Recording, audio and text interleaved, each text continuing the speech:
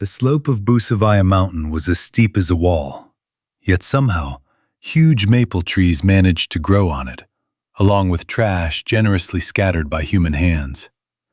In one spot, on a ledge, the trash had been piled so extensively and meticulously that it seemed like an open-air museum of useless objects. The sky, however, was obscured by dark green leaves. Lyoka puffed, clutching the thin saplings of the young growth for support. Mila was clearly climbing more easily. "I haven't climbed here in a while," Lyoka admitted, his beer belly bulging beneath his old Sepultura t-shirt. "How many?" "About 20 years. Maybe there's no way up there anymore. They've built up palaces all over there." However, there was a passage behind the garages, and Lyoka and Mila jumped out of the alley blocked off by a chain onto Zverinetskaya Street, which runs down Busavaya Gora. It was once a quiet private sector with houses and staircases, but is now a district of high-rise residential complexes and private fortresses, among which, however, here and there, small houses have been preserved, surrounded by green gardens. Linden and chestnut trees cast shadows on the sidewalk. A blue double mailbox stood on a post, with numerous doors, most of them abandoned. "Zheka told me that there used to be a tram here," said Lyoka, looking around. There was no one on the street. "Should we call someone's estate?" Mila asked. "You can't get any ice here in winter," Lyoka continued climbing. To the left, behind the cherry bushes on the hill, an old house hid, a rusty metal ramp leading up to its fence. "Maybe we should try it anyway?" Mila started climbing up it. "An attraction of unprecedented responsiveness." Lyoka paused, waiting. Mila pressed the black doorbell. A beep sounded somewhere far away in the house. She waited, then rang again. But no one answered. "You're wasting your time. Let's go," said Lyoka. Mila descended, and they continued on their way. A street of very elite mansions branched off to the side. On the corner was the embassy. Mila couldn't recognize the flag, and she didn't want to return to the gate with a sign. "You said there might be transport here," she reminded Lyoka. "Not here, higher up, on Bastionnaya. And that's Zverinetskaya. In better times, a small bus used to run along it, occasionally. It's more of a pedestrian zone now, and parallel to it, by the Botanical Garden, is Timiryazovskaya, which is almost identical. No public transportation, no shops. There's a store down on Zverinetskaya, though." He jumped up to the powerful gates of another mansion and began kicking them. "Bourgeois, open up! I am the herald of the apocalypse!" A video camera turned on him from the fence. Lyoka stepped back. "Now some other machine gun turret will aim at me." The road grew steeper, and to the right, narrow alleys, remnants of ancient times, dipped in, remembering how fallen pears had rolled down them year after year in the fall. A church dome appeared, but without a cross. "Over there," Lyoka pointed, "is the Institute for Strength Problems. The church is now one of the buildings. There used to be a fraternal cemetery there, and then the institute was built in its place. The residents of Podvysotsky Street have cellars in the mountain, right where the cemetery terraces used to be. Funny, right? And no one knows about it." Mila's thoughts were elsewhere. Dead Dima was wandering near Bald Mountain. "Why didn't we take the Vidubichi metro station?" she asked. "It's faster there, isn't it?" "The subway is a tricky thing," Lyoka began. "Considering the current situation, they most likely received a so-called atom signal or something similar. Do you know what that means?" "No. All metro stations have hermetic doors. When the atom signal is given, they close. Station security is authorized to fire on panickers and anyone attempting to break in or out." "Damn it! Escalators are only activated for descent. Stations are also temporarily sealed off from one another. The ventilation system begins filtering the air. Power substations are disconnected from the external power grid and switched to independent power. The metro has storage areas for canned goods, gas masks, and medicine. Station attendants become nurses. The overhead rail is disconnected, and stairs are lowered down to the rails so people can disembark. Passengers are directed from the platforms into the tunnels. Access to the restrooms is opened, with access from the tunnels, each with 40 seats. I didn't know. Yes, it is believed that people can only feel the urge in the event of a nuclear war. So the metro is the safest place? Then why didn't we go there? Mila paused. Just imagine if there's an infected person or a zombie on such a station, isolated from everything else. That's it. No one will get out alive. I have a friend who works in the metro. She sits in a booth on the Maidan. What's going on there now? Who the hell knows? They came to a wide, empty intersection. Zverenetskaya Street forked, flowing around a small green hillock where the Institute's buildings could be seen through a fence and trees. The gates to the secondary checkpoint were locked. A wooden cross stood nearby in the grass. Lyoka pointed to the building against the sky. The wind was already driving clouds. Previously, at the Institute, they would run some kind of installation in the evenings. The whole neighborhood could hear it. They turned right toward the building. The building disappeared behind linden and ash trees overhanging the fence. Across the narrow road, solid towers stood proud. The street turned near a Khrushchev-era building on a ledge. In this house, Lyoka showed, an Irish wolfhound lived. Mila walked silently. Beyond the Khrushchev-era building, at the end of Zverenetskaya Street, around the corner of the Cape, Timiryazevskaya Street ran diagonally along the Botanical Garden fence. Beyond the fence, covered in grapes and hops, a green hill rose up. We're going slower here, Lyoka almost ducked. I thought it would be crowded, but there's no one here either. That's a bad sign. Yes. Let's go up a bit, closer to the entrance to the Botasha. If there are dead people there, we'll head down Timiryazevskaya. The road climbed steeply between two retaining walls lined with large stones, one belonging to the Institute, the other to the Botanical Garden, which had replaced the steel-barred fence. Lyoka wondered if he could climb up, clinging to the indentations. Cars were parked along the sidewalks, obscuring the view of what was going on in the turning area near the entrance to the Botanical Garden. Lyoka mused out loud. Now any fenced area serves as a fortress against zombies.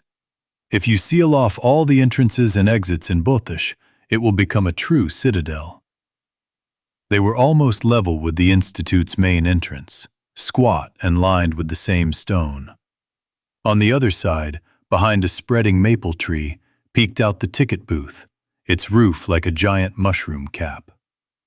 At the far end of the square, a trolleybus rested with its booms lowered. A retaining wall obscured the steps leading to the entrance to the Botanical Garden, but a large crowd was clearly huddled there. They chattered incomprehensibly, awkwardly, in their slurred tongues. Lyoka went a little to the left, looking out. That's it. Let's get out of here. What's there? They both quickly walked down. Lyoka explained. There's a crowd of zombies near the entrance. They're either slowly seeping into the Botanical Garden, or it's closed and they can't get in, but they're still trying to force their way in. Let me think. After some time, he said, There's a Botashi farmstead downstairs with a separate entrance. If we're lucky enough to get there, or if we climb over the fence somewhere along the way, there's a chance it'll be safe inside. At least we can wait out this apocalypse. He looked back at the turning circle. I understand that this is a movie cliché, but we have a company. The top of the street was filled with convulsively walking dead people. Zheka puffed out the flashlight from his smartphone. Scream. Wow, I almost shit myself. The oar hit a concrete column, then fingers grabbed its corner. A bearded face peered out, a flashlight shining above his forehead. Hello, digger brothers. He paused. Digger sisters. Why a flight attendant? Feet in high-heeled fishing boots splashed into the water. The man steered the inflatable boat to a large opening between the columns and, feeling for broken glass with his hand, heaved the PVC vessel onto the shore. I'm a dwarf, said the digger. I'm Zheka. This is Borya. This is Dasha. You're not from Akis, are you? Some kind of underground tour? No, we're surviving in a zombie apocalypse, Borya answered. If we go straight ahead, where will we end up? Dasha asked. Well, how so? The dwarf was surprised. Past Kiev Moskovsky and to Demyevka. And when to the surface? Near the margarine factory, and the mouth of the Orekhovatka is also there. Less than 1.5 kilometers from here. On the left is another tributary, the Liska, and on the right is the Zhivets. But that's not the historical Zhivets, it's just called that. 1.5 kilometers of continuous suicide. Do you hear me, Zheka? Said Boris. Why? Our smartphones will run out of battery. Why didn't you bring flashlights on your expedition? The dwarf wondered. Do I look like a tourist? Dasha pointed at the uniform. No. Well, people dress differently underground. Listen, Boris told him. A plane crashed on Liska, and the zombies scattered. I readily believe it, the dwarf confirmed. I myself have been saving myself from them since Kardak. So they are everywhere? Not everywhere, but definitely along the Lybed River's course. And that's a good half of the right bank. When all this started, I decided the safest way would be to sail down the Lybed to its mouth, and then cross over to the left bank via the sewer under the Dnieper. Excellent plan! Boris's voice made it impossible to tell whether he approved or was mocking. But now, the dwarf continued in detail, when you told me that there are zombies near Liska, I'm already starting to doubt it. You're so damn scared, said Zheka. I am, the dwarf confirmed, suddenly grabbing the monstrously sized radio hanging from his belt, putting it to his cheek and shouting, Comrade Major, report the situation. And in a different voice, Don't worry, brother, the special forces are at work. Then he hung the radio back up and looked at Zheka. He shrugged. Is it possible to get from here underground to Giuliani Airport? Dasha asked. The dwarf thought and scratched his chin. Well, not entirely underground all the time. Partly on the surface, and the last section is entirely on the surface, but it's possible. When we were flying, Dasha said, everything was calm at the airport. We actually thought everything was fine on the ground in Kiev. But the airport is a restricted area, and it's heavily guarded. In any case, I'm for the airport, Boris raised his hand. Although I can already see refugees from the end of the world sitting on their suitcases in the waiting rooms. But it's better there than here. Can you take us to the airport? Dasha asked Dwarf. The only light now was his headlamp. Yes, but I'll need your help to carry the boat. How much does it cost? Asked Zheka. I'll transfer it to my card. I don't have time to wait. It's expensive, the dwarf countered, pulling the backpack out of the boat. It turned out that half the backpack was taken up by its cover. The dwarf began to deflate the boat, crawling on his knees, pressing it with his hands, finally pushing it down and rolling it up. He packed it into the cover. It turned into a man-sized cradle. I didn't take the seat, the dwarf apologized. He picked up the oars they'd set aside and removed each blade from its shaft. A respectful silence was maintained. Having hoisted the backpack over his shoulders, taking the bag cover with the boat in one hand and the oars in the other, the dwarf invited, "Let's go, friends." And with a measured gait, he moved in the direction from which he had sailed. "Don't turn on the flashlights on your smartphones. We're saving money." Zheka turned to Bora and Dasha. Puddles of varying depths were chilling the concrete floor everywhere. Borya and Zheka got their feet wet, but barefoot Dasha didn't care. The dwarf began whistling a tune, then paused and explained, "A fan." "I don't recognize you," said Dasha. The dwarf just sighed. To the right, beyond the columns, the black-water Lybed River flowed, quietly sobbing. Along the way, there was trash, sticks, boards, rags, and bags stuck in the sand. Looking ahead, the dwarf said, "The Lybed has a very fast current due to its large elevation difference. Within Kiev, it's as fast as the Dnieper from Kiev to the sea. Can you imagine? That's why the Lybed doesn't freeze over even in winter." "Tell me," asked Zheka, "is it true that diggers are looking for ancient treasures in Lybed?" "Sometimes they even find it," the dwarf said importantly. "Trash from all over the city has been carried here for centuries. But the collector hasn't been around for centuries. They wash and wash the gold," the dwarf continued. "What's the name of the place we're going to?" Dasha asked. "PBS, a cave of white stalactites." He raised his head, illuminating the ceiling. "There are no stalactites here," said Zheka. "Not here," the dwarf agreed. "They're usually under the hatches here, hanging out like thin snot." He stopped. "Friends, I thought someone would volunteer to help me carry either the boat or the oars." "He'll help," Borya pointed at Zheka in the darkness. "I carried Dasha on my back. I'm tired, but here's a comrade with fresh strength." "Give me the oars," said Zheka. Carried it. "That's it," he noted. "And a weapon. You can punch through zombies with a cue." He swung the oars forward. "I think I cut my leg," the flight attendant said. "Show me." The dwarf lowered his head with a flashlight. "Oh, so much blood." And he passed out, letting go of the bag with the boat. The beam of light from the flashlight stopped on the wall with the beautiful inscription, Vesta. Chapter 53. Vesta was dragging Pasha by the shoulder with one hand, holding her knife in the other, while Pasha was strangling Ivan. He was comically sticking out his tongue, wheezing deliberately, and trying to laugh, even though his face was increasingly turning a pale, slightly burgundy color. "Pasha, Pasha, if he dies, he will become a zombie," Vesta said. "I don't care. Let him die."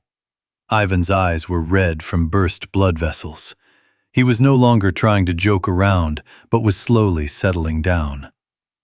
Pasha released him, and after a moment's hesitation, punched him in the nose.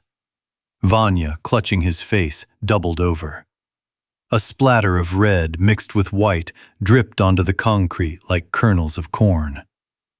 Pasha pushed him, and Ivan took a step back, tripped, and fell behind a patch of grass growing out of the washed-up mud. Pasha jumped up and dragged Ivan toward the gutter where the Lybed River flowed swiftly. He fell into the water with him, for Vanya had pulled him along with him. Above, behind the chain-link fence of the railway, some people were standing in front of the train, watching. But at first, they couldn't see very well, so they stood on tiptoe. But when the action moved to the river, everything became clear. And they even started shouting something. Yana turned to face them, then ran up the embankment. Pasha continued to torment Ivan in the water. He fell, kicking up waves, dove head first, jumped up, caught Pasha's hand, and began biting it. Pasha fell on him, pulled him under, and held him. Ivan's hands were churning. Large bubbles rose from his mouth to the surface. Vesta was screaming something at Pasha, or maybe not at Pasha, he didn't hear. He held on until the end. But the end didn't come, and a terrible guess formed in Pasha's mind. Someone pulled him from behind. Vesta had jumped into the water. Pasha, disgusted by the strain of holding her twitching shoulders, let go and began to squirm wildly toward the shore. Vesta climbed out faster and offered her hand. Vanya rose from the water, waist deep, opened his mouth, and water poured out. His broken mouth widened into a smile. He lowered his head to the side and cupped his ear. "Quack, quack!" He shook his head. Vesta pulled Pasha onto the wall of the outer chute. Yana, who had returned, helped her. With great difficulty, scraping Pasha's belly and knees below his shorts, they lifted him and led him to the fence near the rails. They walked along it. People on the other side of the fence were moving parallel, about 5 of them, including a young, dyed blonde conductor with an oddly dark complexion. A bald, muscular man was speaking. "How do I get to you? Who were you fighting? Is there a door here?" "Who are you?"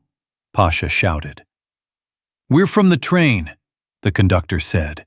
"It stopped. There were murderers in one part of the train, or one car. It's peaceful in our part of the train. We closed the door between the cars." Vesta asked everyone, "Stop! Where's that scrawny guy?" Pasha hadn't seen Vanya in the outer gutter of the Lybed. "He's probably under the bridge or right next to the wall," Yana said. "Fuck, he's a zombie. I take it he's a zombie himself." "No," said Vesta. "He was bleeding. Dead people shouldn't bleed. He probably died underwater and immediately came back to life." "I don't know." Vesta ran her hand over her forehead. "What's going on here?" The conductor shook the net. "Your killers in the train car aren't just killers. They're zombies," Vesta replied. "You've completely lost your mind," the muscle man said, kicking the fence. Pasha told him to go to hell. In response, the bald man began pounding the fence even more furiously, swearing furiously. Vesta gestured to the conductor's attention.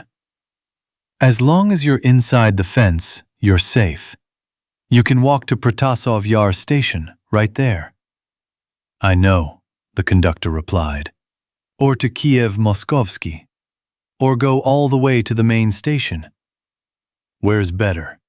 Where aren't there zombies? Shut up!" The attendant hugged the muscle man's head, then pulled it down sharply, simultaneously raising her knee. A scuffle broke out beyond the fence. The bald man lunged at the attendant, and the others pulled him away. "You're idiots!" Pasha slammed his palms on the net several times. On the other side of the net, a bald man's bruised face, with his tongue sticking out to the side, pressed his nose against it for a second. "He's out!" Yana pointed at Vanya. He was crouched down, climbing the path from the wall to the fence. "Let's run!" Pasha was the first to follow his own call. Small pebbles crunched underfoot. They couldn't run for long. They grew tired and soon slowed down, near a place where a thick pipe ran across the Lybed River. They glanced back. Vanya was acting the fool among the train passengers, but then the conductor ran toward them. "Wait for me!" "How will you get over to us?" Vesta asked. A scream came from far away. The muscle man was holding his hand out in front of him, grabbing her fist with his other hand. One would have thought Vanya had bitten off his finger. The conductor took off her dark blue jacket, jumped up, and threw it over the barbed wire that curved away from her on the fence at an angle. Clutching the mesh, she pulled herself up and began to grab the wire cables hidden beneath the fabric. "Why don't we wait? We could throw some more things on," Vesta suggested.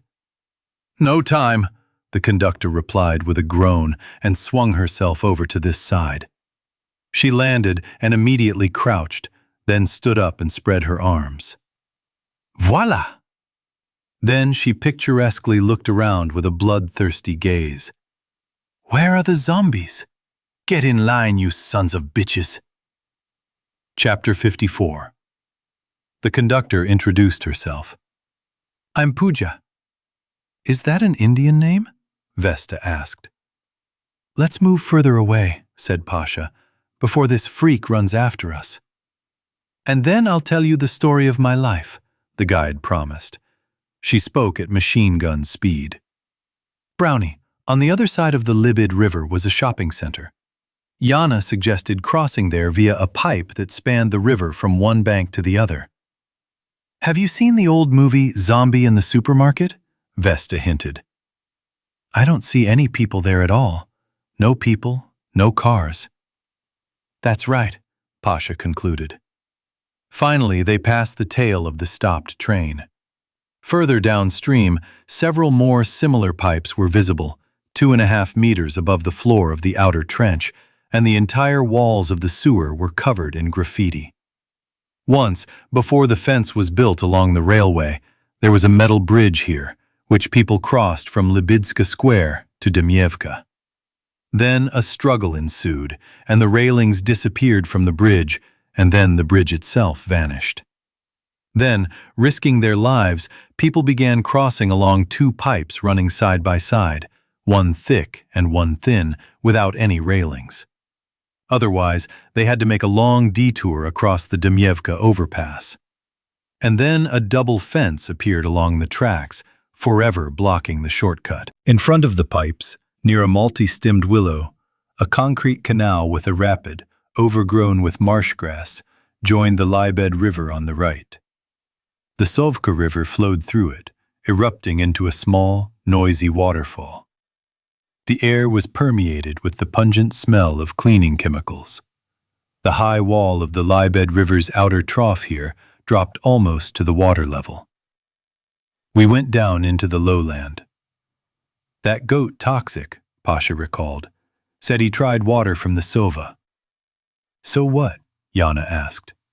"First his tongue started to burn, then his palate went numb, and after about 2 hours everything went away." "We won't drink," Vesta said. At the top of the embankment, a chain-link fence led up to the railway bridge over the Sovka River. Further on there was a gap, and then another tunnel, emerging from the darkness. "Where are we even going?" Pooja winced, looking at the stream of water she clearly had to wade through. "We want to get to the mouth of the Lybed, and then through a sewage collector under the Dnieper to the left bank," Vesta answered. "Are there no other options?" "We haven't come up with anything yet. Giuliani Airport. It's not far from here, right?" "Relatively, although—" Vesta paused. "Most of it can be reached underground. What do you think about that?" she asked the others. "Exactly the biggest part," said Pasha. "And then a walk past the Sovskoye cemetery." "So we're supposed to cut through this stinking water?" Pooja asked. "Yes. Don't think it's just chemicals. Residents of Gvardeyskaya Street and the surrounding area dump their sewage here. There are actual irrigation fields there on the lower cascade of the Sovsky ponds." "And what is this?" "Well, it's a site with ditches, and all this crap flows through them, gets retained, and the water naturally gets cleaned and flows into the main channel of the Sova." "Then I'm out. I don't want to go to Giuliani." "And do you want to live under the Dnieper in an even more stifling atmosphere?" Vesta asked. "I don't want to go anywhere. Let me tell you the story of my life." "Just hurry up," Pasha said. "That degenerate might be following us. He bit me all over. Does anyone have any green stuff?" "The water in the Soviet Union kills everything, including bacteria. Try it," Vesta suggested. I'm now a candidate for zombie status. I can live with that, but it'll be worse for you if I die of simple blood poisoning. It won't happen that quickly. Well, now you have a chance to check it out. Let's not waste time. Let's continue along Lybed. Do you have to walk on water there? Asked Pooja. For now, we can only cross the tributaries. They're shallow, knee-deep at most. Then let's move. Although, wait. Pooja approached Sova's tunnel. Along its wall was a small ledge with 3 steps, and in the water itself was a well, covered with a concrete slab with a hole in the middle. Various items lay on the slab. I found a hiding place here, said Pooja. The homeless people left it. Vesta looked in. Pooja climbed onto the top step, stepped onto the slab with 1 foot, grabbed her clothes, and threw them onto the shore. What are you doing? Vesta asked. Pooja began to lift the rags one by one, assessing them. Do you think I can run far from the dead in my skirt? But damn, unsanitary conditions. I don't really care about the zombie virus. What are you stuck there for? Pasha's disgruntled voice rang out. Now I'm going to try on pants. What pants? Yana came up, unzipping her backpack. I have some that I use to crawl underground. Show me. Pooja extended her hand. Yana handed her a pair of grimy camouflage trousers. Pooja held them up in front of her. No, they'll be small. I'd rather have these, she said, pointing to the rather decent-looking blue-green ones. They returned to the mouth of the Sovka, where Pasha was standing, looking toward the train. Pooja pulled a piece of paper from the pocket of her new pants, looked at it, and sniffed it. Washed? Looks like they're from a second-hand store. Congratulations, Vesta said. They waded across the Sovka River. Pooja took off her shoes, then put them back on, and began approaching the massive Dnieper overpass bridge, passing under brown, paint-streaked pipes. The gutter walls were again taller than a man.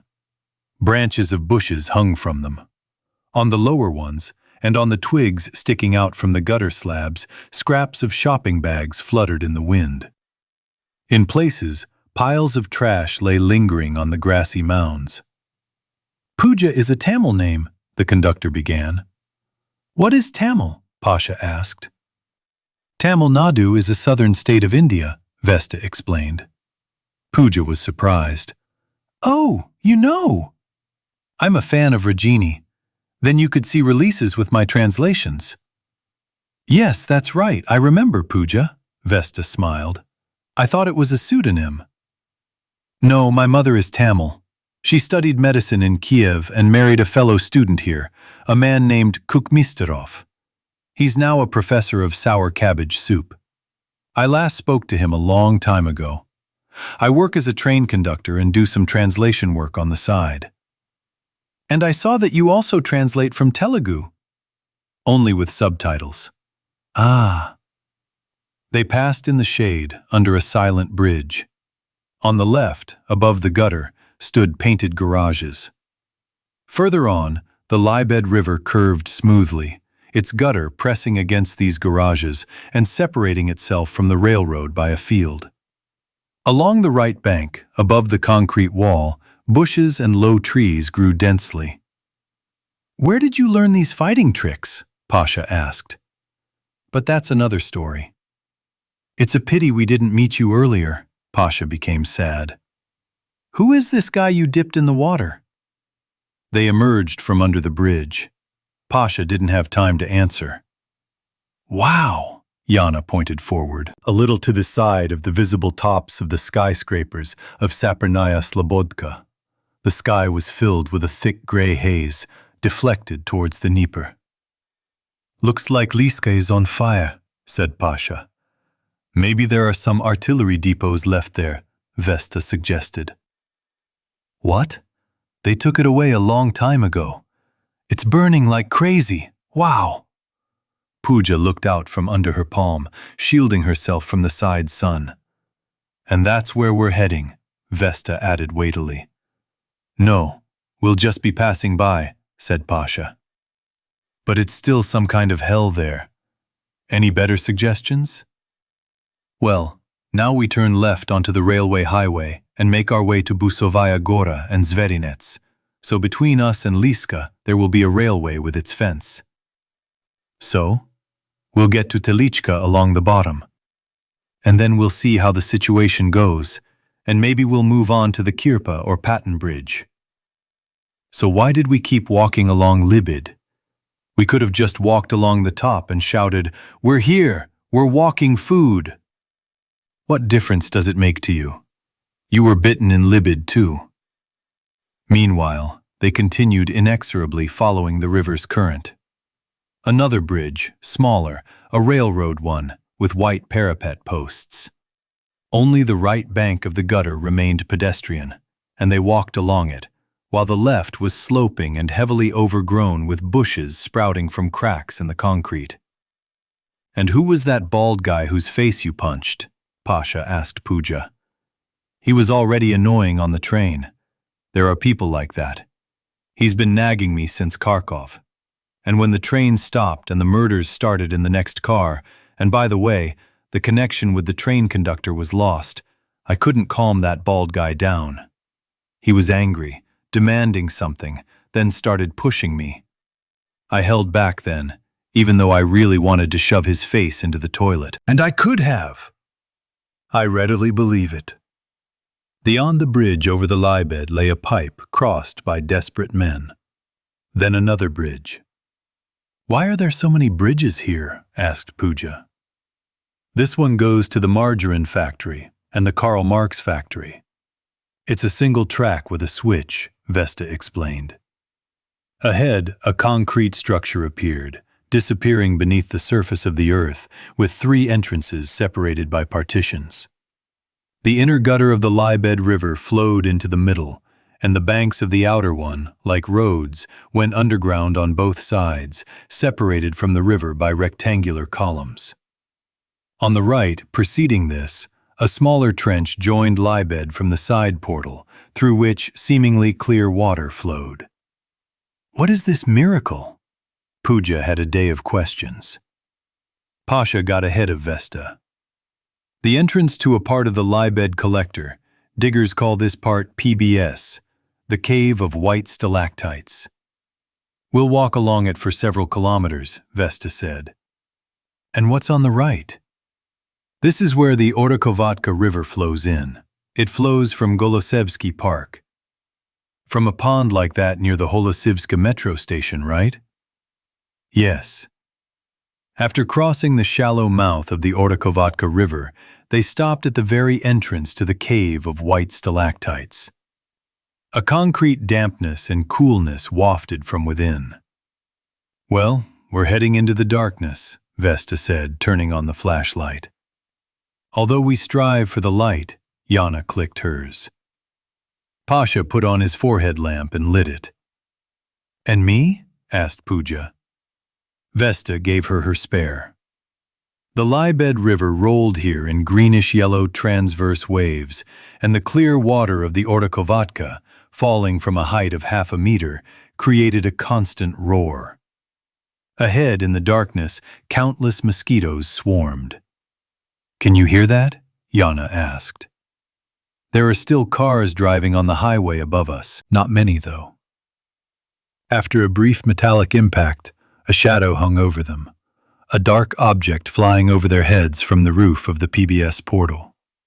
The boys managed to dart inside. The car slammed its hood against the edge of the Orokovatka gutter, and its rear wheels hung over another edge. An explosion exploded. Flames spread beyond the remaining rear windows, and someone inside them screamed madly, a single note morphing from a wheeze to a squeak. "We need to put out the fire!" Pooja held out her hands. "We need to get some water!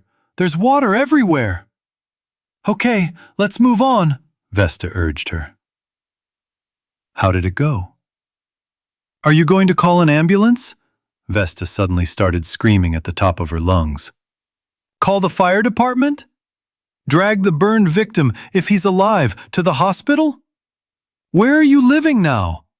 Are you in a fairy tale? Maybe we should have organized a rescue operation for those on the train. Why are they sitting there? What are they waiting for? Don't you understand? It's every man for himself now. No one will help. No one will help us. We can't help anyone. You can't do that, said Pooja. You walked away from the train. You abandoned those people who were standing with you at the fence, dragging the bald one away from you. You left them and ran to us. Okay, get the hell out of here. Pooja turned to the fire and looked at the river. She didn't want to wade waist-deep in water, or even deeper. Terminator, damn it, will you walk through fire? Vesta asked. Pooja remained silent, but Vesta also fell silent. A shadowy human figure with glowing eyes emerged from the darkness of the sewer. This is generally... Yana began to move towards the gutter to jump. Pooja narrowed her eyes. In the rectangular tunnel, between the wall and the columns, stood a young-looking woman with short hair and black lips. She was wearing a black t-shirt with a portrait of Cobain. Who are you? Pasha breathed out. Grandpa Picto. Kira. Everyone noticed her eyes, with their red irises and narrow cat-like pupils. Kira's face twisted into a grimace for a moment, like a blink, and then her expression transformed into a welcoming, even gentle one. It seemed she was about to say, "Beautiful weather, isn't it?" Instead, Kira angrily ground her teeth, but again, with an effort, returned to her normal expression. She's crazy, Pasha said. Kira jumped into the Lybed trough and lay down in the water. Then she jumped up, ran with quick, fluid movements out of the collector arch, and walked up the river toward the burning car from the cabin side. She worked with her hands, tearing away the melting iron and plastic. The debris flew into the water. Pasha started swearing loudly. Let's run to the tunnel, Vesta called to everyone. Hurry!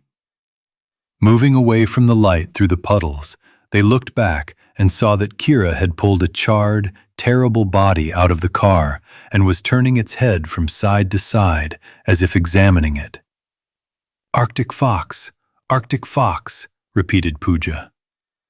What was that? Vesta asked. Oh, shit.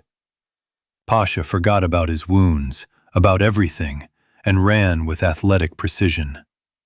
Their voices were multiplied by a short echo. Chapter 55. On the shore of Madvievsky Bay, where something seemed to swim up, bite the sand with its giant jaws, and then crawl away, Ira was making a choice. The willow tree under which Ira had hidden someone else's bike offered no clue. Now, with the decline of human civilization, giant pikes or even crocodiles will probably appear in the Dnieper again. Because it's hot.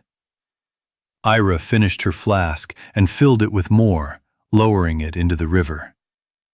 Bubbles began to form. People used to drink water from the Dnieper, well, the primitive ones. A duckling approached the shore. Seeing Ira, she hurried back. Ira can return to where Anchar came from without a rider and look for Marina.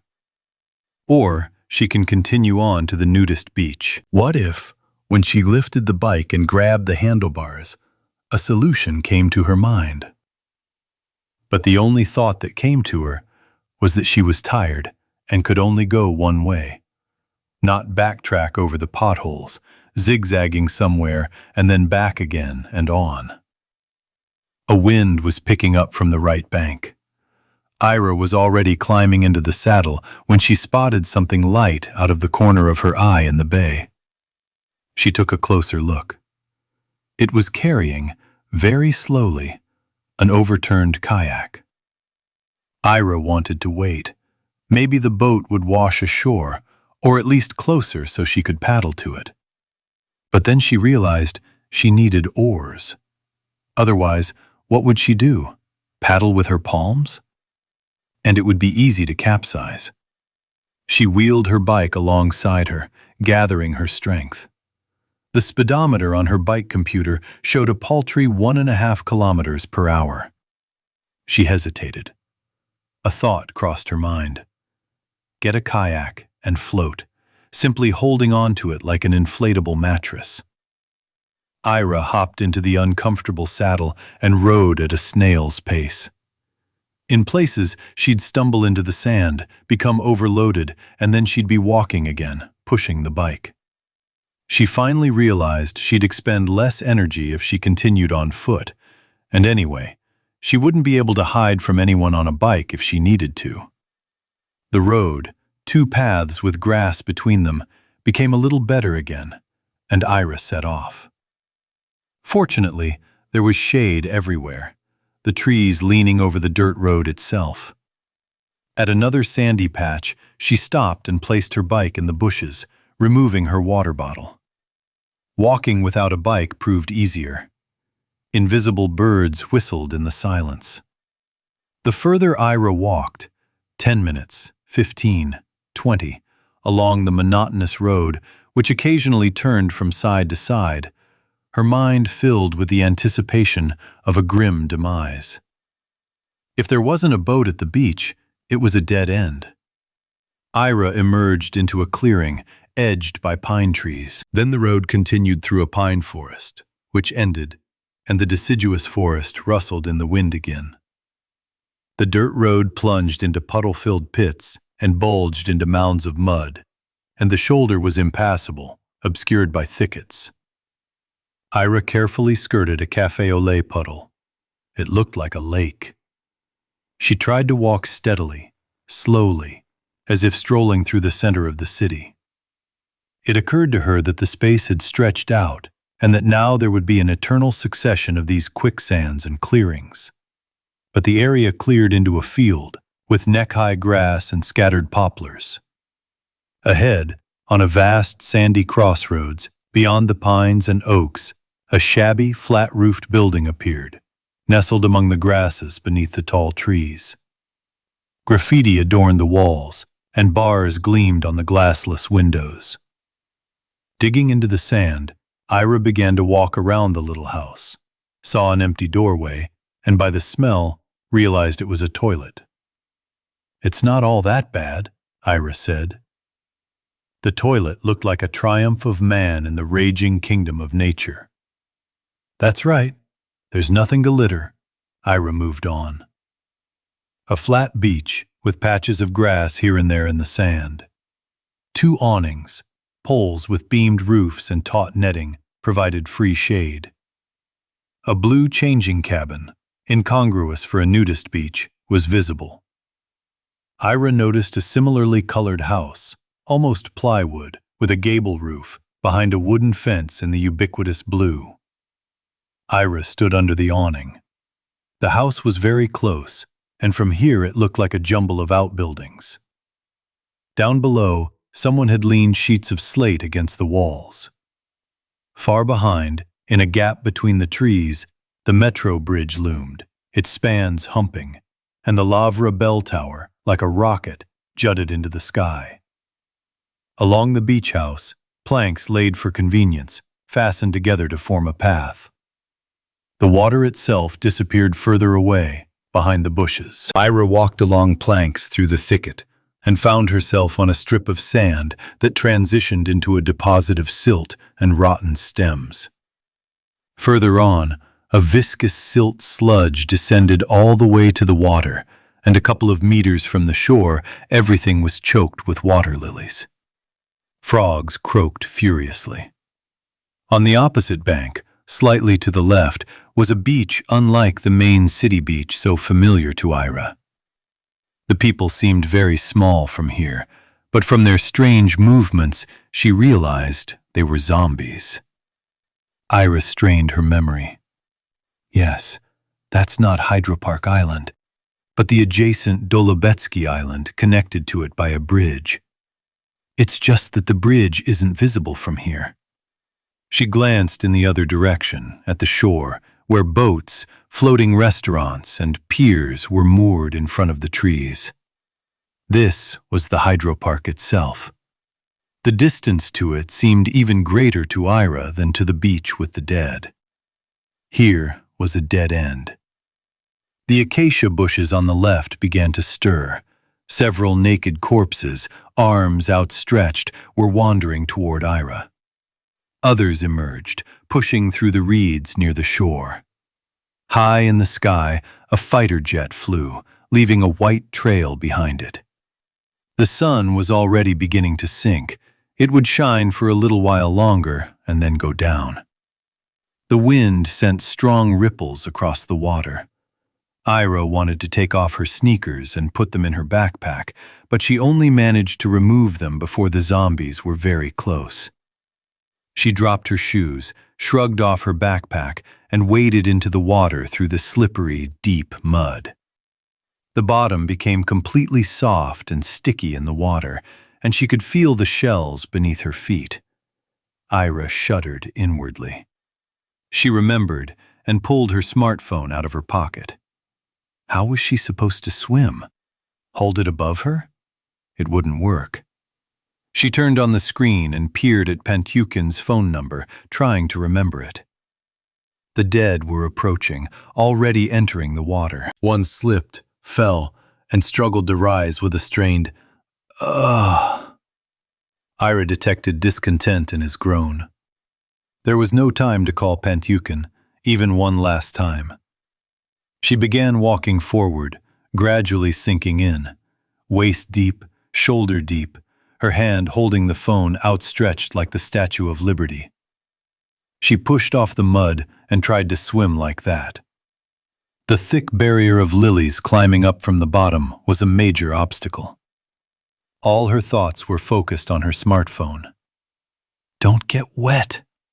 Ira rolled over onto her back, desperately moving her legs and her unoccupied hand like fins. She began to sink, the water like ammonia entering her nostrils and deeper. To surface, Ira flailed with both arms, and her smartphone sank under the water. Opening her stinging eyes, she finally brought it to her face and pressed the button on the side. The screen lit up with a shimmering pixelation and then went dark. Gigabytes of photographs and voices that had been heard long ago went to the bottom. Quickly pushing aside and even tearing off the stems of the water lilies in front of her, Ira swam breaststroke. The struggle with the plants sapped her last strength. But then, spluttering, Ira emerged into clear water. It felt better. Slowly, centimeter by centimeter, the shore opposite approached, the area to the right of the beach, a grassy knoll under trees. Ira had never swum so much as today. The wind at her back helped a little, pushing the waves in the same direction, but the longer she swam, the harder it became to paddle. It occurred to Ira to rest on her back, and so she did. She imagined the monstrous depths beneath her, and it was terrifying. Fluffy clouds moved smoothly across the sky, flowing into one another and forming bunnies, bears, and cotton wool faces with open mouths. Ira coughed, water getting in her throat. She immediately rose to a vertical position and began swimming again. A structure like a gazebo made of logs, with an awning, was straight ahead, getting closer. Ira began to move to the right, as she was being pulled toward the beach. The dead were walking leisurely along the sand. When the shore grew larger and filled everything visible and conceivable, her head went dark, but she continued to swim until her hands touched the sandy, seaweed-covered bottom. Ira crawled out onto the shore and fell asleep. Chapter 56. Pechersk's legs buckled and his knees trembled treacherously. No one tried to tip the toilet stall over anymore. It had returned to its previous upright position. Hot, but relatively fresh, air flowed through the crack of the slightly open door. And silence. Outside, it was quiet again. No. Someone was wheezing and shuffling. Definitely. The body propping the door still lay dead. Pentukin checked. He slowly, so as not to be noticed, closed the door. He picked up the smartphone and battery from the floor and said in a whisper, "It's a good thing I at least closed the toilet."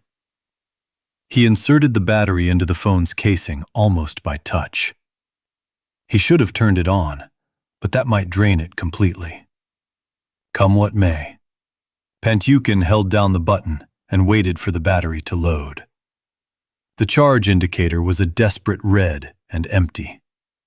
It's enough for him to take one more call. It should be enough. Pentukin turned off the screen and tucked the phone into his jeans pocket. Then he started thinking. There was nothing else to do. He recalled a childhood book, Verna's The Mysterious Island, where the heroes find themselves stranded on a desert island and, using whatever odds and ends they happen to have on hand, perform miracles of ingenuity. But Pentukin's backpack and guitar, still in its case, were left behind at the cafe.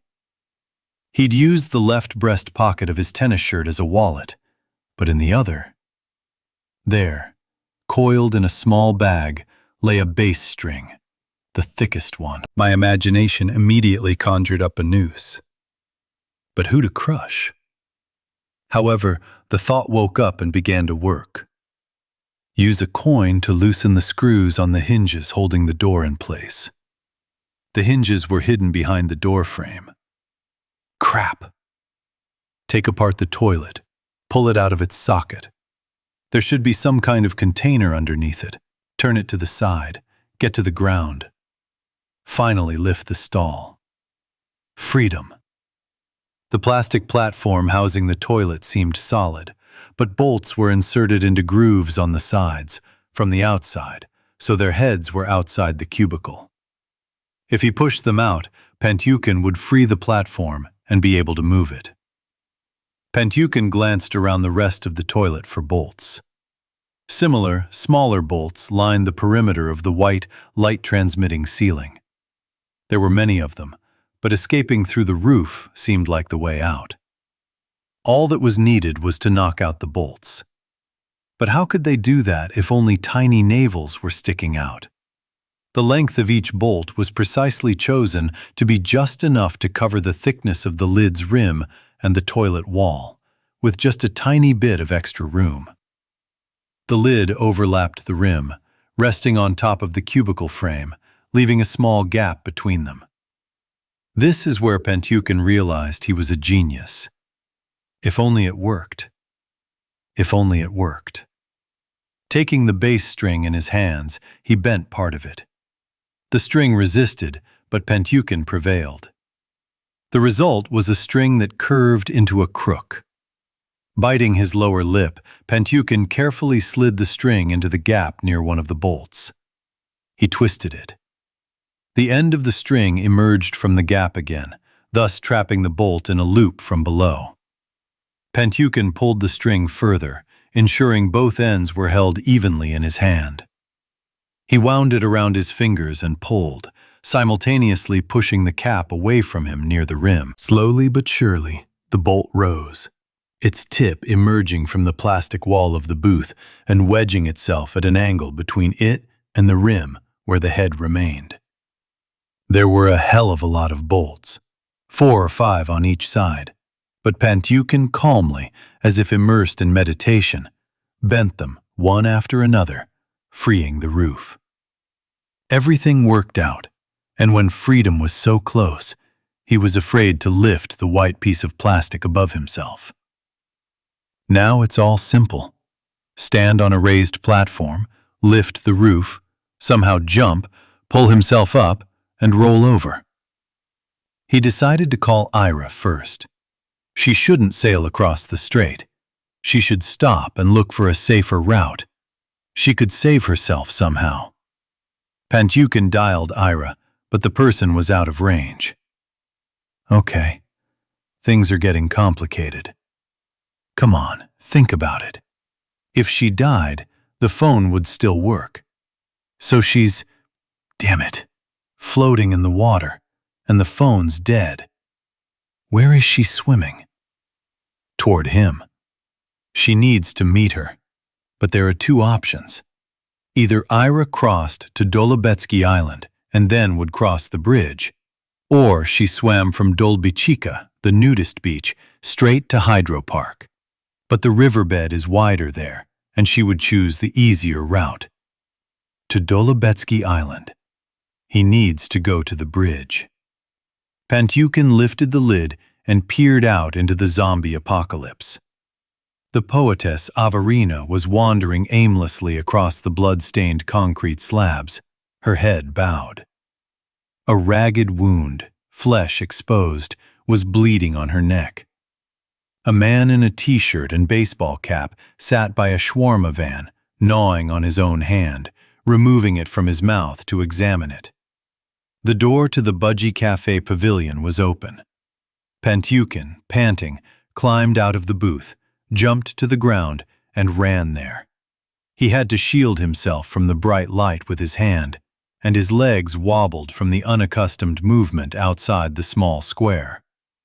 Inside the cafe, tables were tossed sideways, chairs bristling with legs. Forks and knives of various sizes lay scattered on the floor.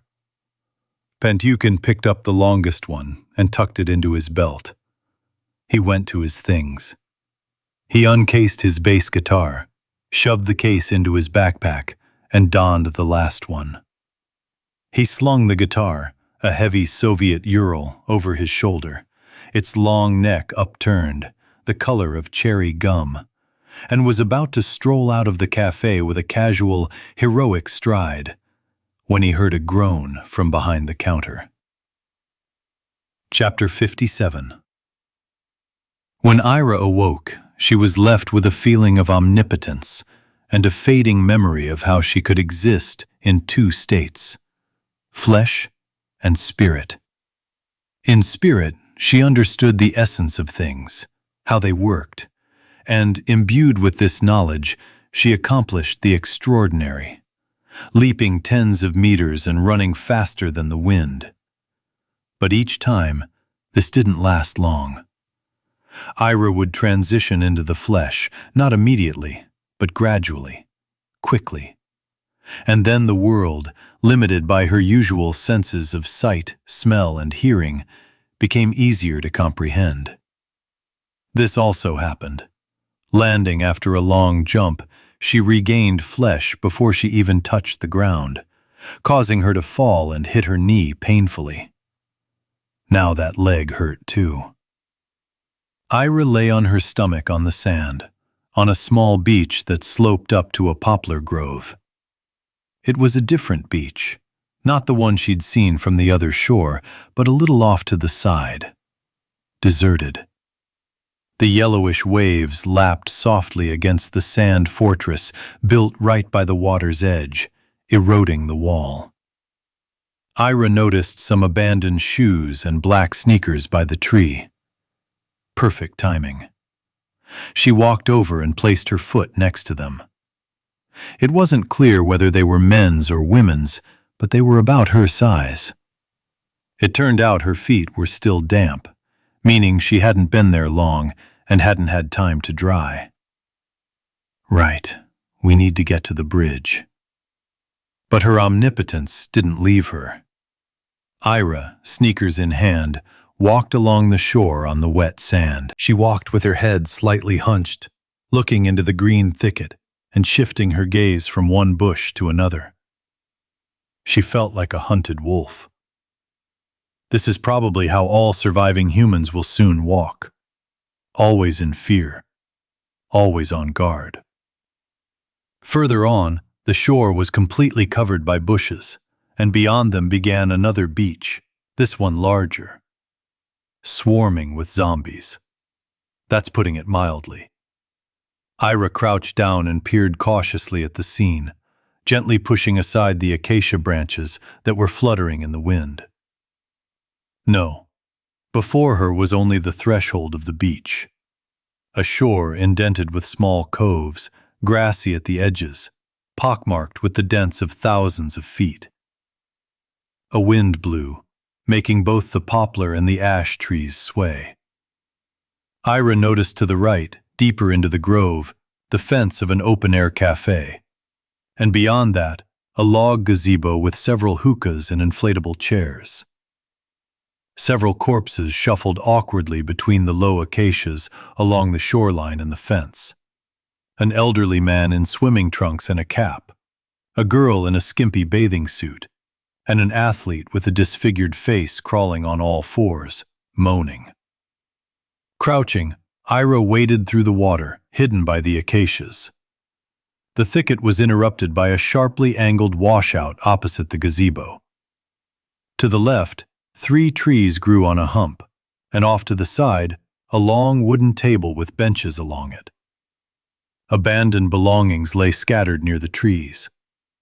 A little further away, the main beach gleamed, wider, clear of vegetation. Dead bodies moved slowly and haphazardly there, among abandoned clothes, bags, and rugs. On the sand, brown with blood. What was it like in those TV shows? You had to mimic zombie movements and smear yourself with their entrails for the smell. What were the writers smoking? Ira dashed from the cove toward the tree-lined hill and began rummaging through the pockets of her pants, which she had come across. Where was her cell phone? Her purse? Unzip it. No. A backpack, a towel, a thermos, a rectangular case, hard inside. Kicking up falling clouds of sand with every step, Ira ran back to the cove and hid in the bushes. She unzipped the case and pulled out a brand new, flat smartphone. Bitch. The screen asked for a password. Ira dialed 1234, then all zeros, then threw the phone in the water. She needed to get another one. How much stuff was under the tree? Going any further to the main beach was downright dangerous, even though there was far more stuff lying there. What's to the right? Some kind of sports ground with a chain-link fence.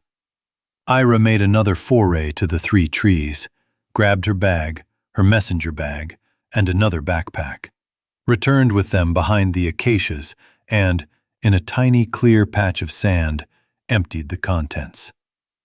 An object resembling a flashlight fell out.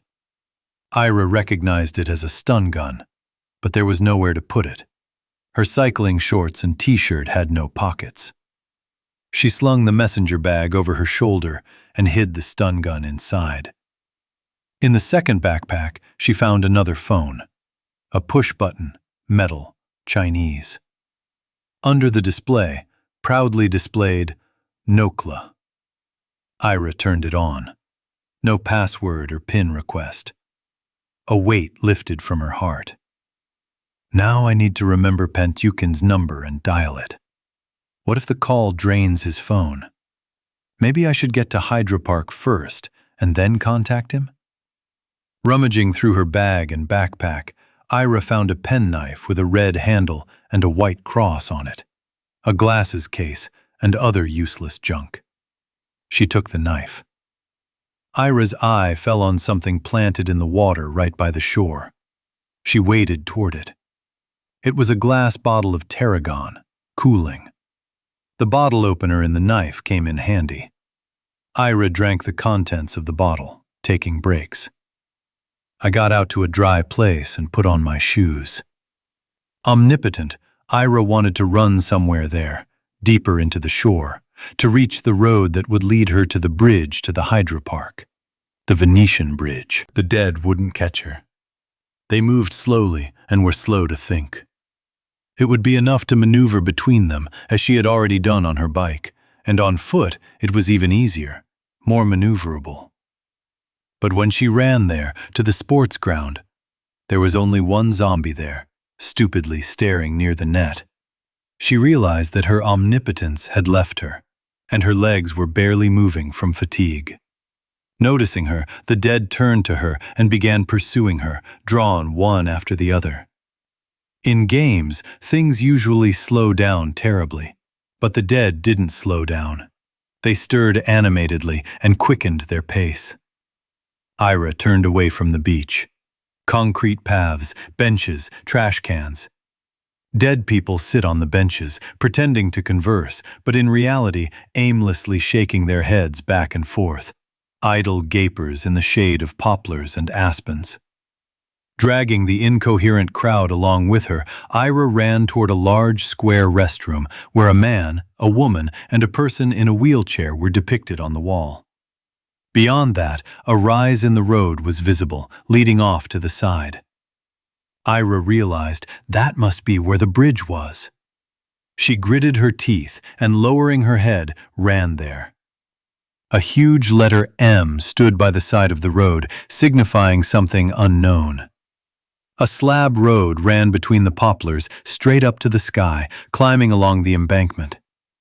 There was obviously a bridge there, for sure. Zombies were strolling along the road. The closest ones noticed Ira and were drawn to her as if to a magnet. As they walked, she ran, pulling a knife from her briefcase. She opened it, bending a fingernail in the process. The pain cleared her mind, and everything became sharply focused. The world was trying to catch me, but it didn't. Grigory Skovoroda's epitaph came to mind. Ira turned off the road onto the sloping side of the dam, separated from the climb to the bridge by a clump of young poplars. Below the dam, near a grove, a path ran. Ira climbed from the dam wall to its top and peered out. The road had become paved and much wider, and to the left stretched a long, folk-style diner with a decorative windmill. Beyond was the bridge. Several corpses loitered in front of it, spaced so far apart that they could easily have slipped past. But Ira returned to the slope of the dam and, pushing through the bushes and grass, continued walking parallel to the road. When Ira broke through to the bridge itself, on the other side, under the dam, on the side of the main city beach, in the lowland where bodybuilders train, a crowd of naked people, in swimming trunks, bathing suits, and without, was seething. Recently dead, recently talking, laughing, recently warm. Almost as if alive, but all smeared with blood, their own and others. They pressed against each other, clung to the sports equipment, wheezed, whined. There was a continuous chattering roar, and this dead sea slowly bulged out from the lowland here, up towards the bridge. Corpses were walking around it too, and those closest to her had already noticed Ira. Others began to turn toward her. Ira felt like food, the only one here, and therefore coveted by hundreds of hungry mouths. She needs to get across the bridge, with a penknife. The sea received the spectacle and hungered for bread. Its mouths opened, its arms reached out. The sea overflowed its banks. And Ira was so sleepy. On the border between sleep and wakefulness, there's a zone of lucidity. It's light and comfortable. In it, Ira once again remembered how to grasp the essence of things. When the dead embraced her, she flew, with a long jump over the bridge, into the very heavens. Chapter 58. Pantyukin took his bass guitar off his shoulder and, with it slung over his shoulder, peered behind the counter. A man sat there, his back pressed against the counter, clutching his head. Pantyukin came around the side and recognized the poet, Laren. Laren cried, and blood came out from under his fingers. "Is everything okay?" Pantyukin asked. "No!" Laren turned angrily towards him. "Yes, indeed." Pantyukin became embarrassed. It's all because of you. Everyone died. Didn't understand. It turns out Laren was the voice of reason. When the other poets were about to make a sortie and rescue Pantyukin from the toilet, Laren told them, "Don't. It's dangerous in there. Zombies will attack you." They ignored him and said he could stay there if he wanted. Then Laren began to object, saying the door couldn't be opened. The barricade couldn't be dismantled. They'd break in. They finally started sorting things out. Laren was in the way, worrying about their lives. And here's his reward. He got hit on the head with a chair. A chair. Never before had he been hit with a chair, although, admittedly, in his indignation he went a bit overboard and reached for knives. But life put everything in its place, and who turned out to be right? Laren. "Give me your knife," he reached out, seeing the weapon in Pantyukin's belt. "I'll hit you over the head with this again," Pantyukin promised. After thinking about it, he added, "There are still some lying around on the floor." "Is everyone dead?" Laren asked. "I only saw Averina. Maybe the others ran away? Why didn't they come back to the cafe? Although I did close the door. How did you get in?" "Just through the door." "I don't understand," Laren said, taking his hand away from his head. His hair was matted with the thick burgundy mass. "You're bleeding, dude," Pantyukin said. "Not only do I have blood, but I also have a dent in my skull, I think. I'm afraid to touch it." "Damn it, I need to call an ambulance. I feel like I've been knocked unconscious, but I can't get through to anyone." "Oh, you try." Pantyukin remembered his smartphone's battery was almost dead. He looked around the room. Backpacks and bags remained, but everyone had their phones. "Can I call from your phone?" he asked Laren. "I have no connection." "Well, let me try." Pantyukin extended his hand. "If she doesn't agree, he'll threaten me with his guitar." Laren pulled out his iPhone. "No, but it's already a brick." Pantyukin looked at Ira's number on his phone screen and dialed it on his iPhone. Out of range. He handed it back to Laren. He accepted. "Well, I told you so." Pantyukin took a few juice boxes and chocolate bars from the display case by the wall, put them in his backpack, and left some money on the counter. He left the cafe, instinctively hunching his shoulders and hunching his shoulders. A thought occurred to him. Yes, we're all like cornered wolves now. We need to be on our guard. There was no emergency outside. He strode across the flagstones, fences, lawns, pavilions. When he saw a zombie wandering behind the trees and even further away, he began to dash. He emerged onto the main alley in the middle of the island, divided by grass into two paved roads. Young oaks and linden trees grew along the sides, empty benches huddled in the shade beneath them, and a forgotten bag lay on one. Zombies hobbled up and down, perfectly normal-looking people, if not for their wounds. Pantyukin realized they were fresh. Decay hadn't yet reached them. Perhaps if he waited long enough, say a year, the dead would simply rot and be unable to walk again? The world outside of Hydropark, with all his friends and family, ceased to exist for him. He'd only get out there once, and then he'd think about them. For now, there was only Hydropark. There weren't many dead people around. Pantyukin hid behind the backs of benches, showed up, hid again, and watched. He noticed that when he stood close enough within the dead bodies' line of sight, they stopped wandering and became wary. If he got even closer or moved, the zombies would begin to follow him like homing missiles, losing their trail once he'd moved a considerable distance away. A zombie could also follow another zombie if it was moving. Their behavior resembled the operation of a simple program. His mind found another analogy. It was like the behavior of bots in shooters. By understanding their behavior patterns, one could predict it and avoid being caught. Pentukin decided to put his observations into practice and play on the strings of their souls, if such souls existed. It was scary, getting so close to a dead man.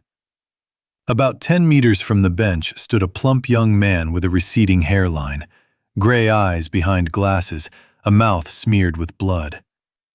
Pentukin thought he saw a golden glint in the zombie's eyes. The dead man walked unsteadily toward him. Raising his bass guitar for a strike, Pentukin took a step and stood behind the end of the bench. The zombie lined up diagonally toward Pentukin and, after walking a short distance, braced his feet on the opposite end of the bench. He stretched his arms out in front of him and hissed, Pentukin stared into the face of the living dead. A wedding ring was on the dead man's finger. He probably hadn't come to Hydropark alone, but with his wife, or maybe even his child. This man had just had breakfast this morning. Last night, he'd been laughing at a YouTube joke. Today was his day off, which had turned into a permanent, unpaid vacation. Who were you? The dead man's face was distorted degeneratively. His fingers were curled and moving. But then he suddenly circled the barrier and, nimbly but jerkily, made his way toward Pentukin. Pentukin, however, forgot his reasoning, screamed and ran away, a heavy guitar in his right hand, stomping across the flagstones. He immediately attracted attention. Heads turned. People started emerging from the bushes, beer tents, and the gates of the senior citizens' dance floor. So many dead. They'd all wandered off, and now, well, they'd never catch up. Ahead, a metro station was visible, beyond which was the Venetian bridge. "Move aside!" Pentukin exclaimed, stepping around the dead men. He slipped on a thick pool of blood, his foot slipping. Pentukin landed hard on his butt, his back landing softly on his backpack. He saw a mighty oak tree above him. Why do oaks have such full green leaves?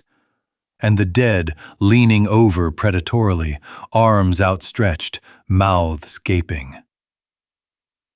Chapter 59.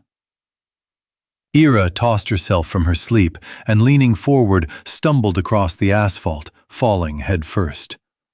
No time to think. A nearby wheezing filled her ears, and several dead hands touched her. Skipping a strip of grass, Ira ran out onto the embankment, a semi-dome of slabs. From here, the bridge was visible from below. A reinforced concrete double arch beneath the pedestrian walkway, with supporting pillars between them. On the other side of the Strait of Venice, where the bridge joined, was a similar embankment. The bridge on Muramet's Island was nothing compared to this enormous structure. Zombies milled aimlessly around the railings, distracted and wandering on. The dead weren't moving on the slopes themselves. One appeared at the top, stumbled and rolled, then crawled back down to the base. Several corpses wandered on the flat areas separating the slopes and the arch. Ira shook her head from side to side, trying to clear her head of sleep. It felt like putting matches in her eyes. The bridge itself is inaccessible. She peered at it, and an idea occurred to her. But there's one problem. We'll figure it out as we go. She hid the knife in her briefcase. She carefully descended the slope to the small area under the bridge where the supports that supported it crossed from the shore to the arch. Hugging the first such support, Ira, momentarily suspended above the water, crossed to the other side of the column and stood on the surface of the arch between two supports. They were slightly narrower than the arch. Nearby, parallel, stood another reinforced concrete arch with columns. Keeping her balance so as not to fall back, Ira climbed up the arch to the next column, a shorter one, then another, and so she reached almost under the bottom of the bridge deck, to the penultimate one, to the bend of the arch, the cell. the space between the support and the ceiling. Each gap in the supports was smaller than the last. Along the top of the columns, protruding like a canopy, a rectangular pipe was suspended on rusty brackets. It was attached to the bend and prevented further movement, even if Ira were crawling along the arch. Ira grabbed the next support, lowered her head, still touching the pipe with the top, and squeezed into the new niche, dropping to her knees.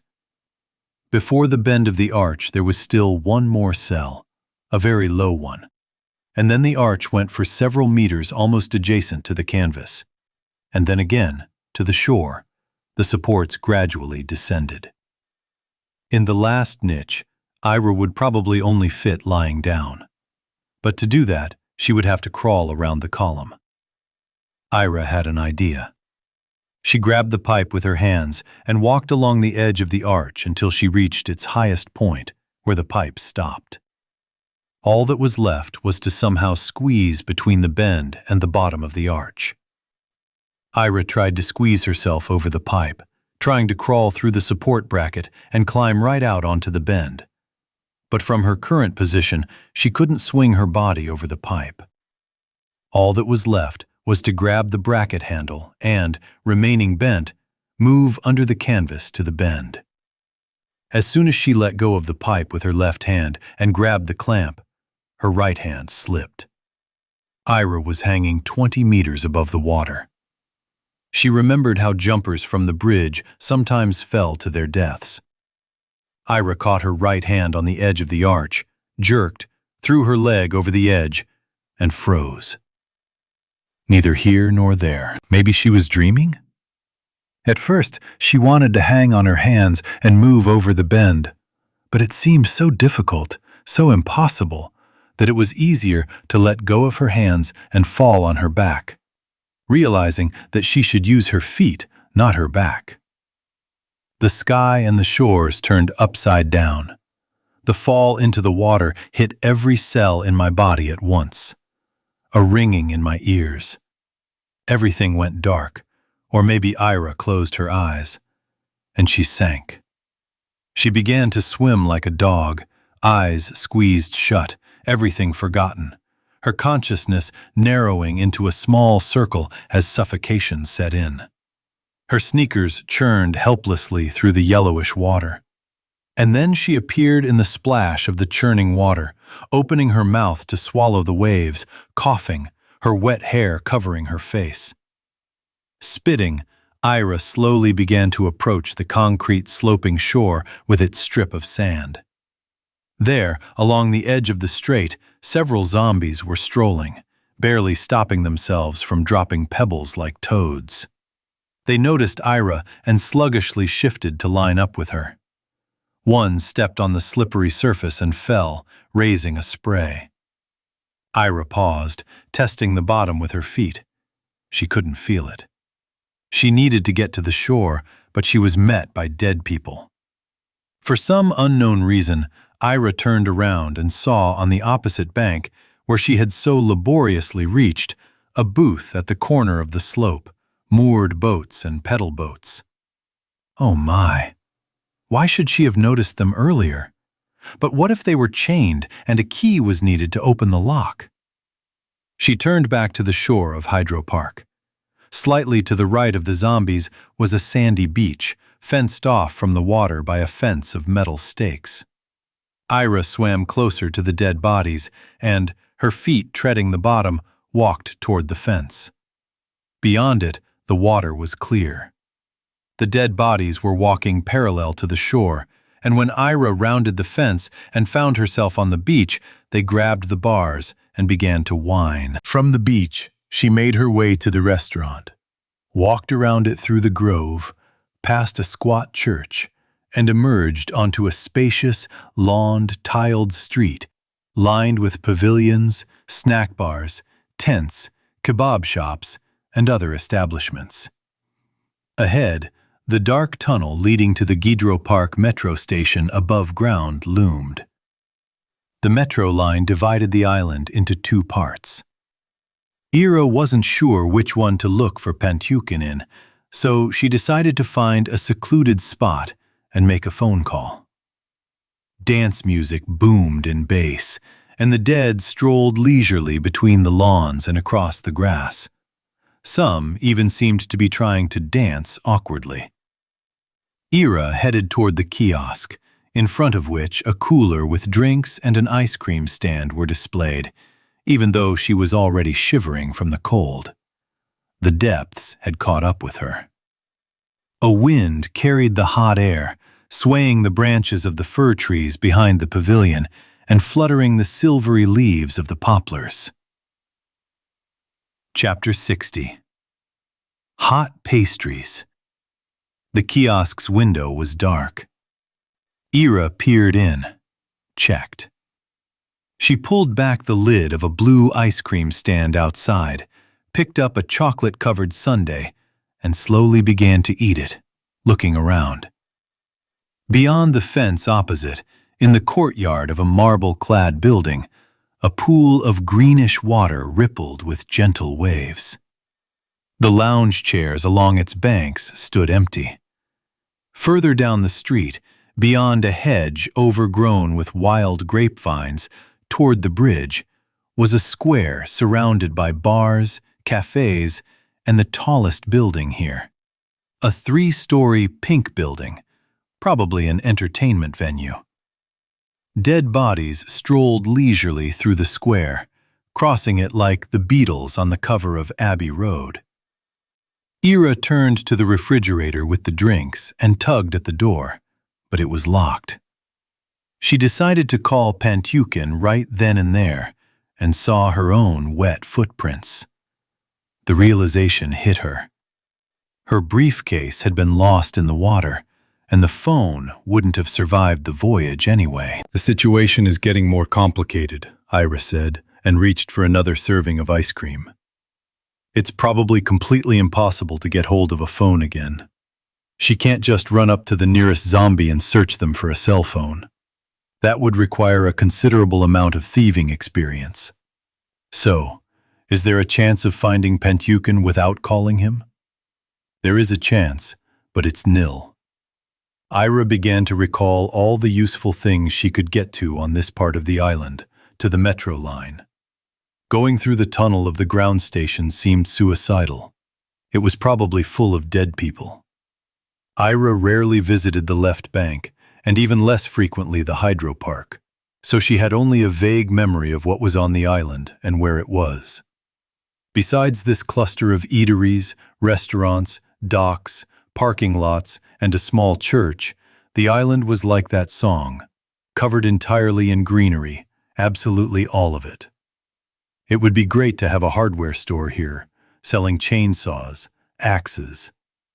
Without crossing the metro line, which runs inside the concrete fence, Ira can reach Brovarsko Shosse, where there are 2 options.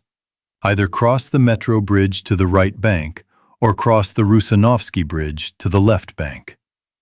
Ira couldn't see either from here, but she suspected the view there was no better than on the Moskovsky Bridge, with its burning cars and the Brownian motion of the dead. But she'd still have to leave Hydropark somewhere. In the lower part, beyond the metro, there's the Patton Bridge from the left bank to the right bank, but it runs over the island, not touching it. Ira took a 3rd ice cream. It was nice to stand like this in the heat in the shade and eat it. Let's say she sneaks into some restaurant and gets hold of a knife, even a big one. So what? Slash at a horde of zombies? Once Ira is surrounded, that's the end. Even now, on a narrow street, if the dead come from both sides, pinning her down, Ira crouched down on the paving slabs, hiding behind a stall. She could see a few zombies wandering around the square ahead. The fear had receded, as had the fatigue. Ira felt like an impassive deity. Will she have to run 100 kilometers without stopping? Please. And she won't snore. Some thoughts have surfaced.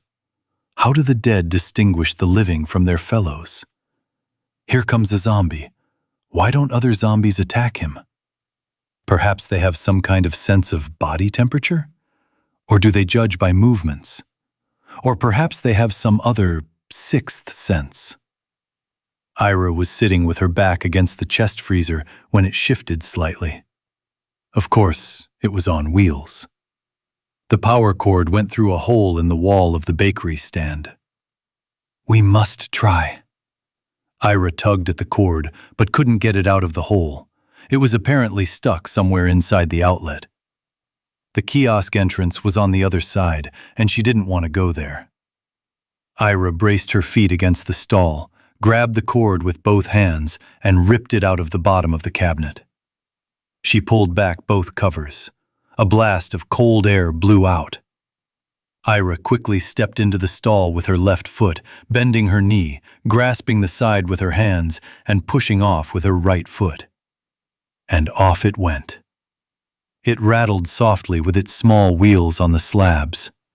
Crouched in the chest, steaming, Ira pushed herself out onto the street, from where the subway station's underpass was visible, and drove past the lawn toward it. A few steps from one zombie. A step from another. Let's not slow down. It's clear what to do next. There's a beach on the other side of the metro, and there are abandoned things there, including cell phones. Ira will find a phone and call Petyukin. If the dead people noticed her at all, it wasn't right away. And yet, she was driving through a minefield. Out of the corner of her eye, Ira noticed the waxen calm on their pale, cold faces, their blood-smeared foreheads and cheeks. The closer we got to the tunnel through the metro line embankment, with its canopy, the letter M, and the sign Hydropark, the more terrifying it became. In the center of the entrance was a single barred door. Two more doors opened into the tunnel and were located near the smooth tiled walls. But the central one served as a sort of divider for passenger flow. The chest could be stuck between the door and the wall. Ira saw figures in the semi-darkness. There should be more glass doors to the station itself on the left. Near the rectangular entrance, by the parapet and trash can, stood an overturned box with lollipops on it, roosters on sticks. Nearby, maroon footprints separated and disappeared along the tiles toward the stairs ascending the Brovarskoye Highway embankment and the metro line. Several zombies moved with small steps near the tunnel arch. A meter from the entrance, Ira pushed off the ground harder and hid her right foot in the chest. Got it. The chest passed between the bars and the wall. Ira lowered her foot again and rolled along the wall. A dead man stood straight ahead, and she couldn't get around him in time. Another dozen zombies jostled each other, jammed in the tunnel like slow-motion balls on a pool table. Ira knocked them off their feet with the heavy chest. The round bulbs in the ceiling stretched out in a cheerful dotted line. The light from the exit approached, and there was a similar door in the middle. Ira steered the chest into the left opening and finally emerged from the tunnel. In the square in front of the station, surrounded by garish awnings, pavilions, and signs, under the blazing sun, a man spun and waved a massive bass guitar, fending off 4 dead men who were reaching out to him. Others were limping in from all around.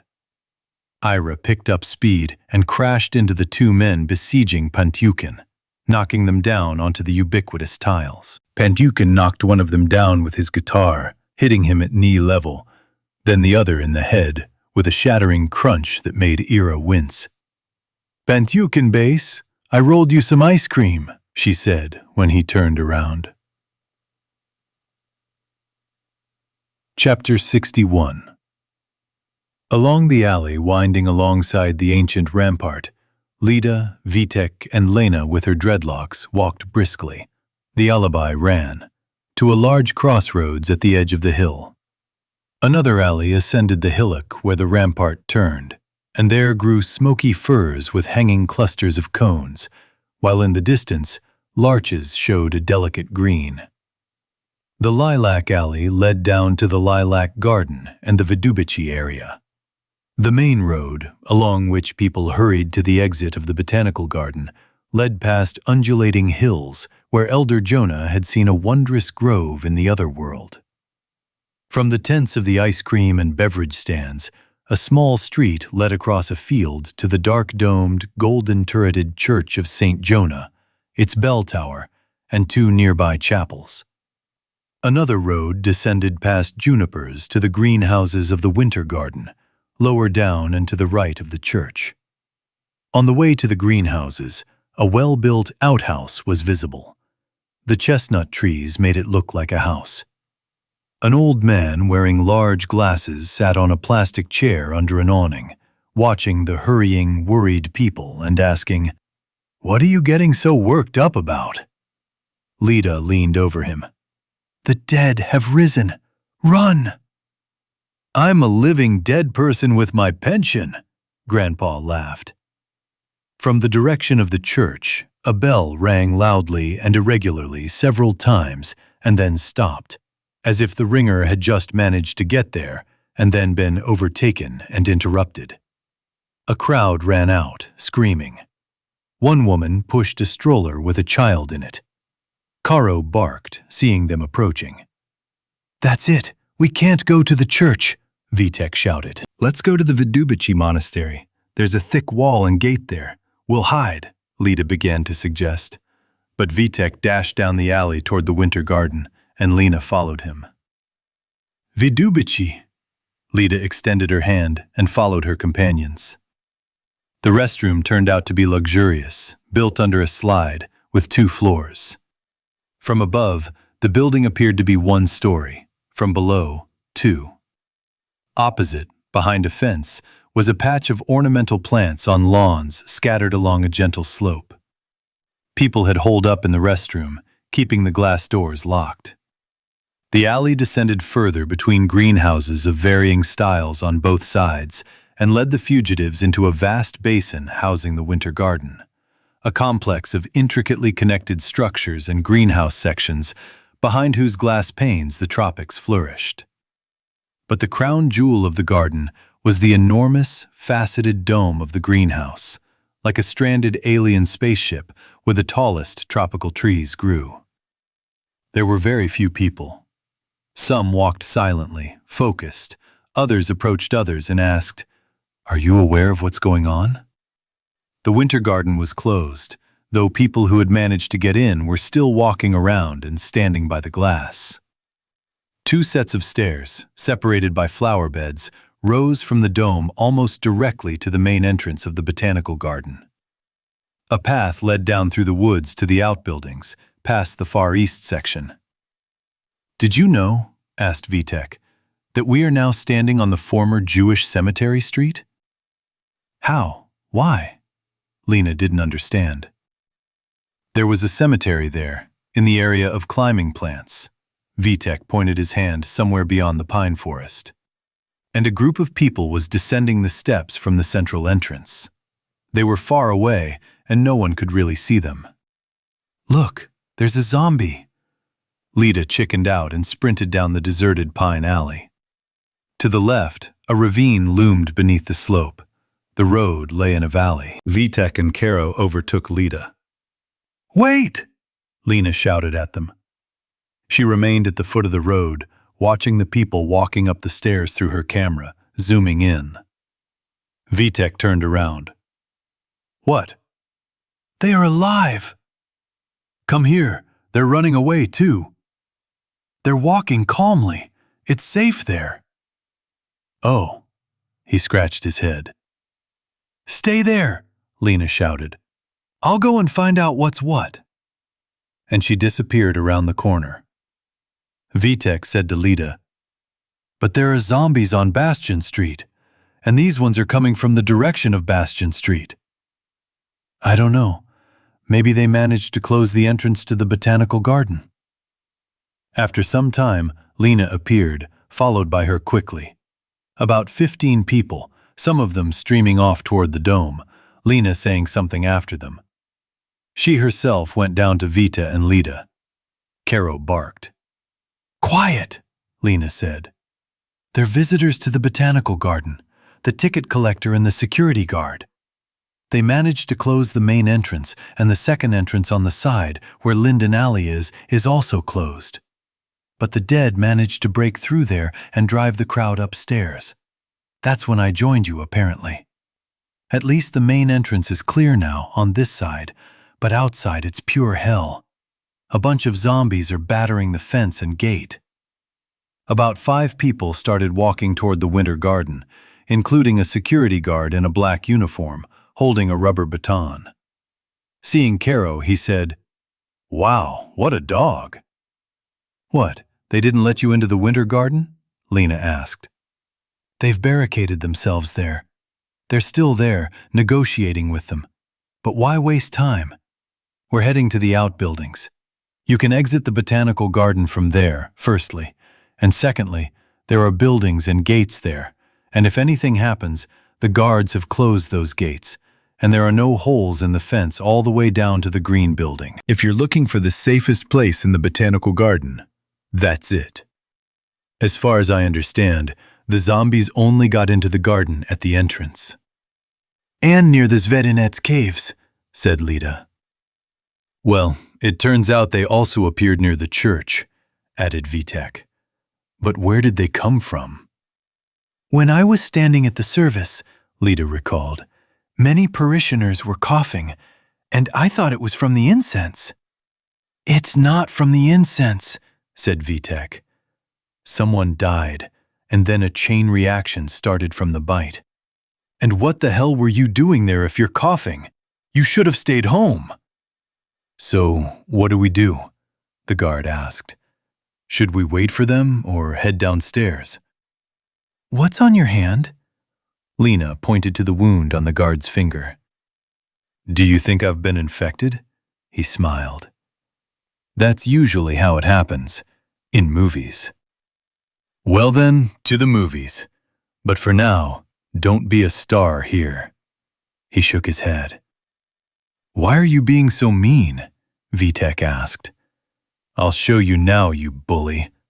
The guard leaned forward, tearing his baton from his belt, and didn't have time to raise it.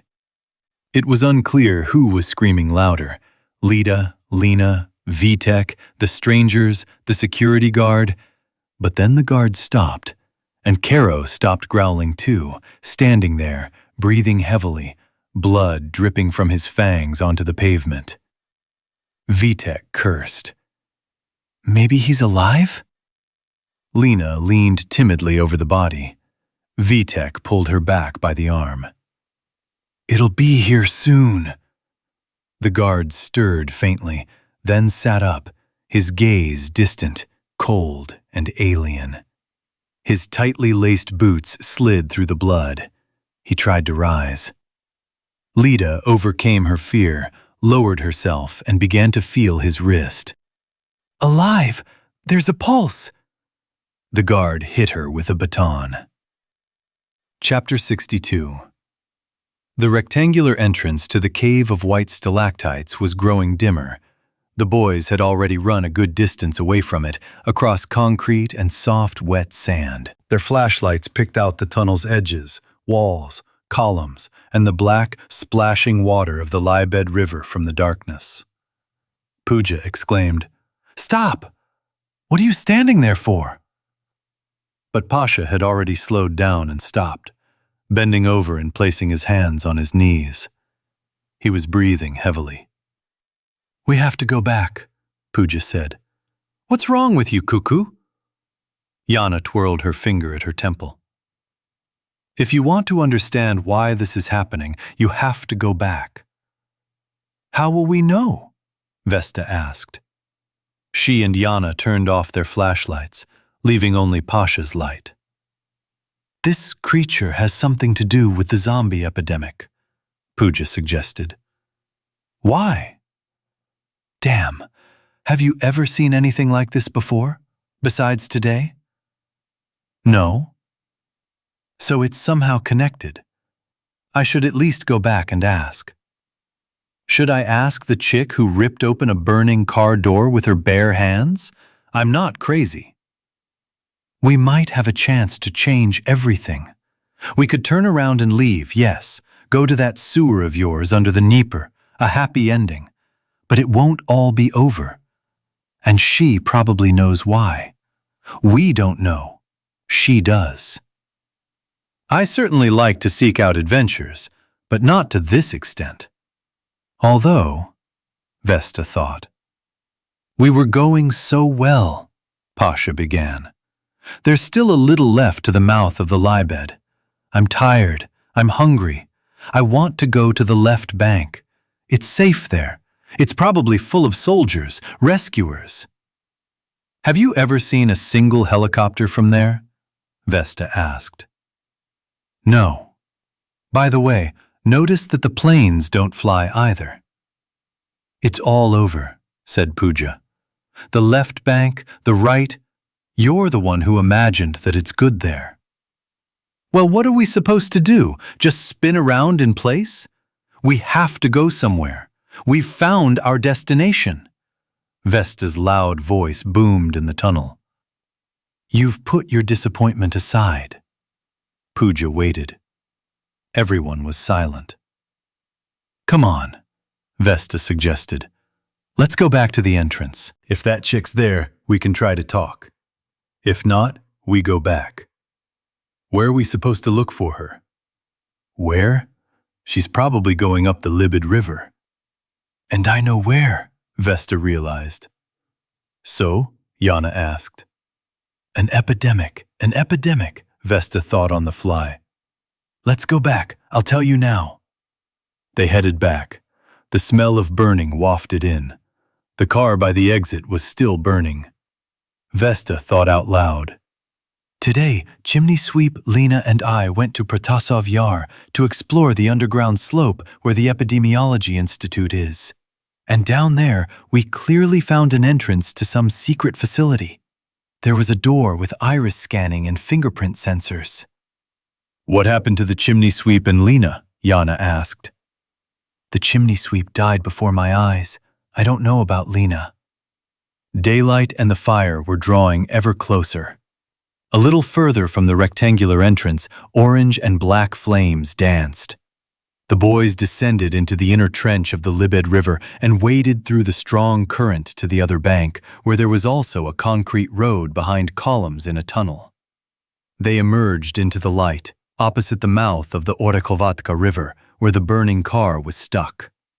They walked about 20 meters further on their side, fearing an explosion or something else. Kira has disappeared without a trace. It's not that far to Protasov Yar, is it? Asked Pooja. It depends on how and when, Vesta answered. But generally, along Lybed, it's about 3 kilometers. Ugh, so we should go there and catch up with this. Pooja strained her memory. Kira? We had such an incredible time getting there, Pasha said. And then there was that degenerate who bit me. I have no strength left. Where is it longer to go? To the mouth of the Lybed or to Protasov Yar? At the mouth, of course. Well, there you go. The main thing now is to catch Kira. I'll take care of your degenerate if we run into him. He's already a zombie, Pasha said, his eyes widening. I don't care. They crossed back to the other side of the outer trench and began to return the way they had come. Pasha whined that this was some kind of madness, but he kept going, even though he was behind everyone else. Near Sovak, wincing at the acrid chemical smell, they climbed the embankment and walked along it, approaching the train parked behind the railroad fence. No passengers were visible. Kira stood ahead on the path, lifting Ivan by the throat with one hand. He kicked and struggled. This is even worse than I thought, said Pasha. Maybe I shouldn't go to her? They didn't answer him, crunching further over the pebbles. Pooja, who was walking ahead, tilted her head to the side. Girl, can I ask you a question? Kira turned around, baring her teeth. Pooja continued. What do you have to do with all this crap? Chapter 63. Alice watched as people fell, ran, and fell again down the steep grassy slope. And she might have thought they were fooling around, but at a different time, and if one guy hadn't run into a dead tree. A young woman in jeans and a white medical coat, a fat boy, and a girl with short hair. They screamed and tumbled one after another into the nettles at the foot of the slope. And then an elderly man, clearly not a zombie, appeared above, holding a brick. He swung and threw the brick down. It flattened the grass near the woman in the robe. "We're running from a cannibal," Pronina pointed to the man. "And I'm running away from zombies," Alice answered. "Schmoller's stuck there," Isolde peered. "He's dead," said Dr. Poops, standing up. Minko paced the edge of the mountain, trying to figure out how to descend. He didn't want to risk his neck by following the example he'd just seen. "Let's get out of here quickly." Alice led them from the side of the road, further down the narrow road, squeezed between lush green hills, high and low. Everyone tried to run, but it was pathetic. It wasn't even close to a quick walk. Besides, Dr. Pups was limping.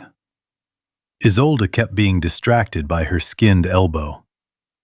"There's some plantain here," said Alice. "Let's get out of his sight as quickly as possible," Pronina continued. "He's a dangerous maniac. He made canned food out of people. He had a motorboat, and he transported the canned food somewhere along the Dnieper. There's a witness." "What were you saying about zombies?" Isolde asked Alice. "Well, the zombie hell has begun." From above came a quiet voice. "I'm already on my way." Alice asked the others, "Why are you running away? There are more of you." "He killed the guard," Pronina replied. "It's a long story. We need to leave. We're in his sight on this road." Alice stopped. "I understand that it's in plain sight, but we now have an enemy more serious than some local Hannibal Lecter." "I believe you about zombies," said Pronina. "I saw them myself. But you don't understand what a terrible person he is." The terrible man, Minko, appeared behind them on the road and moved quickly toward them. Dr. Pups began to yell, "Let's get out of here! Let's get out of here quickly!" He began to thrash about, but then quieted down because the others were standing still. "Let him come here," said Alice, and added, "I'm sick and tired of running away today." They huddled together, Minko approaching. Alice looked around for something nearby, perhaps an iron bar or a stone. She still held Bulkin's lantern, long, large, and waterproof. It could serve as a baton if necessary. "Let's go a little further," Alice suggested. They followed the road. To the left, the hill rose to a considerable height. The path led through a rather narrow gorge. A turn in it was visible further on. Alice frantically scanned the side of the road for objects capable of inflicting serious bodily harm. Minko followed them, smiling, spreading his arms, pretending that he wanted to hug. Off to the side, by the mountain, was a drainage well, covered with a round concrete lid with an inspection hole in the middle. Higher up the slope lay a car tire and various sticks, but nothing resembling a weapon. Minko was very close, and it became possible to hear what he was saying. "Dear friends, wait. I just want to ask. Just wait. Daria Alexeyevna, come here. I want to confess. I didn't kill them for myself. I was bringing food to the island for the dead men. There's a resort there. The dead men vacation there, and there were some living ones there too. Wait, hold on. Let me tell you everything.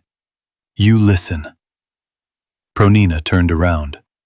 "No, you listen." And I couldn't think of what to say next. Dr. Poops came up with this. "Don't come near. And what are you going to do to me?" Minko narrowed his eyes. Alice quickly separated herself from the mighty group and, with the words, "Go vegan," hit Minko over the head with her flashlight. The top of the flashlight, where the light came from, fell off, and the circle of LEDs rolled across the asphalt. Minko, swaying and sinking further and further, stepped aside and fell, stretching out his arm. Alice called to the others. "We lift the well cover." The four of them grabbed hold and tensed up. "We're going to shit ourselves," Dr. Poops groaned. Slowly, with a grinding sound, they slid the heavy lid open. A damp chill blew out of the darkness. A stream seemed to run below. "You know what to do," said Alice. They knew, but they'd never done it before. Taking Minko by the arms and legs, they dragged him across the uneven ground, through the weeds, to the well. With great effort, they lifted him and dropped him into the cold. His body landed with a dull thud. "The lid," Alice said, taking hold of the edge herself. They put the concrete circle back in place. Minko came to. "Ah!" His fingers appeared in the gap between the edge of the well and the lid. "Let me out! What have you done?" A hand stuck out. Alice resisted the urge to kick it. Minko tried to grasp at the air with his fingers. "We did it," Isolde said. "Yes, if it doesn't crawl somewhere down the pipe," Alice answered. And Minko heard, and his hand retracted. While the rappers tried unsuccessfully to call home, Pronina leaned over the well, close enough to hear the quiet murmur of water, and far enough away that she wouldn't be grabbed by the nose from a crack in the well. Probably Minko started crawling. "And where might it crawl out?" asked Dr. Pups. "Ivanilov is a digger, he told me," Isolde answered. "That the stream under Repyakov Yar flows in an underground collector God knows where, joins with a stream from Babi Yar, and then together they flow into the canal at Petrovka." "Then your Minko went straight to hell," said Alice. "I just came from Petrovka." "What if he crawls in the other direction?" Pronina asked. "Then he'll crawl out to Pencil if he can open some hatch," Isolde explained. "Is a pencil a TV tower?" Dr. Pups asked. "No. The television center building is nearby. It stands on the site of a Jewish cemetery." They involuntarily walked further along the road at the bottom of the ravine. "And I thought," said Pronina, "that the cemetery was where the TV tower was." "And there used to be a fraternal cemetery there," Isolde explained. "In general, there were 2 Jewish and 2 fraternal cemeteries in Kiev, in pairs at Zverinets and in the Dorogozhichi area." "The city stands on bones," said Alice. "Just like every big city," Pronina noted. "Where are we going?" Isolde asked. "Actually, let's get acquainted. We didn't even have time." Introduce themselves. "Let's stick together," Alice suggested. "It'll probably be easier to fight off the zombies that way." "Have you fought back yet?" Dr. Pups turned to her. "No, I just ran away." "There is no mobile connection," Dr. Pups showed his phone. "A long time ago," Alice confirmed. "We need to set ourselves the goal of getting somewhere," Isolde said. "Ultimately, everyone probably wants to get home. But then we'll have to split up." "Who lives where?" Alice asked. "I'm on Broom," Dr. Pups responded. "Lukyasha," said Pronina. "Solomenka," Isolde called. "And I'm on Shusev. It turns out Cyrits." Alice finished the roll call. "Oh," Isolde exclaimed. "It's so close. Just climb up from the ravine to Karandash and along Melnikova past Dorogozhichi to your Shuseva." "I invite you over," Alice agreed. "It's the closest one to me. You can wait it out with me. If this ever ends." She spoke, but her thoughts wandered elsewhere. What was happening on Shusev Street? Perhaps the doors had been torn off, Her parents had been torn to pieces or were themselves the living dead. And going there alone to find out would be unbearable. And Andre was stuck somewhere in the city center. Elisa pushed her thoughts away. It was easier to focus on this road into the gorge, then the next goal. Otherwise, she might go crazy, even with a psychiatrist nearby. They reached the top of Repyakov Yar toward Herzen Street, leaving the new skyscrapers to the left. They could have gone further toward the large hospital, but they decided against it, figuring that that's where they'd be bringing those infected with the zombie virus. Isolde and Dr. Pups had never seen the living dead outside of movies, so they were very much against the idea of going to a hospital. At this point, Herzen Street ran along the edge of a ravine basin. Mighty trees jutted out from it. On the other side of the street were the backyards of the television center buildings, hidden behind fences. "It will be funny if we run into Minko here," said Pronina. The street became a small alley, between some workshops under a parapet in a low place and the same pencil. "Maybe we should try heading to the TV center?" Isolde suggested. "We're going past it anyway. It's guarded, so maybe the zombies haven't gotten through yet." "I feel more comfortable walking through the backwoods," Alice said, turning around nervously and seeing Minko hurrying after them. He was still walking unsteadily, and there was blood on his head. "Yes, he's a real maniac," said Alice. "I told you so," Pronina nodded. "Grab your legs and into the pit." Dr. Pups lit up. "Didn't you get enough?" Isolde Minko shouted. Following him, a crowd of zombies walked twitchingly in a crowd, half hidden from here by branches and leaves. Then it turned out that the only way to escape was into the ravine to the right, because from the gate at the rear of the television center, right in front of the main brick wall, the dead also poured out, slowly turning towards the people. Running again, along a dirt path on a hillside among ash and maple trees. They emerged onto some kind of path. Minko had long since fallen behind. "If we go there," Isolde pointed to the right, "we'll come to the Durka again." "But we see that the television center has been taken over. That means the adjacent Melnikova Street is no good either," said Elisa. "We stick to the undergrowth, to nature. We can't go out into the streets. Although, where I was walking before, the streets were mostly empty." "Well, here it's probably not, and I have no desire to check." Pronina looked around, then calmed down. "We'll all become paranoid so soon." "And there is a reason," Alice shook her head.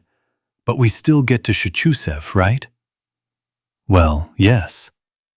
"So how?" Isolde thought and answered for everyone.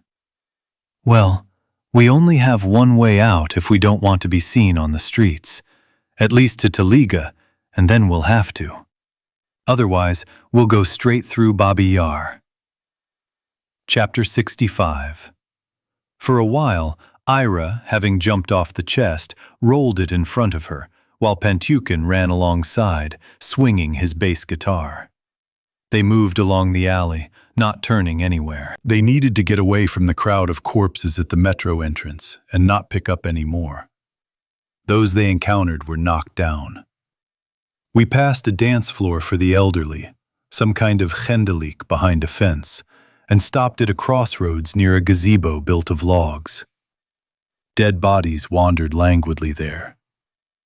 "How did you get out of the toilet?" Ira asked. "A question that will mark the romantic reunion of two hearts," Pentukin replied. "I must say I've shown remarkable ingenuity, and someday I'll write a detailed memoir about it. But for now, we need to get to the mainland. Are you aware of what's happening on the left or right bank?" "No, I only really saw Rybalski Island from afar. It seems quiet there." "Wow, that's so far from here. Let's decide where we're going now. We're just standing here getting caught," Pentukin said, reaching into the stall and rummaging around for the ice cream that had survived Ira's lap. He pulled out a crumpled, brightly colored package. Wow! I've never bought anything like this before, so expensive. And now it's communism. Ira got herself some frozen cherry juice on a stick. They stood there eating while the dead shuffled nearby. If you don't move quickly, they don't seem to notice, Pentukin said, reaching for another drink. After being locked in the toilet, he was thirsty. Ira suggested, "Let's go ashore. First, see what's going on around the Lavra and the government, and if things are bad there, we'll go to the other side of the island and see what's going on with Rusanovka and the left bank in general. But really, I need to get to the right bank. I live on Kin Grust." "Where is this?" "Kuluzhenko." "Where is this?" "Damn, behind Krister's Hill." "I've never been there," Pentukin admitted. "Next to Priora, damn." Having abandoned the now warm chest with its melting contents at the intersection, they turned right onto another alley cut through the grove. It was benchless, a thoroughfare, and therefore always deserted. So the zombies hadn't surprised the vacationers here, and the alley was empty. To the left, trees hugged the road closely, and opposite, along the oak and birch grove, lay a strip of grass scattered with flowers. The brisk pace quickly gave way to a slow one, little different from the walk of a zombie. "Are you from Kiev?" Ira asked. "Well, yes. I also live on the right, near Protasov Yar." "I've never been there either. Kiev is a universe." "Yeah, well, usually a person spends their entire life moving within 12.5 streets at most. To work, to the local shops. And how many kilometers did you cover today? And how much are you on your square meter?" "You don't even have to talk about it," he waved his hand. "We need to figure out how to get to the other side. What's up with the metro bridge, do you know?" "No, I caught a glimpse of him. He wasn't burning, at least." "Can't you just run into the metro itself?" "I didn't notice.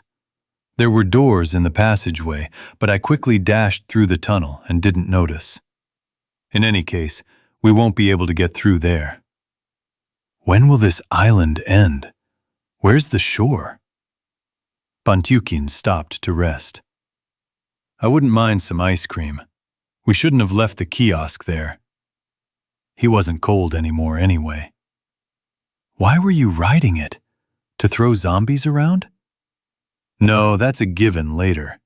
But I figured the cold was keeping them from noticing the living. Zombies think the cold is just like them, and so I took advantage of that." "This is a discovery." They walked on. White paw prints, like bear paw prints, were painted on the flagstones. The lampposts gleamed gray by the side of the road. Pentukin tapped one with his knuckles, pressing his ear to it. "Like a tuning fork." He raised his head. "Look, there are insulated cables there. If zombies surround us, we can climb a pole and then crawl along those cables. For example, we could cling to them with our belt for convenience." "You really don't have a belt." I was already crawling over my head. "We're smarter than zombies, you see," Pentukin continued.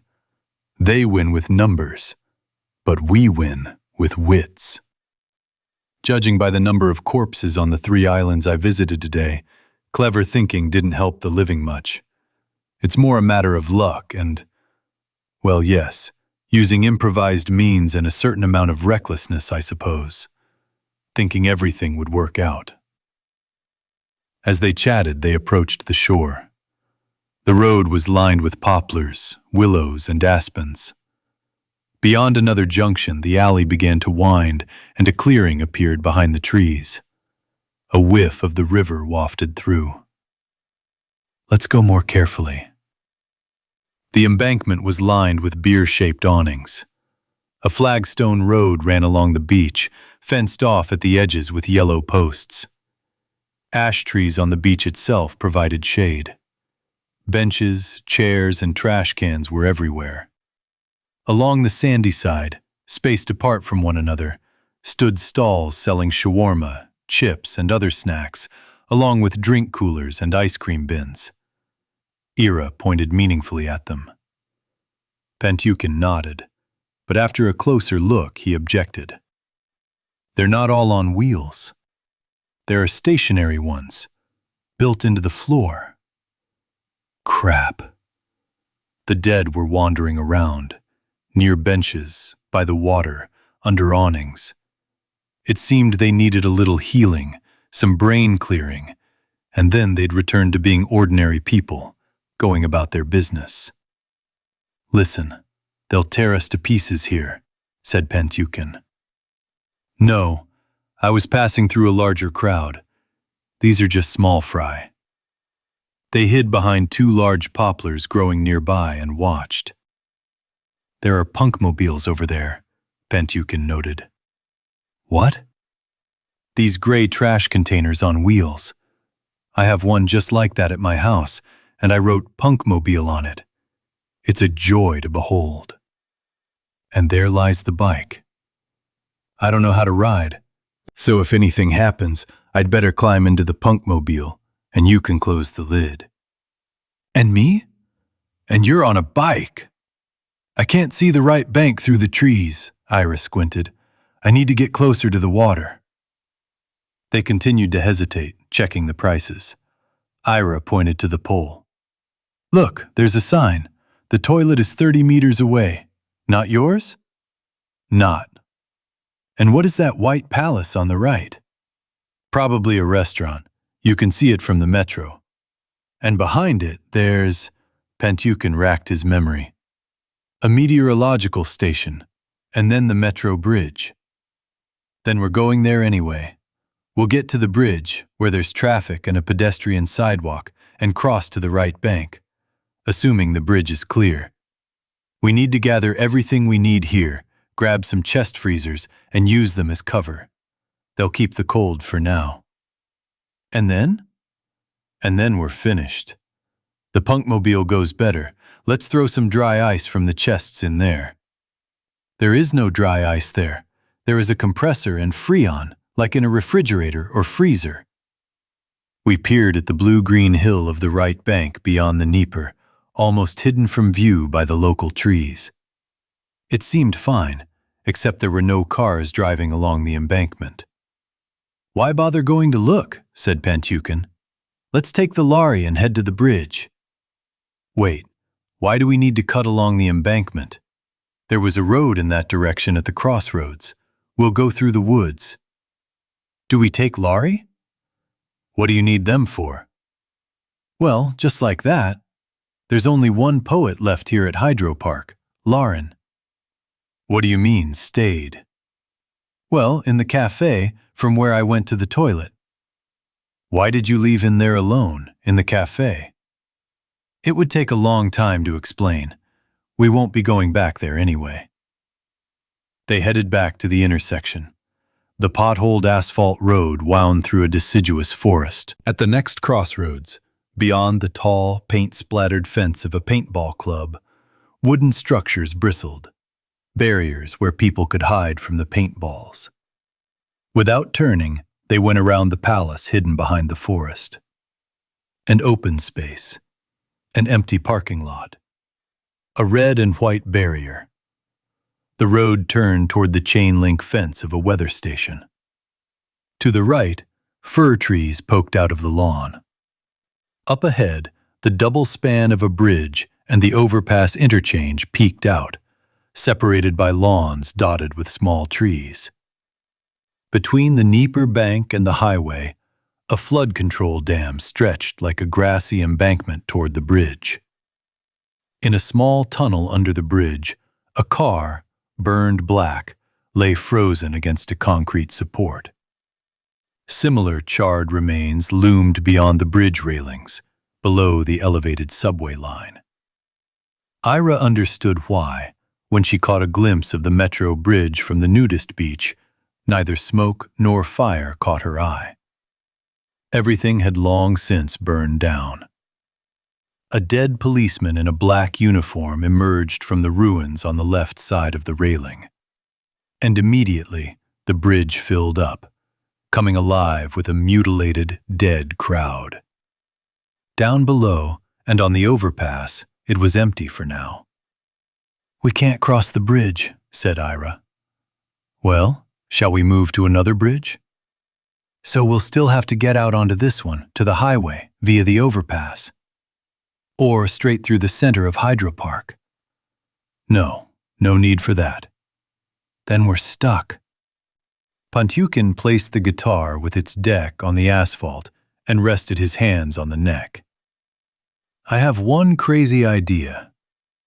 "Which?" "How to swim across the Dnieper itself." Ira looked at him carefully. "What's wrong? It's probably a kilometer." "Less." "Well, it doesn't matter. Maybe we should look for a boat. Then we'll have to get to shore." "Yeah, we'll get out anyway and see some things. I don't want to get your hopes up." "You will be encouraging if you stop raving." And they began to climb the dam. Chapter 66. Between the metro bridge and the weather station fence, there's a small wild beach where the shore gently slopes into urine-yellow water. People sometimes swim here, in all weathers, and it's possible these are the descendants of the residents of Predmostnaya Slobodka, which used to be on the island before the Germans burned the settlements here and on Trukhanov during the war. There's no other explanation for swimming here other than tradition, except that the sand might be cleaner and there are far fewer people. Closer to the bridge, the beach ends and trees grow. The mighty metro bridge arches like a dinosaur with its many supporting legs resting against the green hillside of the right bank, encased in the gray stone of the embankment. The bridge, usually humming with traffic, was silent now. Ira and Pantyukin had never seen it like this, from below. Always driving along the top, they hadn't realized the bridge was so big and long. A rug, shoes, and a backpack lay abandoned on the sand. Ira walked over and began rummaging through it. "What if the owner comes back?" Pantyukin said. "No," Ira answered sharply. She threw out her simple belongings, a wallet, a comb, a book. "What are you looking for?" the bassist asked. "A cell phone. Yeah, it's a real pain right now, but without a cell phone, I feel like I'm naked, you know? It's like being completely cut off from civilization. It's savagery. And when we get to the right bank, I'll need a cell phone to call home. We'll get a phone somewhere, but I don't think the connection will work. We don't need anything right now. I'll even part with my guitar." "Why?" Ida didn't understand. "We'll swim." "I see you've overheated, or are you always this crazy?" "Where to?" She pointed to the distant shore. "And look carefully at the water near the bridge." Ida glanced. "Well?" "Water, strong current, various eddies, whirlpools. What do you know about the Nikolaevsky chain bridge?" "I don't know anything." "Before the war, there was a pre-revolutionary bridge here, a very beautiful one. Our troops blew it up when they retreated." "Well, thank you for the lecture, but what does it have to do with modern times? That looking at the water, I was supposed to see the ghost of this bridge?" "The foundations of its supports still exist today, a little downstream from the metro bridge." Ira thought about it. Now she looked at those swirls in the dark Dnieper differently. "Are you suggesting," she began, "that we swim and rest on these supports? Are they deep?" "It's hot now. The water level is low. Sometimes in the hottest weather, they're even on the surface. They're not there now, but it looks shallow. We'll only be able to check that once we reach the first base. Did you find your cell phone?" Ira pulled a metal-cased smartphone out of her backpack, a dead man's belonging, a fragment of someone else's life. See if there are any offline maps there. Wait, she poked the screen with her fingers. There. Can you tell us the distance from us to the right bank? Well, it turns out 600 and something meters. Let's say 630. 4 supports survived. There was a 5th, almost here at the shore. But let's simplify to 4. Let's assume they were evenly spaced. Can you divide that on a calculator? About 160 meters, Ira reported cheerfully. And where did you swim from the nudist beach to Dolobetsky? How far was that? Right now, imagine 180. Well, there you go. You can do it.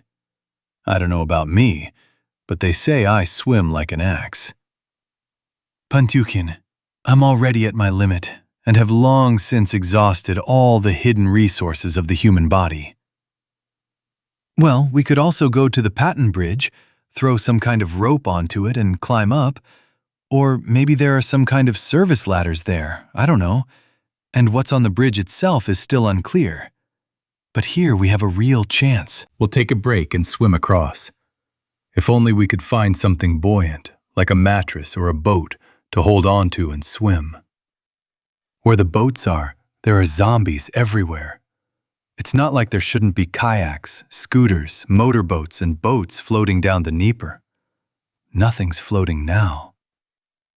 Look, Pantyukin nodded. A white and blue double-deck pleasure boat with glass windows on the first floor and a veranda on the second was slowly drifting down the Dnieper from Podol. People were scurrying around in the wheelhouse, apparently trying to start the engines or steer.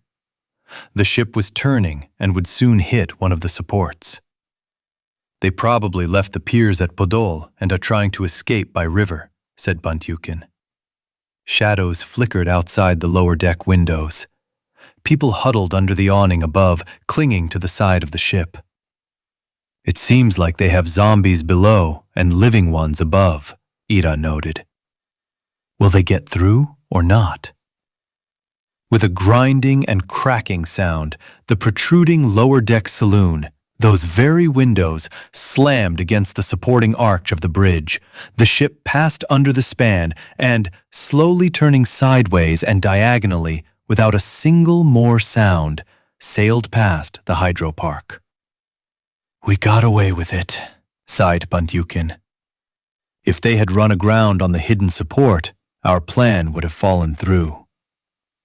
Ida waved at the people at the stern, and they shouted something back. Pantyukin paused, then asked, "What is their speed?" "Well, a little. We'll have to overcome this a bit. We'll be carried away too." They needed to swim, but they kept putting it off, standing on the shore. Reluctantly, Pantyukin began to take off his shoes. "So what should we do? Put my clothes in a backpack and I'll swim with it?" "You'll float to the bottom. Your things will get soaked." "But you swam with your clothes on." "So I'm in cycling shorts and a t-shirt. I need to keep the bare minimum on. We're definitely throwing away the shoes. It would be damn unfair if we drowned over some trivial matter."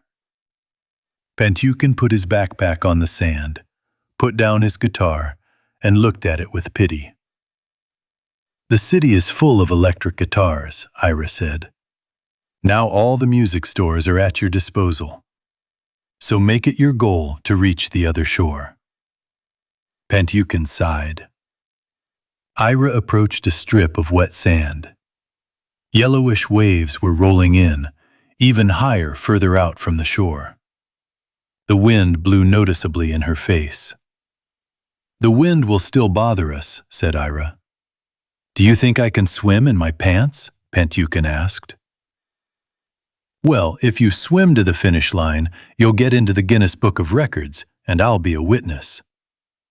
"No, I'd rather not." He was left in a t-shirt and shorts. "We'll go under the bridge now. It'll be easier. The current will carry us right up to the level of the flooded supports. By the way, The first one is almost visible over there. I hope so. So maybe we should go even higher, to the floating restaurant? I don't want to come out of the bushes and be seen. There might be dead people there. Accepted. From the willow thickets they swam, Ira breaststroke, Pantyukin lifting his head high, dog paddling. I'm a terrible swimmer, he exhaled. So why? For company. A shadow lay on the water beneath the bridge, the sense of depth intensifying. Further from the shore, my feet and hands swam in a cold layer of water, and even at the surface it grew colder. I understand, said Ira, why long-distance swimmers get pneumonia. What? Water got into Pantyukin's ears. Beethoven. I don't understand. Still, swimming together was easier for Ira than it had been before, when she'd crossed the strait. Or maybe not easier, but calmer. The thought glimmered in her mind that if she started to drown, Master of Sports Pantyukin would pull her to the support of the shallows. And he swam diligently, truly like a dog. He broke the silence. I'll never get into the Dnieper again. I had to. He paused, taking a sip of water. You should have hidden the guitar in the bushes. Yeah, cool off and come back. Let's go to the other side, buy some chips, and then head back. Exactly. I'm already cold, Ira said. Me too, but I don't care, as long as I swim. Already swallowing the waves, we spotted a light yellowish tint in the water and tried to stand up. We felt the sandy, silty bottom beneath us, piled on top of the solid foundation of the support.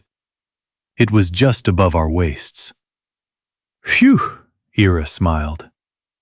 Damn it, Pantyukin repeated. 3 more supports, and the shore seems a little closer. The water near the shallows swirled and foamed. Stones or bricks lay along the rim of the foundation on one side. Above, almost nearby, the metro bridge loomed with its arched spans, and its thick, solid support was just a stone's throw away, just to the left. You have to swim in the shadow of the bridge from the start, Ira said. Then you'll only have to turn a little near the support. Yeah, well, let's try, Pantyukin replied. The current proved stronger here, and when they reached the new support for the metro bridge, they felt the bottom a few feet downstream. Here, the water was up to their necks, and they had to stand on tiptoe. The current carried them away, forcing them to bounce slightly and constantly move toward the bridge. This base is closer, Ira said, but we'll never get any rest. The next span hung over the very middle of the Dnieper. We have to swim, otherwise we'll waste all our energy here, Pantyukin said, making circles with his arms. They pushed off the bottom at once. Ira counted the meters. The right bank was creeping up very slowly, the support just slowly. Near it, instead of the usual shallows, there was deep water. What the hell? Pantyukin said, panicked. Ira paddled slightly and emerged above the waves like a seal. She noticed the whirlpools. Over there, further. Let's swim a little further. It took her last bit of strength to reach the shallows.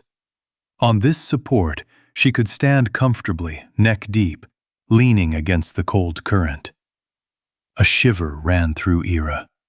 She was close to cramps. She relaxed, but the trembling didn't stop. How are you? She asked Pantyukin. Normal. His face darkened. The right bank had become quite large. Graffiti covered the stone wall of the embankment. An overpass with several parked cars rose up the hill amidst the greenery. The golden dome of the Lavra bell tower pointed skyward. On the glass turret to the left of the bridge's foot was a statue of an athlete throwing a satellite into the sky. Well, is this the final push? Pantyukin said cheerfully. Maybe we should rest some more? Yes, it's already close. I can't wait to get there. If the current starts to push us too far, we'll skip the shallows. Don't look for them. Just swim to shore. 3/4 of the way there already. If we take it slow, we'll get there without stopping. Okay, Ira nodded. They tried to swim a couple of meters apart so as not to interfere, but still keep each other in sight. Ira pulled a little ahead. She was tempted to suggest they rest on their backs closer to the embankment, and she should have asked Pantyukin if he could do that, but he beat her to it with a question. When all this is over, will you come to my band's concert? Yes, I'll be sitting in the front row. And she swam on for a few more strokes, maybe 5, 6, and on the 7th she turned around and saw only water all around. The waves were rocking. Ira looked around, the seconds ticking inexorably. She came back a little, dove blindly, eyes open. Nothing but a dark, greenish murk. She felt herself drowning and somehow surfaced, twitching in the thick darkness. A stream of bubbles gurgled nearby. Then they stopped. Ira's strength suddenly left her. The shore seemed distant. The sky wanted to crush her. She rolled over onto her back and swayed, eyes closed. Occasionally she opened them. The upside-down bridge and the blue became the ground somewhere far below, and she flew, arms outstretched. And she touched it. What is it? Fishing line. Above, behind the bridge railing, there were fishing rods leaning against the ground. Ira tried to grab the line and pull herself up. At first, the line gave freely, and Ira began to sink into the water. Then the line tightened. The rod must have gotten caught on the railing with its reel. These efforts were futile. At best, Ira would struggle to get closer to the bridge, but not to the shore. Her brief reflections were interrupted. The line snapped, and Ira went under. She struggled. She clenched her jaw and swam toward the stone terraces of the embankment. To the left of the bridge, between the water and the highway, lay Primakov Park. The steps descended to a line of marsh grass that parted at a small sandy tongue where drainage water flowed from a pipe. Waves washed up onto the shore, almost like sea waves. Despite the headwind, Ira was pushed toward dry land. But the river's current carried her ever lower, increasing the distance she had to cover. The right bank greeted her with a dead tree lying across the water among the water lilies. Barely able to move her feet on the large, slippery stones at the bottom, Ira stepped out abruptly and sat down on the bottom step. Her teeth chattered. She couldn't stop. She looked toward the bridge. Was Pantyukin swimming?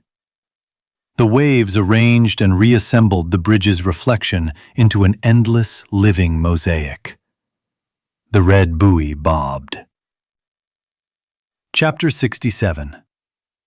Pantyukin even thought he was the fairy tale Sadko, trapped in an underwater kingdom.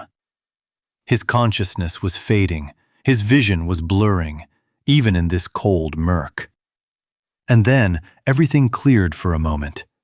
He felt pain as his head hit something hard. It felt like his skull had cracked. Losing his thoughts, Pantyukin thrashed his arms and legs, touching something unexpectedly hard. A rope? He felt something like a barrel with a rim, and suddenly he was clutching a buoy. A red buoy with a black ring at its base at the waterline. Pantyukin hugged the buoy above the ring, preventing it from slipping. Pressing his cheek against the ring, the bassist looked to the right, seeing nothing but a green man off to the side, throwing an artificial satellite into the sky. The green man seemed to him like Neptune, and indeed, he was at the bottom of the sea, but a vague realization dawned on him. The green man was a statue near the bridge. Pentukin coughed silently, water mixed with saliva. Blood appeared from somewhere, his forehead or his throat, but the brownish stuff trickled down his chest. Or maybe it was the buoy's reflection, who knows? The wind pierced with cold. Pentukin wanted to scream, to call for Ira, but his voice was lost in a strained, scratchy sound. I didn't want to let go of the buoy. The buoy became a self-sufficient universe. Everything external was perceived as alien. Another world lay beyond space. Space was waves. Space was cold. The buoy was listing, but did not capsize. The cable that went all the way to the bottom was in the way. Pentukin looked at the shore. No one. No one would help him get there. Only himself. He wanted to sit on the support ring and wrap his legs around the buoy, but he couldn't pull himself up that high. There were round eyes on the side of the ring, their purpose unknown. Where was the cable attached? If he disconnected it, he could swim to shore without letting go of the buoy. Pentukin began to feel around underwater. It should be simple. After all, the buoys are taken away for maintenance. There's some kind of carabiner to attach them. The lower, hidden part of the buoy was slippery with seaweed. Risking falling, Pentukin dove a little deeper, and following the narrowing funnel at the base of the buoy, came across a protruding plank, like a keel, with holes in it. One was empty, another had his fingers caught in it, and a third had a ring threaded through it, securing the cable. The cable itself, taut and slippery, refused to release, no matter how Pentukin tugged and probed. Rocking on the buoy, Pentukin peered out from behind its red, barrel-shaped hull and saw someone emerging from the water onto the shore. Probably Ira. She couldn't hear from here, so shouting would be pointless. Pentukin again grabbed the base of the buoy with his hands. If only there were a way to keep from floating. The thought occurred to me that if it were thicker, heavier, the weight holding the buoy to the bottom would shift. There was no way the cable would break. He saw the fisherman's lines hanging crookedly from the bridge. He began to consider whether he could move from line to line. But until he fully unwound the reel, there would be no support, and he could easily drown, struggling and dragging the line. Pentukin gave up on everything and swam to shore. The green man with his companion was slowly but surely approaching. No guitar, no cell phone. Those guys were launching satellites. What, you can't make it? His arms and legs worked on their own, like an unrelated mechanism. Pentukin didn't feel tired, only paying attention to his breathing and keeping his head up. Even a meter a minute was an achievement, but everything turned out to be much faster. Pentukin staggered down the embankment steps and immediately stepped on glass. Blood. I'm alive, he said to himself.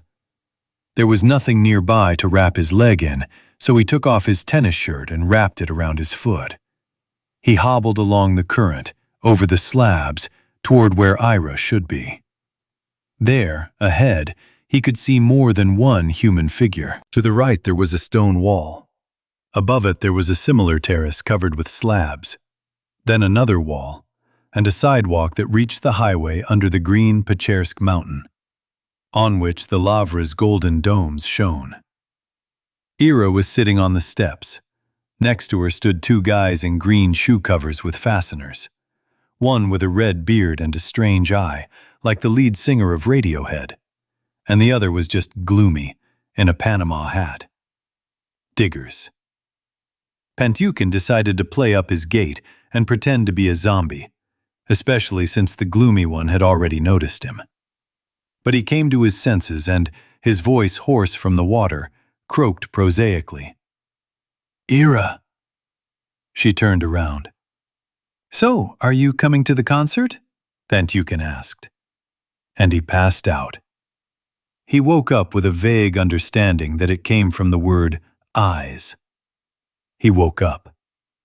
The red-bearded digger was mumbling something about Nikolka. What Nikolka? A gloomy fellow leaned over Pantyukin, offering him pants and some other clothes. Oh, right. Diggers carry a change of clothes. Ira was wearing a jacket from someone else's shoulder, but she still chattered her teeth. Beetle, the one with the eye, nicknamed Beetle, told me he and Duramar had come from Nikolka, from the Nikolskaya drainage and adit system. They'd planned to wait it out, but a tour group had gone into this underground labyrinth beneath the Lavra, and, long story short, they'd all turned into zombies, and Nikolka was now dangerous. The Lavra may be enclosed within thick fortress walls, but they won't risk getting there, as they have to cross the Naberezhnoy highway to reach the mountainside. And along it, strange movements of the dead have been observed coming from the direction of Podil. And there are already wrecked cars, with zombies wandering among them. Zuk and Duramar wanted to go along the lower embankment, along the water itself, through Primakov Park to the Patton Bridge and see what was there, and then make their way further down, past the Botanical Garden, Vidubici, Lisaya Gora, and to the mouth of the Lybed. What's there? Ira asked.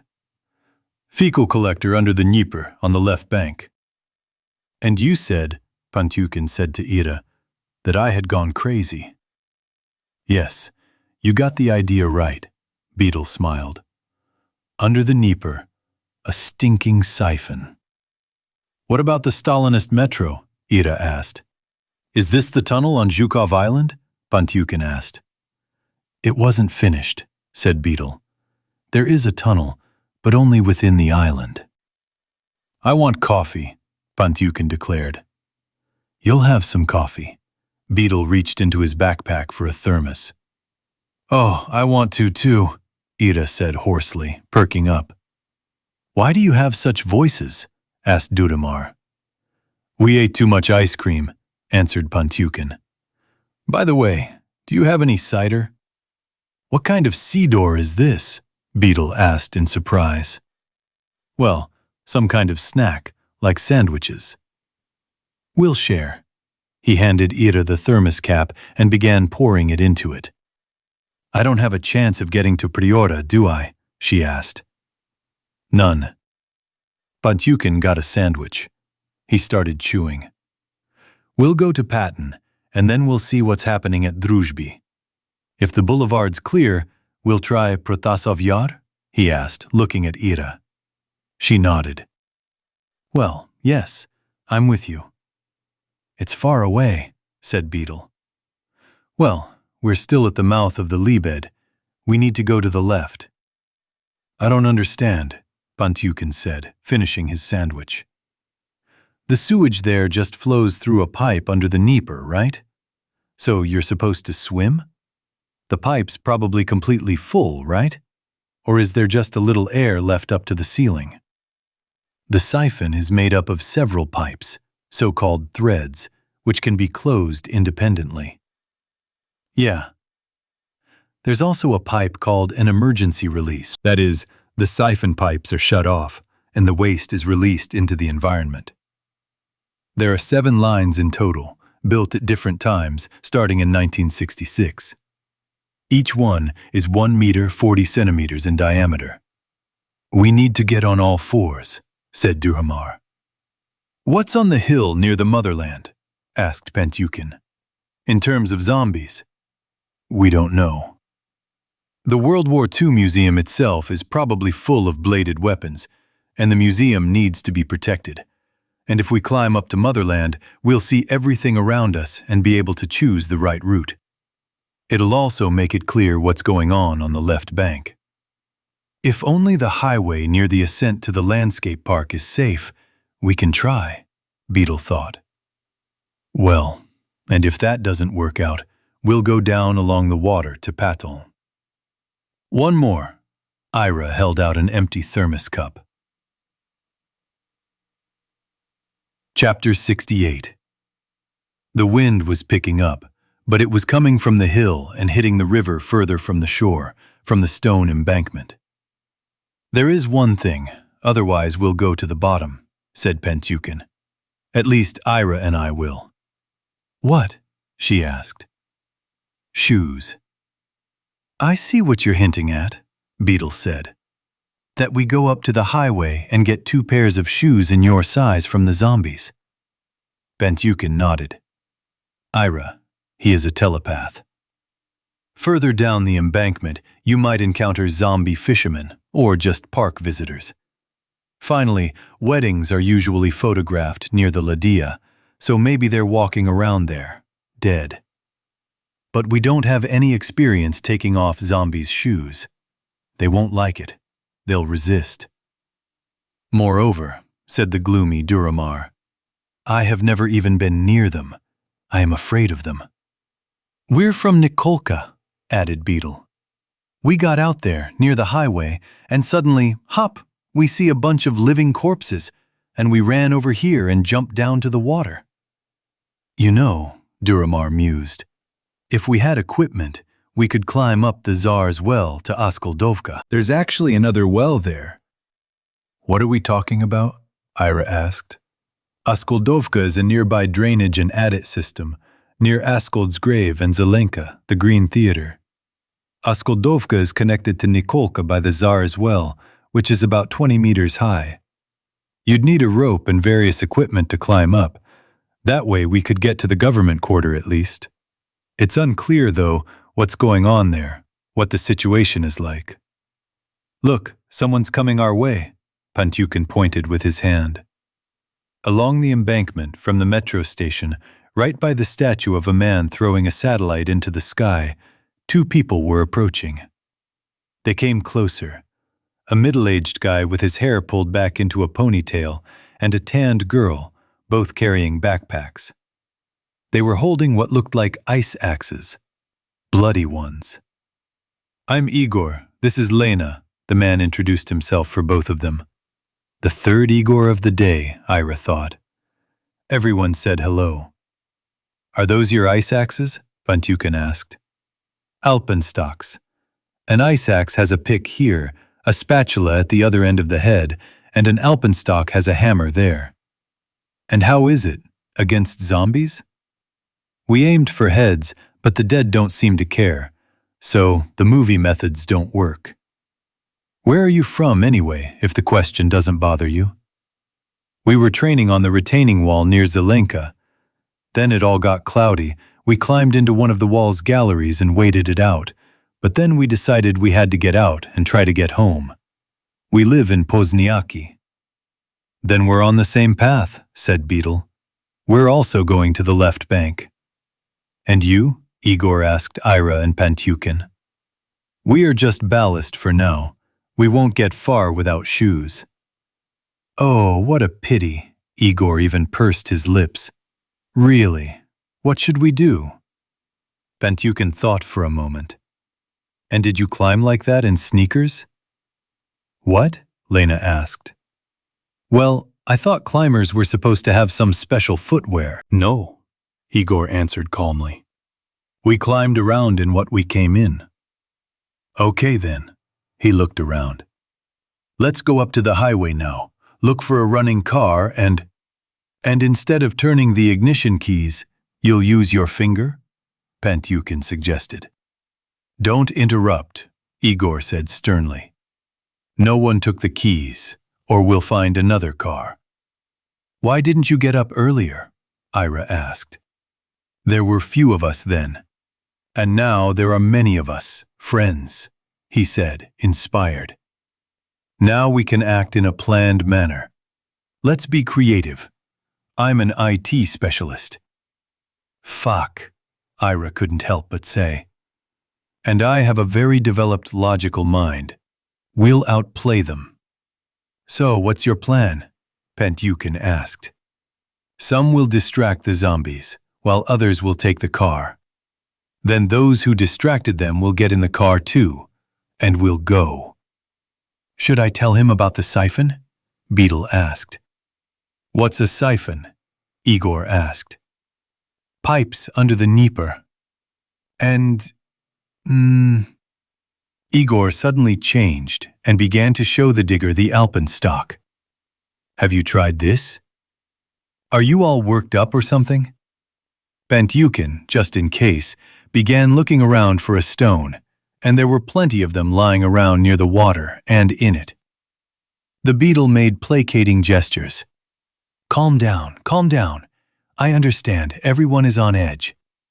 While Duramar craned his neck and demanded to know what they were going to do, Ira walked up to Lena, snatched the alpenstock from her hands, turned around, and slammed it into Igor's hand. He didn't wait and dropped it. The next blow will be to the head, Ira promised. Okay, I get it.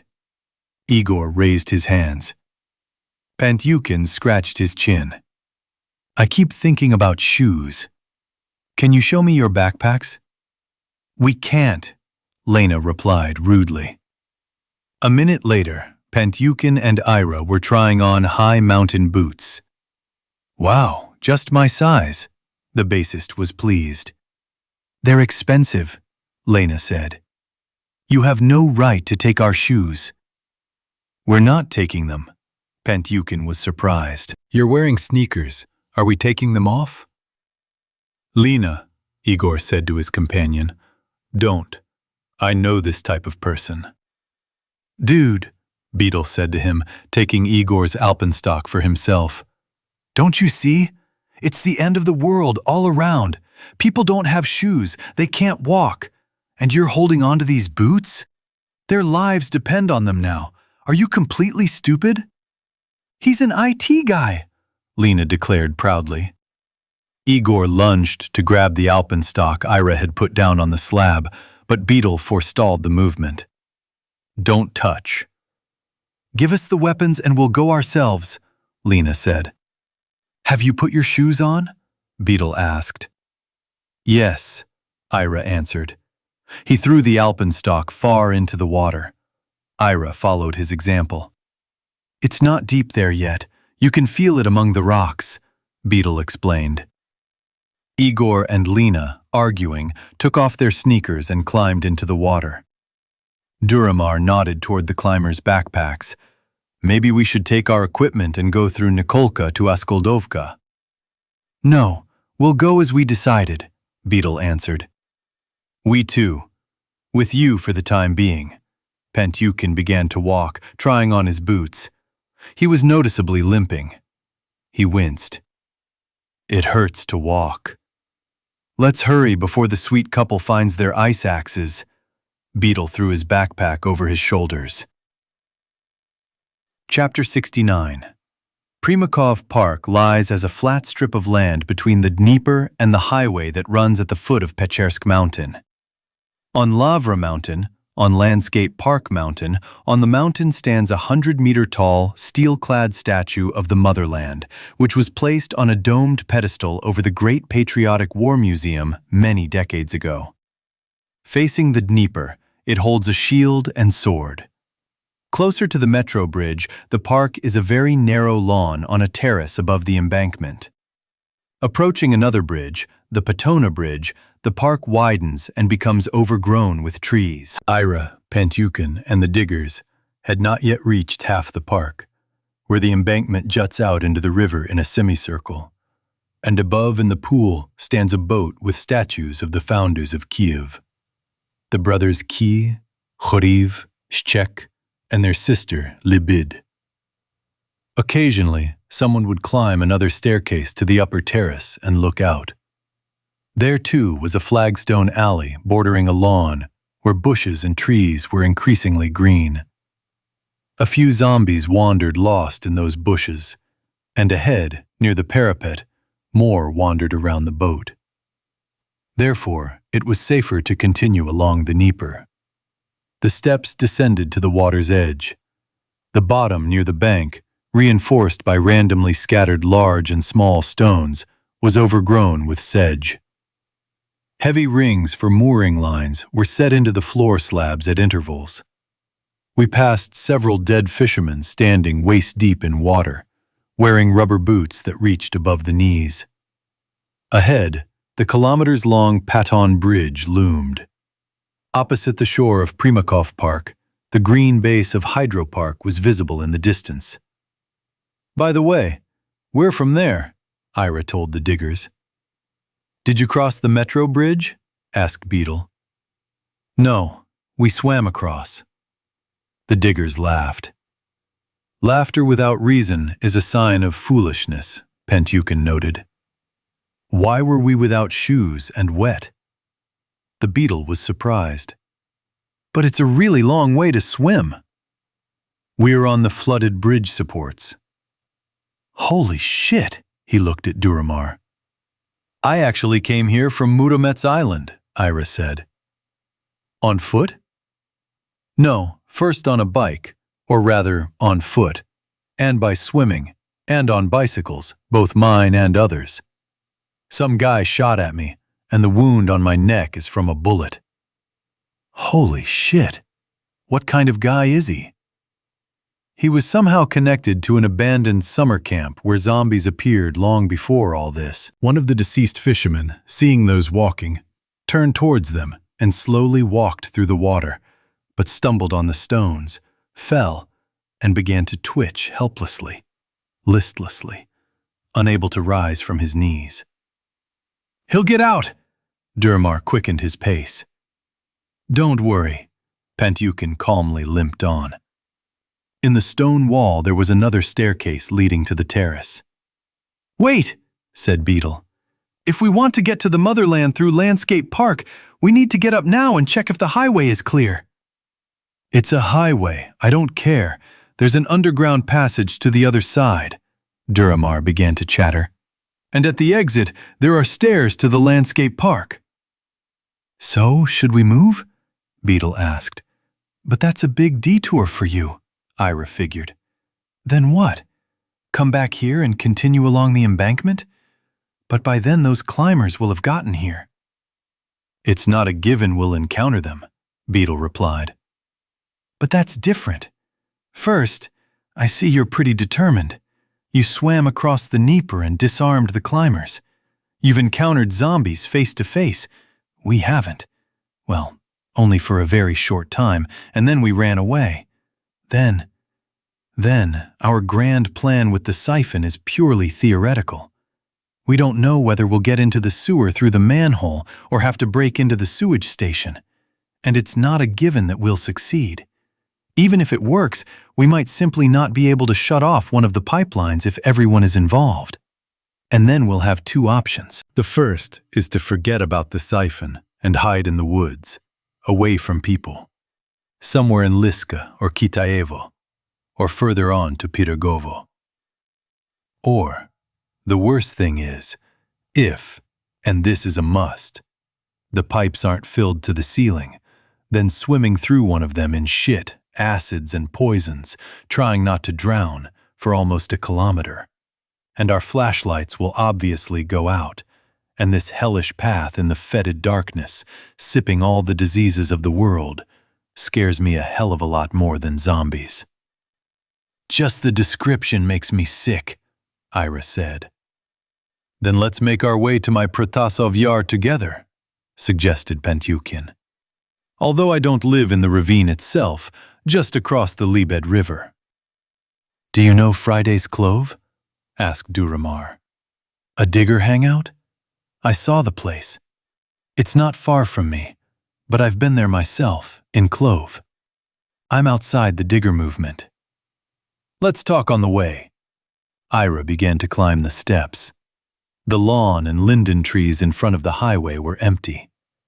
They emerged onto the sidewalk near the two entrances to the underpass. Why are there two entrances here? Asked Duramar. There are hardly any people here even without the apocalypse. Who needs such extravagance? The wide highway was divided by a guardrail. On the other side, a staircase climbed through the trees, disappearing around a bend in the slope. Black carcasses and intact vehicles were visible to the right, closer to the overpass and the metro bridge. The road to the left, toward the Paton Bridge, was empty. That's strange, Ira said. Pentukin caught the thought and suggested, well, those who were driving here saw that things were going badly further on, turned around, and headed towards Paton. But here, nothing happened. No collisions or accidents. "Let's not go through the underpass. Let's go along the highway." Ira was the first to cross the road.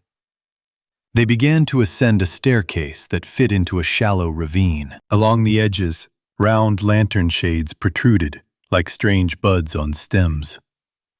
"That's a bad idea," Pentukin suddenly said, stopping. "What?" asked Beetle. "There's an open space at Spivoce Field. As soon as the zombies see us, they'll be drawn to us like a magnet. And while we're out in the open, we'll attract entire hordes of the undead. It's easier to run from them, even to escape, when the terrain is rough and there's room to hide in the bushes." "Then what should we do?" Duramar looked back at the thicket. No one answered. A narrower staircase led off to the right, under the shade of the trees, toward the Lavra. The ravine gradually widened into a hollow, the trees retreating along the smooth, grassy slopes. Above, where overhangs marked an alley beneath the dark crowns of linden and chestnut foliage, zombies moved almost in single file. "It's like a flower show," said Pentukin. The dead were also wandering around the basin, some standing aimlessly near the spread-out rugs. The people resting here had been overtaken and pinned down by death. The mountain plateau itself, with the museum and the Motherland Monument, lay even higher and was invisible from here. "Now we've surveyed the surroundings," Beetle said, upset. The zombies in the alley began to slowly turn toward the people. Pentukin took a breath. "We are idiots." "What?" Ira asked. "There really is a flower exhibition there. Let's get out of here." Ira quickly turned and began to descend. "It's like on the beach at Hydropark. Let's make a dash for the Lavra." Beetle hesitated, considering. Duramar, overtaking everyone, ran up the stairs. The crowd poured out not from the alley, but from the open stage. Rolling down the slope, crushing those who fell, with the cracking of bones, the tearing of flesh, the smashing of skulls, they walked and fell, crawled, stretched out their arms, gnashed their teeth. Smeared with blood, grass, and dirt, wheezing, hungry. Beetle, shuffling his legs, thumped past Pentukin. He hobbled, and Ira tried to support him, but it only made things worse, and the bassist nearly went booming down the steps with her. Ahead of him, Beetle stumbled and fell, and awkwardly and weakly tried to get up. "The situation," Pentukin hurried, sweating. The dead filled the grassy hill, cutting across the path. Duramar, running back from the line of corpses on the left from the stairs, was also trying to break through to the Lavra, but the zombies blocked his way. Beetle was a little higher up on the main staircase, shouting something. Pentukin said to Ira, "Duramar will block our passage now. Let's go into the thicket." Ira pointed to the ash trees covering the slope opposite the stage. Out of the corner of his eye, Pentukin saw Zhuk using a crowbar to lift a manhole cover near the edge of the stairs. Duramar stomped up the steps, now pursued by a whole procession of chattering corpses. Chapter 70. Lyoka and Mila walked away from the crowd of zombies along Timiryazevskaya Street. To the left, beyond a fence entwined with hops and wild grapes, a botanical garden hill with a patch of climbing plants loomed green, while to the right, mansions stood fenced off by fortress walls. A wind blew, seemingly bringing cold weather. The road ahead was empty. "It's good that the lilacs have already finished blooming," said Lyoka. "Otherwise there would be rows of cars standing here all the way to the bottom." Mila nodded. Then she noticed a welded crossbar on the steel bar fence. "Let's climb over here," she suggested. "Why cut to some outbuilding?" "Exactly. If our fans don't catch up with us, they want autographs." They approached the fence. Mila, bracing herself against a concrete fence post, quickly pulled herself up, threw her leg over the top, and soon found herself on the other side. Lyoka remained outside, frantically lifting his leg toward the crossbar and jumping, clutching the rails. The dead flowed like a river and had already reached a lamppost about 20 meters away. "Come on, you better go to the farmyard," said Mila. "I'll make it," Lyoka continued to thrash. Mila tried to lift him by slipping her hands through the bars, but Lyoka was too heavy. "That's it, I'm going on a diet," he groaned, finally hooking his foot onto the crossbar and hanging with his back down, one leg half bent. All that was left was to throw his stomach up and roll over. "Come on!" Mila lifted him up again. The outer zombies came very close. Lyoka backed up, trying to push off and jump to the ground to run along Timiryazovskaya, but he fell backwards onto the path trampled along the fence. The dead covered him with their bodies, the hoarse rumbling mixed with Lyoka's screams, Mila's screams. Then she was the only one screaming. When the dead began to press against the fence, pressing their pale, otherworldly faces against it, Mila stopped standing nearby and climbed up onto the stepped hillock, along the edge of which some plants were twining on the mesh placed like a wall. Grasping the grass, Mila touched a smooth stone and looked, and there was an inscription engraved in Hebrew script. She realized that this had once been a Jewish cemetery. She ran through an empty green labyrinth. Clematis, Far Eastern Actinidia. At the border with Maple Alley, in front of the new mesh wall, there was a path lined with hydrangeas, with large, thick leaves. Mila ran out onto an alleyway that lay in a gently sloping ravine. On the side facing the property, tall pines grew, and opposite them, maples, ancient and sturdy, but beyond them, conifers loomed as well. No one was sitting on the benches by the side of the road. No one was spitting into the trash cans next to the benches. It might have seemed like today wasn't Saturday, but Monday, a cleanup day. Beyond the maples and pines, Mila spotted a small, pinkish house resembling a gatehouse, and even further away, the enormous dome of the Winter Garden greenhouse. A path curved toward the house. Mila decided to turn there, but paused and continued down the alley to check on the other side of the house, to see if there was anything dangerous behind it. She heard cursing and barking coming from the intersection below. Mila moved toward it, ready to stop as soon as she spotted anything creepy. At the fork in the road, on the left side of the road, behind some pine trees and a couple of birches, a fierce fight was raging. A man in a checkered t-shirt was kicking a man in a black uniform, apparently a security guard, while simultaneously dragging a cream-colored alibi dog back by its collar. A woman in a long skirt and headscarf lay nearby on the asphalt. A girl with dreadlocks was running around, and several other people were holding out their hands to the combatants, admonishing them. The guard jumped up and ran to the intersection where a green trash can stood on the corner. He grabbed the can, raised it above himself, and resolutely walked back. Mila caught up with him, and as the guard was about to throw the can, not at the man with the dog, but at the prone woman, Mila grabbed his right arm and, hanging on, forced it to drop. The uranium hit the asphalt with a dull thud and shattered. Covered in blood, which glistened on the black fabric, the guard turned to Mila. Vitek jumped on him, flattening him on the ground. "Don't kill him!"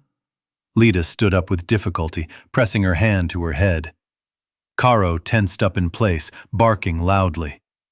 Vitek turned to him. "Karo, stand still!" The exhorting people quickly walked up the road toward the Winter Garden.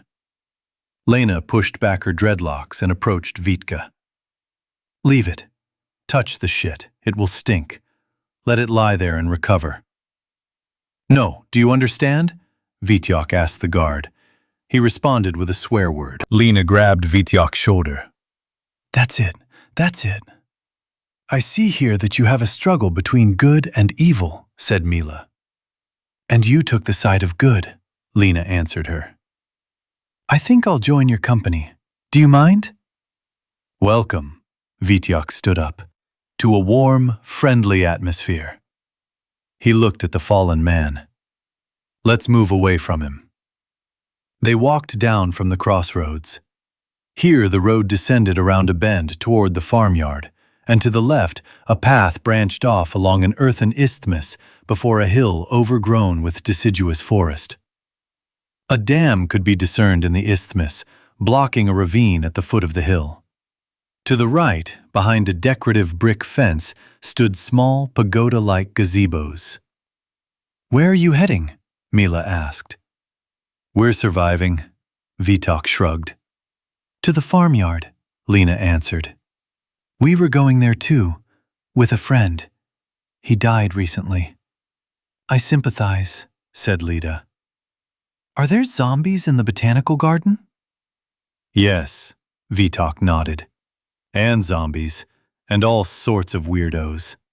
I've already encountered 2 today, and both tried to kill her," he said, pointing at Lida. "I didn't do anything to them," she said, taking her hand away from her head. A blue bump was visible on her forehead, slightly to the side. A thought occurred to Lida. "I know a lot of prayers. Let's pray. Maybe it will help," she added weakly. "I don't think we should go to the outbuildings," Mila said doubtfully. "We thought the Botanical Garden was safe, but it turns out it's not. We need to go somewhere else. Get out." "Well, we're standing here chatting right now. No one's attacking. The road's empty," said Vitok. "Besides, there's plenty of hiding places in the Botanical Garden. I grew up here. I know everything. Even from the corpses that got in here, we can hide forever. Finally, there are fruits and vegetables here, although the harvest is still a long way off. But if we survive long enough, we'll have a treat." "This is all unrealistic," Lena shook her head. We need to figure out where in Kiev it's calm. Maybe there are some troops, police, and break through there. We watched from the mountain, Vitek recalled. The entire area, at least up to Piatachok, was captured. "I don't know what Piglet is," said Mila, "but I understand that things are bad." "Yes. Maybe the left bank then?" "Maybe. Then we need to climb out to some cliff and look down at the bridges, see if they're clear. And at the same time, we'll see what's on the left, at Osokorki, Pozniaki, Rusanovka, Bereznyaki, and so on." "You probably don't need to look at the south bridge," Mila replied. "Why?" Lena asked. "A plane crashed on Bald Mountain, and the zombies flying on it scattered." "Damn it," Vitek shouted. "I knew the government was secretly bringing zombies into the country." They turned into zombies on board. "It's still a disaster, but yeah, Yuzhny is right next to Liska. That leaves Patton. Well, let's go there then." He pointed to the hill with the grove. "Through the Far East section. Then there'll be the Ukrainian steppes, and from the big mountain above, we'll see everything. And then we'll be bold." Chapter 71. Pantyukin and Ira made their way through the thickets and trees to the embankment highway, descended the hill, and stood on a grassy knoll in front of the sidewalk. The embankment highway was still deserted. A traffic junction was visible near the Patton Bridge, but it was far away, and it was impossible to tell what was going on there. The fir trees along the roadside smelled wonderfully of pine needles. Pale Pantyukin sat down on the grass and stretched out his leg. "That's it. I'm not a walker." "Maybe you should take off your shoe and see what's there," Ira asked. "Well, I can feel what's there. There's blood, even though I covered it with a t-shirt. It's a good thing the diggers gave me a t-shirt, otherwise I'd be walking around, flashing my bare chest." Looked at the overpass. "If it's bad there, I don't know what to do." Even in the best of times, Druzhba is always stuck in traffic all the way to Lybedska, even to Dimievka. How are we supposed to get there? Imagine if there was a traffic jam there. The cars would be smashed trying to get away, and there'd be a horde of zombies. Pantyukin scratched his head. Yeah, walking like that to Dmievka or Lybedska and then to Protasov Yar is kind of crazy. You know what I want right now? No. Ida looked at him carefully. I want to sit, puff out my cheeks, and go, phew. That's the most useful thing I can offer. We need to work out options. If one doesn't work, we try another. Let's say we can't cross Druzhby Narodov Boulevard. Phew. We turn into Primakov Park, walk along the embankment next to the bridge. What's further along the shore? Let me think. Lake Vidubitskoye, and above it is the Zverinyets Botanical Garden. What if it were different? What if we crossed the slopes of the mountain with the motherland? Well, we'll end up at a crossroads. From there, you can either take Druzhby or Staronovodnitskaya past Tsarskoye Selo, Mezhduzhepye in short. Or there's this steep street going up to the Lavra. Lavra! Wait, between Staronovodnitskaya and Druzhby, there's also a pretty wild area, a big hump. But that's where the Zverinyets cemetery is. I understand the main thing is to stick to the undergrowth and back alleys so the zombies don't see us. Notice that all the dead are fresh, so to speak. Not like in horror movies where they rise from the graveyard because of some gas. A skeleton won't walk. It has no muscles. Yes, those ones we saw also shouldn't be walking, physiologically. Have you rested? Ida asked. No. Do you think the diggers survived? It seems that Beetle managed to hide in the hatch. Another thought occupies me. And what? Get to Priorka. It's almost a straight line. To Podil, then along Kirillovskaya, Vishkorodskaya. But there are only streets and residential areas there. Well, not all the way. From Podil to Pavlovka, there's hills and an industrial zone. And how realistic is it to get to your Protasov Yar? That's also on highways. Well, almost. I was thinking of getting to Lybed and then descending into its concrete bed. It's like a corridor, you know? The idea was to get to Lybedska Square and then to Lybed. I can just picture it now, and I feel sick. It was one thing on the island. We could have escaped into the bushes behind the trees. Same here. But we'd have to walk for kilometers through streets and courtyards. Well, if we're lucky, they'll let us into a house, which I doubt. Why? Everyone who's staying home is still alive, you understand? They won't let us in anyway, for fear that we're contagious, or that zombies will break in after us. I'll just sit here for a minute, and then we'll go. I'm not in a hurry. Pantyukin looked around thoughtfully, and suddenly shouted, pointing his hand towards the metro bridge. I have hallucinations! Why? Above the highway, right along the dotted line dividing the lanes, a glowing white ball the size of a tennis ball flew slowly, with the speed of a park runner. Ball lightning, Ira said. Having reached the people, the ball abruptly changed direction towards them and stopped a couple of meters away. Quiet, Pantyukin said for some reason. They didn't move. The ball cast a black spot in front of your eyes if you looked at anything else. It hung completely silently. It changed color to orange. Ira swallowed loudly. Pantyukin spat out angrily. Get out! The balloon was level with their faces. It smoothly returned to the dividing line and continued on toward the overpass near the Paton Bridge. Pantyukin wiped the sweat from his forehead. I've never felt so scared. Me too. What the hell is this? Ball lightning. No, they don't behave like that. It's a UFO, a small one. I don't know. The zombies have something to do with this. Maybe they want to liberate the Earth for themselves. Who wants? UFO. Well, they could have come up with something else. Why would they need zombies? And what would they do with the zombies then? Oh, Pentukin shuddered.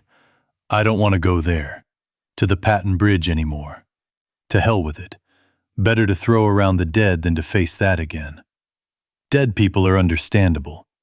But this is the devil knows what. You'll get fucked and won't get up again. The zombies will also stare. But I don't want to go there either. It's dangerous there anyway. Okay, let's hide in the trees again. They climbed a little up the slope, into the shade of dense ash trees. The crowns rustled in the wind. Somewhere higher up lay the alley of the landscape park, but there was no sound from there, and no guests were present. Should we try it on the Priora? Pentukin asked. Will you make it? I can't make it to Protasov or the Priora, so whatever. Let's get to your place. I'm starting to think it's easier this way.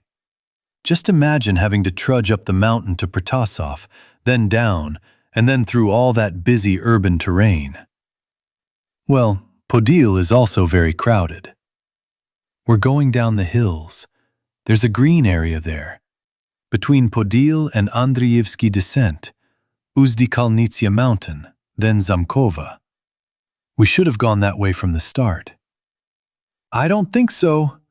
Beetle came down the slope, his feet rustling through the dry leaves. He held a crowbar in his hand. Oh, he's alive! Ira rejoiced. Yes, drainage and adit system number 46, aka Komarina. Are you changing your plans? Where is Duramar? He's stuck in the drainage pit. He'll be waiting out the end of the world. So where are you going? To Priora, Ira answered. You guys are completely out of your minds. We saw something here, a small UFO. It flew over there. What, Mars is attacking? She's not joking, said Pentukin, rising to his feet. Well, are we moving out? Well, yes, Ira nodded. We'll definitely get there before nightfall. You're a great reassurer. Okay, we'll hit Podil and hang out in a cafe. Let's go. The beetle blocked their way. You are topographic cretins. I know, Ira answered. It's about 13 kilometers to Priorka in a straight line, and less than 5 to Protasov Yar. In a straight line. There was silence. I don't know, Pentukin finally said. If we get to Lesya Ukrainka Boulevard, to the Central Election Commission, I will take you underground. I want to go home, Ira said, looking around. Her beloved Priora was slipping away as she realized the distance. I don't care, Beetle continued. I'm going to Left Street. I need to think carefully and then make my way to the chosen location, without rushing around or changing route. I'm guessing you've seen parts of the routes from public transport windows, sometimes on a map, and have a vague idea of how to get there on foot. So it's the same distance to Podil as it is from here to Protasov Yar. If you're going to Priora, you have to get to Podil first, and Podil is a nightmare, with courtyards and crowds. Imagine how many zombies there are. We thought in small pieces. Well, maybe we should turn onto Vladimirskaya and hide there. But we'll go through the Kirilovsky Heights afterward, at least along the top. But that's through mountains and gullies, very long and difficult. Or along the bottom, through Kirilovskaya itself and the industrial zone. Maybe that's easier. Further on. Past the stadium and Pavlovka. If that stretch is packed with corpses, we'll have to make a hefty detour along Repyukov Yar and through Babi and Shpolyanka, back on the route to Kirilovskaya. We'll pass Kudanivka. Ira mentally passed through. A rattling tram along the park, the crowded Pechersk market, passing under the railway bridge. Then the very long Vyshgorodskaya. I won't make it, Pentyukin said in a low voice. Let's go to Protasov, Ira decided. In the damp, cool concrete dungeon, the black Lybed River flowed behind the columns.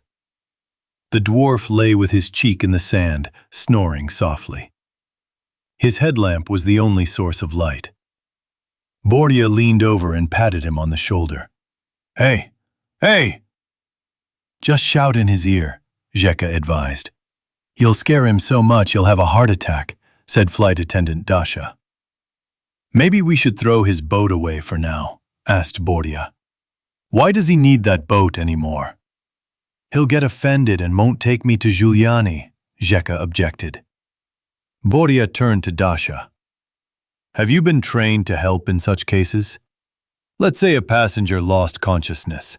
What would you do? I don't know. We have a first aid kit on board. I'd give you some smelling salts to smell. Zheka, take off your socks. Let's shove them under Dwarf's nose. No need, the dwarf stirred, standing up. I heard everything, and about the boat, too. He was testing us, Bordia said. What kind of people are you? You're a bunch of shit, he said, leaning over the boat cover and unzipping it. Oh, that's a shame. Bordia lit up his smartphone, illuminating the tunnel. I'm sailing on. The dwarf unfolded the boat and began to attach a pedal pump on a hose to it. Go to Giuliani without me. Bordia wanted to say something, but Zheka stopped him and asked the question himself. At least tell us how to get to Giuliani. The dwarf remained silent for a long time, then explained. Remember, follow your path and exit the tunnel. The Orechovatka River joins you on the left. Continue on to the next confluence. It's the Sovka River, and it smells strongly of chemicals. Turn there, and there's a tunnel, sometimes underground, sometimes above ground, through the Kiev Guma territory. Then it goes underground. Then it divides. Part of the water flows underground in a longitudinal causeway in the middle of the lower cascade of Sovsky Ponds, and part flows above ground. Follow the cascade, or under it, along Krasnozvezdny Prospekt to the intersection with Kaizerov and Kirovogradska Street. There's a ground crossing there and a tunnel next to it. The tunnel leads to the upper cascade of ponds. You can follow the surface along Kirovogradska Street to Koloskova Street. In short, from the lower pond of the upper cascade, you need to turn left along Koloskova Street. You'll recognize it by the heating main. Then the lower pond, turn left. On the right, you'll see the mountain with the Sovskoye Cemetery, and on the left, Mount Sovok. The village of Sovok is a neighborhood. Koloskovaya Street runs along a ravine with one of the sources of the Sovok River. It turns into a new road to the airport. Just don't turn off it. You'll reach Medovaya Street and then the airport. I still don't remember, said Bordia. I won't repeat it. The dwarf began to press his foot on the rubber frog, inflating the boat. Okay, said Boris. Let's go. We know the approximate route. We'll act according to the circumstances. Thank you, Dasha said to the dwarf. They splashed through puddles. Zhenya suggested taking turns lighting the way so as not to drain everyone's batteries at once. Everything was the same, and it was hard to tell how long they walked, stepping over debris and twigs stuck in the sand. Along the way, Bordia tried to throw one of the sandbags lying by the columns into the Lybed, but the fabric tore, spilling its damp contents onto the concrete floor. Here on the left, water was flowing from a pipe into the Lybed. Nutty? Dasha glanced at her companions. Bordia hesitated. This dwarf said that we need to get out of the tunnel first. Maybe I forgot something. I probably just didn't mention this tributary. They moved on. First, Bordia's smartphone died, then Dasha's, and finally, Zheka's battery was almost dead when they saw a light ahead. And from there, a burning smell came. "It looks like there's a fire there," said Borya. As they approached the exit of the collector, They saw a burnt-out car stuck on a concrete chute that connected transversely to the larger Lybed chute. "We need to cross the water to the other side," Dasha said. It was easier for her to do it barefoot, but Borya and Zhenya took off their shoes. So they crossed the water. The small waterfall at the mouth of the Dnieper River gurgled. "It looks like there's a corpse there." Borya looked closely at the burned car. "Is he not moving?" Dasha asked. "I don't think so, but it's still creepy. Let's go further upstream." We put on our shoes and did just that, passing under the trees overhanging Lybed. Then there was a bridge, clearly with rails, and then the riverbed went under a railway embankment. Before that, a pipe had been thrown across from one bank to the other. Zheka suggested climbing out of the outer trench and taking a look around. "Go yourself. What if there's a zombie there?" Borya said. Zheka, leaning forward, climbed the slope covered with concrete slabs. He shouted from above, "It's clear here! The paths!" "What?" Dasha didn't understand. "Railway tracks." "So what should we do?" asked Borya. "Are there trains there?" "I don't see." "There are always stones near the rails. I can't walk there," said Dasha. "But there may be glass here," Boris objected. "So are we changing the plan? Not going to Giuliani?" "Zheka!" Borya called. "Can you come down here?" He got off. "What?" "And if we cross the rails, where do we end up?" "Who knows? Let me think. Well, there's the area Black Mountain. The railway highway and Black Mountain. From there we can get to Druzhby Narodov Boulevard. It's always jammed with traffic from about 4 in the afternoon." "Well, that is already. Considering the zombie uprising, I can't even guess." "Are there planes there?" Dasha asked. "What kind of planes are there on the boulevard?" "Well, that's what I'm asking. Think about it. The airport. Communications with the outside world. Military planes will land first in Giuliani, not in Borispil on the left bank, if they need to transport troops here, to the right bank." "That's true," Borya agreed. "The airport is a strategically important facility. We can at least wait out the hectic time there, if we don't have to fly. We need to get to Giuliani." "Borya, Giuliani is the best option of all," said Zheka. "If you want to go to Druzhby and play Left 4 Dead or something, then go ahead. But I'll keep Dasha company, especially since she's connected with flights, and they'll let us go there with her." "Yes, I'm fine." "You already screwed up the dwarf option with your simple chatter, and now you're making things up without even thinking. We all want to get somewhere alive." "Will she get to Giuliani barefoot?" Borya pointed at Dasha's feet. "Give her your sneakers." "No need," said Dasha. "You're such idiots." Borya spread his arms as if he didn't understand something. "Dasha just steps on some bullshit, and neither you nor I can carry her far or fast. We're not heroes. We're beer cowboys. She won't be able to outrun zombies. That's death, you understand? That's death." He walked up to Zheka and tapped him on the forehead with his knuckle. "So what do you suggest?" asked Zheka. "Go to the store." "Damn." "I'm serious. You need to get some shoes, anywhere, anyhow, but not on the railway highway." "Well, yes." "So we're going to Friendship Boulevard." Chapter 73. "Why?" Dasha asked. "There could be a ton of zombies there. Down below, by Libidska Square, there are huge shopping malls. The boulevard itself has supermarkets, a metro station with underground shops. Let's cross to the other side of the railway. It's the remains of an industrial zone. It's spacious, after all, so there shouldn't be many people, and that means few dead people. Are there many shops in the industrial zone where I can buy shoes? Boris replied angrily. Are you planning to buy it? No, damn it, it's a burglary. Bordia, don't get so worked up, said Jekka. But I don't understand how you're going to carry out this crime of the century.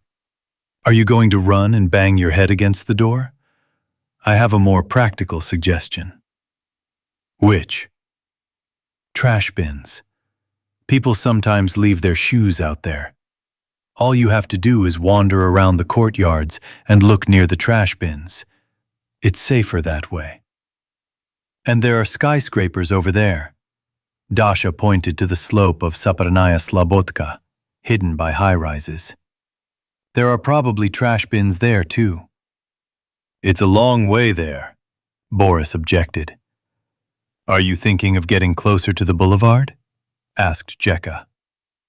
I don't know, but the houses there are older. The people are more generous. As I understand it, Dasha said, we're making a detour at Druzhby. If we get out now and go there, past the skyscrapers, we'll come to Demyevka, and from there to Krasnozvezdny. How did you get your bearings like that? Boris squinted. I flew over these places all the time. I saw everything, just like on the map. Now I've put it all together and can get to Giuliani just by following the streets. Forget about the Sovki sewer. That's it. We'll just follow the streets. And shoes? We'll find it on the way. Well, your legs. Do as you wish. They descended again into the outer trough of the Lybed River and waded across the water, then climbed up the bank and walked across the lawn toward the highway, beyond which a factory could be seen, enclosed by a concrete wall. Rails branched off from the tracks that continued on the grass from the railroad bridge across the river, leading through its locked gates. Dasha carefully stepped over the rusty rails. Is this Karl Marx's factory? She asked. No, that one is further. Jekka nodded at the pink-red pipe, striped like a ribbon-wrapped candy cane, much to the right. There were no cars on the road. Well, where are we going? Jekka shook his head. That way, Dasha said, heading right. There'll be a square and a market there, but if we see it's crowded, zombie-like, then we'll turn toward the railroad and go around the dangerous area. You want to buy shoes at the market? Boris guessed. Yeah, actually, you'll have to turn there, and straight ahead is along the railroad. Ah, well, yes. They walked for quite a while along the highway, on the grassy shoulder. Low trees grew in the clearing between the road and the tracks. The wind ruffled their leaves. Clouds were gathering to the left, but they hadn't stopped yet. When they stop, there'll be such a downpour that you won't know what hit you, said Boris. I hope we get to Giuliani before that, Dasha answered. Jekka suggested going down into the Lybed trench again, saying that here we would be in full view of everyone. Who's with everyone? The street's empty. Where are the people here? Boris asked. A guardrail appeared at the side of the road. Power lines splayed out over the lawn. They hummed softly. The gray fence on the other side gave way to a pink one. The grounds of another factory began. Ahead, the massive Demyevka overpass bridge loomed, preceded by a rusty pipeline that echoed its outline. The lawn became easier to walk on. A path had appeared.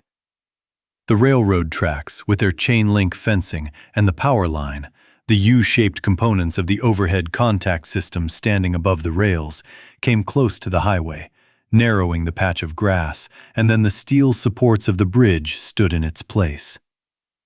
They were forced to navigate a narrow sidewalk, half occupied by a guardrail. The wind blew clouds of dust under the bridge. Everyone continued walking, their backs turned, occasionally glancing forward and squinting.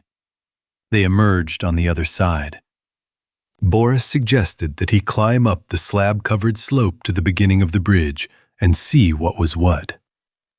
"How is the situation at the market and on Druzhby?" Nearby, below, beyond the vacant lot, a dilapidated two-story house loomed gray, bearing traces of a fire. Power lines towered in front of it. A round, dark-grated ventilation shaft from a subway line jutted out from the vacant lot. "Okay," said Dasha. "We'll wait here, and then we'll go behind the house and turn towards the market." Zheka looked in that direction, but to the right, beyond the tracks and Lybed. "The plaza seems to be intact, but from here it's impossible to tell whether it's open or closed. If it weren't for that damn fence, we'd go over there and take a look. There used to be a bridge over the Lybed. Then they cut it down, the bastards.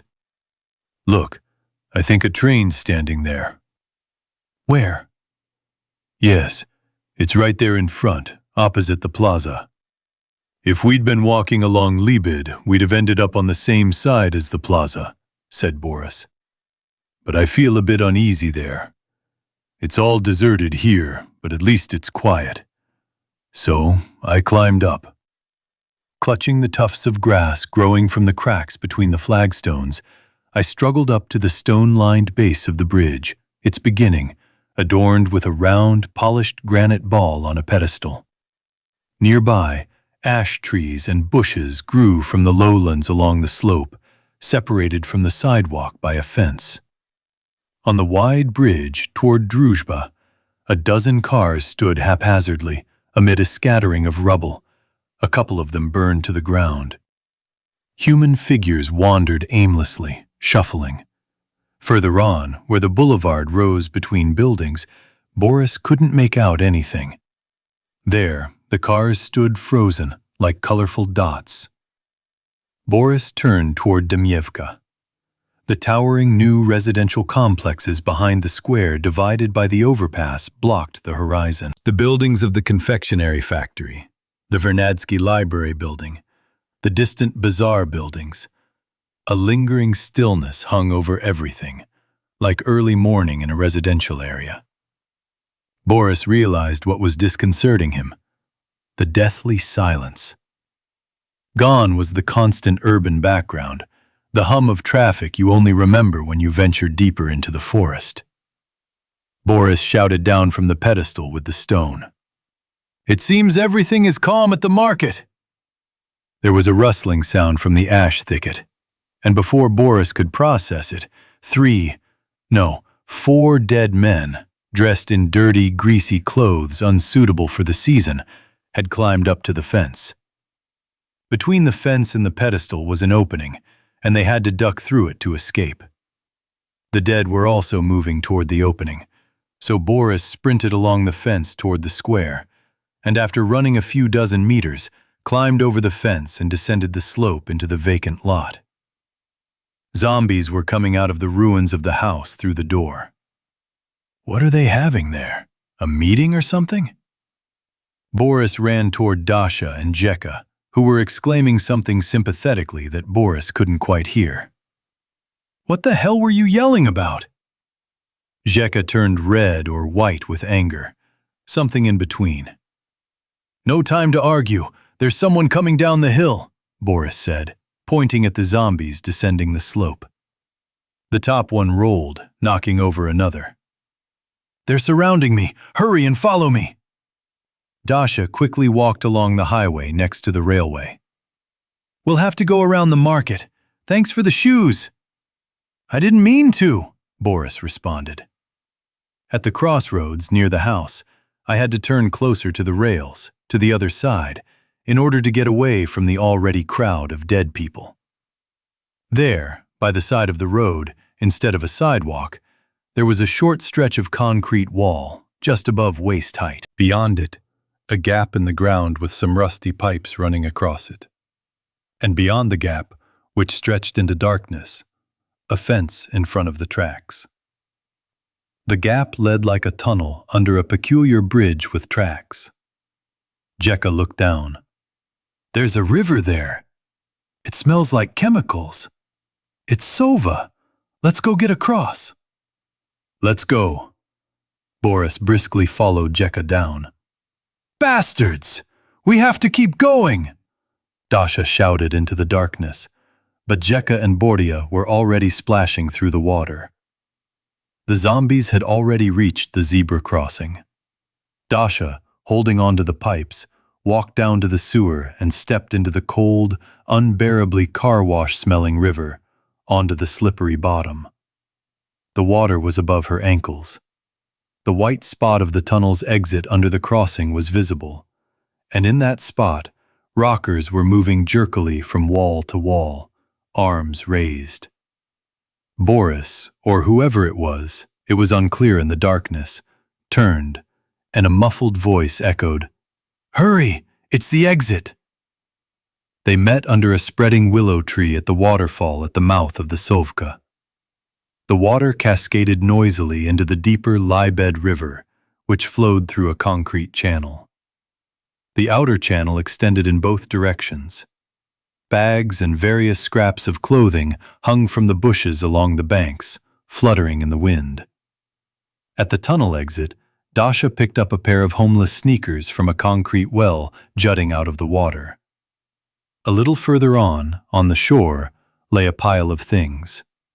Among them, Dasha spotted a blue skirt from a railroad conductor's uniform. Dasha showed off her sneakers. "Well, who wants to perform a feat?" Boris and Jekka exchanged glances. "What size? Is it Nike?" Jekka asked, turning to Boris. "Look, these are real Nikes. You have small feet, right? Yours would fit Dasha better than mine." "Now we'll try these on and decide." Bordia sat down and began to untie his laces. Consoling himself, Jekka said, "Everything is fair. The lady's comfort comes first." "They're a bit big for me, but that's okay," said Dasha. "It's bearable." There was a quiet sound, and Jekka showed half of the lace. "Just pass what's left through the top holes," Boris advised. "And in the meantime, I'll go up the embankment and see what's up with those zombies." "You already went up and looked." Dasha almost pushed him into the Sovka, but Boris prudently moved away from the water. He climbed the path to the fence. Beyond it were the rails, then another fence, and the highway. Boris said, "The dead are standing near the hole where we went and waiting." Dasha cursed. "So what should we do now?" asked Jekka. Dasha thought about it and said, "Okay, now let's go there. That's where the train is. There's a bridge beyond it. We can probably get back to the right side. For now, let's walk along the embankment to the train." At a crossroads in the grove, among crooked acacias, nestled in some humps on the trunks, in a thicket of young ash and bird cherry trees, lay a crypt. Low, resembling from a distance a gatehouse lined with rectangular stones. As soon as Isolde saw it, she cursed and said, "Oops, I'm taking you the wrong way." "The Kachovsky crypt." "Who are the Kachovskys?" Alice asked. Instead of answering, Isolde looked at the road that went ahead, drowning in thick nettles on both sides. "There," she said, "is the madhouse where we jumped off the cliff. We need to turn left past the crypt, then we'll get to Babi Yar."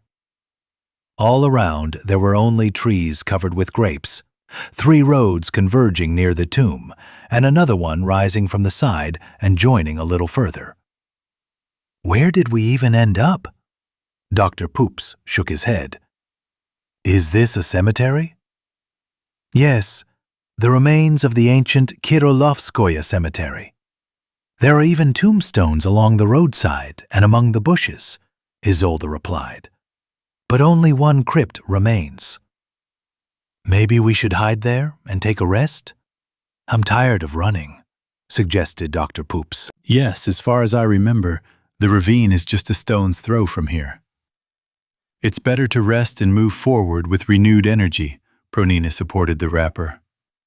On the blank wall of the crypt, dismantled at the bottom, facing the dirt road that led away from the narrow asphalt road, there was a large plaque stating that here lay the remains of the assistant professor of the Kiev University, Doctor of Medicine Petr Erasmovich Kachkovsky, and the law student Anton Erasmovich Kachkovsky.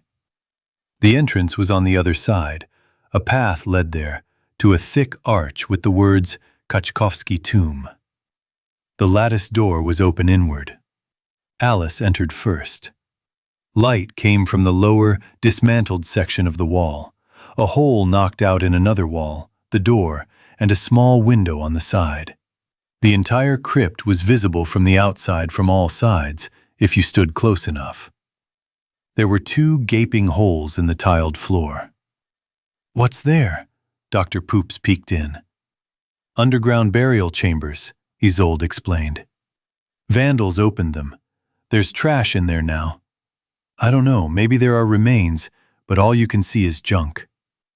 "Without a flashlight, nothing," said Dr. Poops, moving away from the holes. "We're waiting," Isolde said suddenly. Through the lower opening, a piece of road was visible between the bushes. Dead people were walking along it. Lots of them. "Oh," Pronina exhaled. Very quickly, zombies became visible through the window and even the door. They were marching in a crowd through the grove, somewhere toward the Pavlovka Psychiatric Hospital. "We stand quietly and don't move," Alice said. "They see our feet," whispered Dr. Poops. Above the lower, pierced rectangle, on the wall was a circle of bas-relief with a sooty, blackened face. It depicted a bearded Jesus wearing a crown of thorns. His soot-marked eyes gazed at the vault, dotted with curses, pentagrams, and traces of arson. A clang and a crunch. Dr. Poops screamed from below, from the burial chamber. He tried to get up, cutting his knees, elbows, and palms on broken bottles. Hundreds of bottles. He succeeded, pulling his bloody hands out of the hole. Alice grabbed both and let go, slippery. The zombies were approaching the crypt entrance. Pronina jumped through the left opening, into the acacia thicket. The corpses burst through from the road, swaying and breaking branches. Pronina darted back, hit her shin on the plinth, and lingered in the opening. The corpses grabbed her by the shoulders, dragging her back and devouring her. Out of the corner of her eye, Alice caught sight of Isolde scurrying into the lower, dismantled section of the wall beneath the bas-relief. The corpses blocked the light by the door. Alice followed Isolde. Dr. Poops screamed from the pit, grabbing the crooked edge of the chasm and trying to pull himself up until the zombies pulled him out. Isolde ran much faster than Alice and grew further and further away, pushing through the bushes. She tripped and fell sprawled on the edge of a strange, narrow path. Everything here was made up of these paths, half overgrown, half visible. And when Alice caught up with the fallen woman, she saw that she had bumped into a dark tombstone. And it dawned on her. These paths had been there since time immemorial, trampled by people visiting the cemetery. The paths skirted the grave fences. The fences had been stolen, the tombstones had been plundered, but the paths remained. How could I leave him? Isolde wondered at herself. She pulled her pant leg up above her knee. There was a pink cut there. She stood up and fell on her leg with a scream. A bone jutted out from her knee. "You broke your leg," said Alice. "No, everything will pass." She stepped again and squeezed her eyes shut in pain. A cracking sound came from behind. The dead were walking, stepping on branches and bending bushes. Alice pulled Isolde alongside her. She hopped on one leg, pulling the other up and holding her pant leg with her hand. But she screamed and stopped Alice. She shouted upward, "Mommy, take me! Take me!" Alice began to pull again, but Isolde pushed her away. I can't! You understand? I can't! As if she was proving something. Then she waved her hand. Go there! There's a cliff there! Babi Yar! You can go left to get to the descent. Come on, get going! No way. We'll make a splint right now. Alice, convinced, began searching through the weeds for a thick stick. She wanted to tie it to Isolde's leg. What the fuck, Tyre? Run, now! Isolde hissed. Calmly, the zombies approached, bumping into trees and then skirting around them. They already saw the girls, their mouths open and wheezing. My fans, Isolde pointed back. A whole crowd. I've always dreamed of this. Now I'll give them my final rap. Alice jumped up to her and stood with her back to her. Grab hold of me, I'll try to carry you. But after taking about 10 steps, Alice's eyes darkened and she stopped. I say go! Isolde pushed her. What is this? Alice walked forward without looking back. A crossroads of dirt roads. To the left and right, large ants turned toward her. Corpses. Only the direction ahead was clear, between the trees, toward a certain clearing. There was the edge of the abyss, and level with it swayed the tops of the aspen trees, growing from the very bottom. And far away was the other bank of Babi Yar, with its tiny houses seemingly perched on a ridge. Somewhere there, in the thicket of neighborhoods, off to the side, lay her home. A sea of foliage lay before Alice, like floating through the air, brushing against the treetops, fluttering in the wind. Torn apart, Isolde called for her mother. Alice turned her back to the void, and clutching the edge of the cliff with her hands, lowered her legs, searching for purchase. A piece of loam fell away, and Alice flew. People aren't birds. Chapter 75. What do I have to do with this? Kira asked. She held Vanya by the neck with one hand. He was wheezing and opening his mouth. Pasha peered at him, unable to tell if Ivan was dead or not. You'll strangle him like that, Pooja noted. He's already dead, Kira said, throwing Vanya into the creeping bushes along the bank of the embankment that sloped down to the outer gutter of the Lybed. The zombie was entangled in small branches, leaves, and vines. That's it, Ivan. Now you'll rot here, Pasha shouted, hoping to be heard and understood. Do you know him?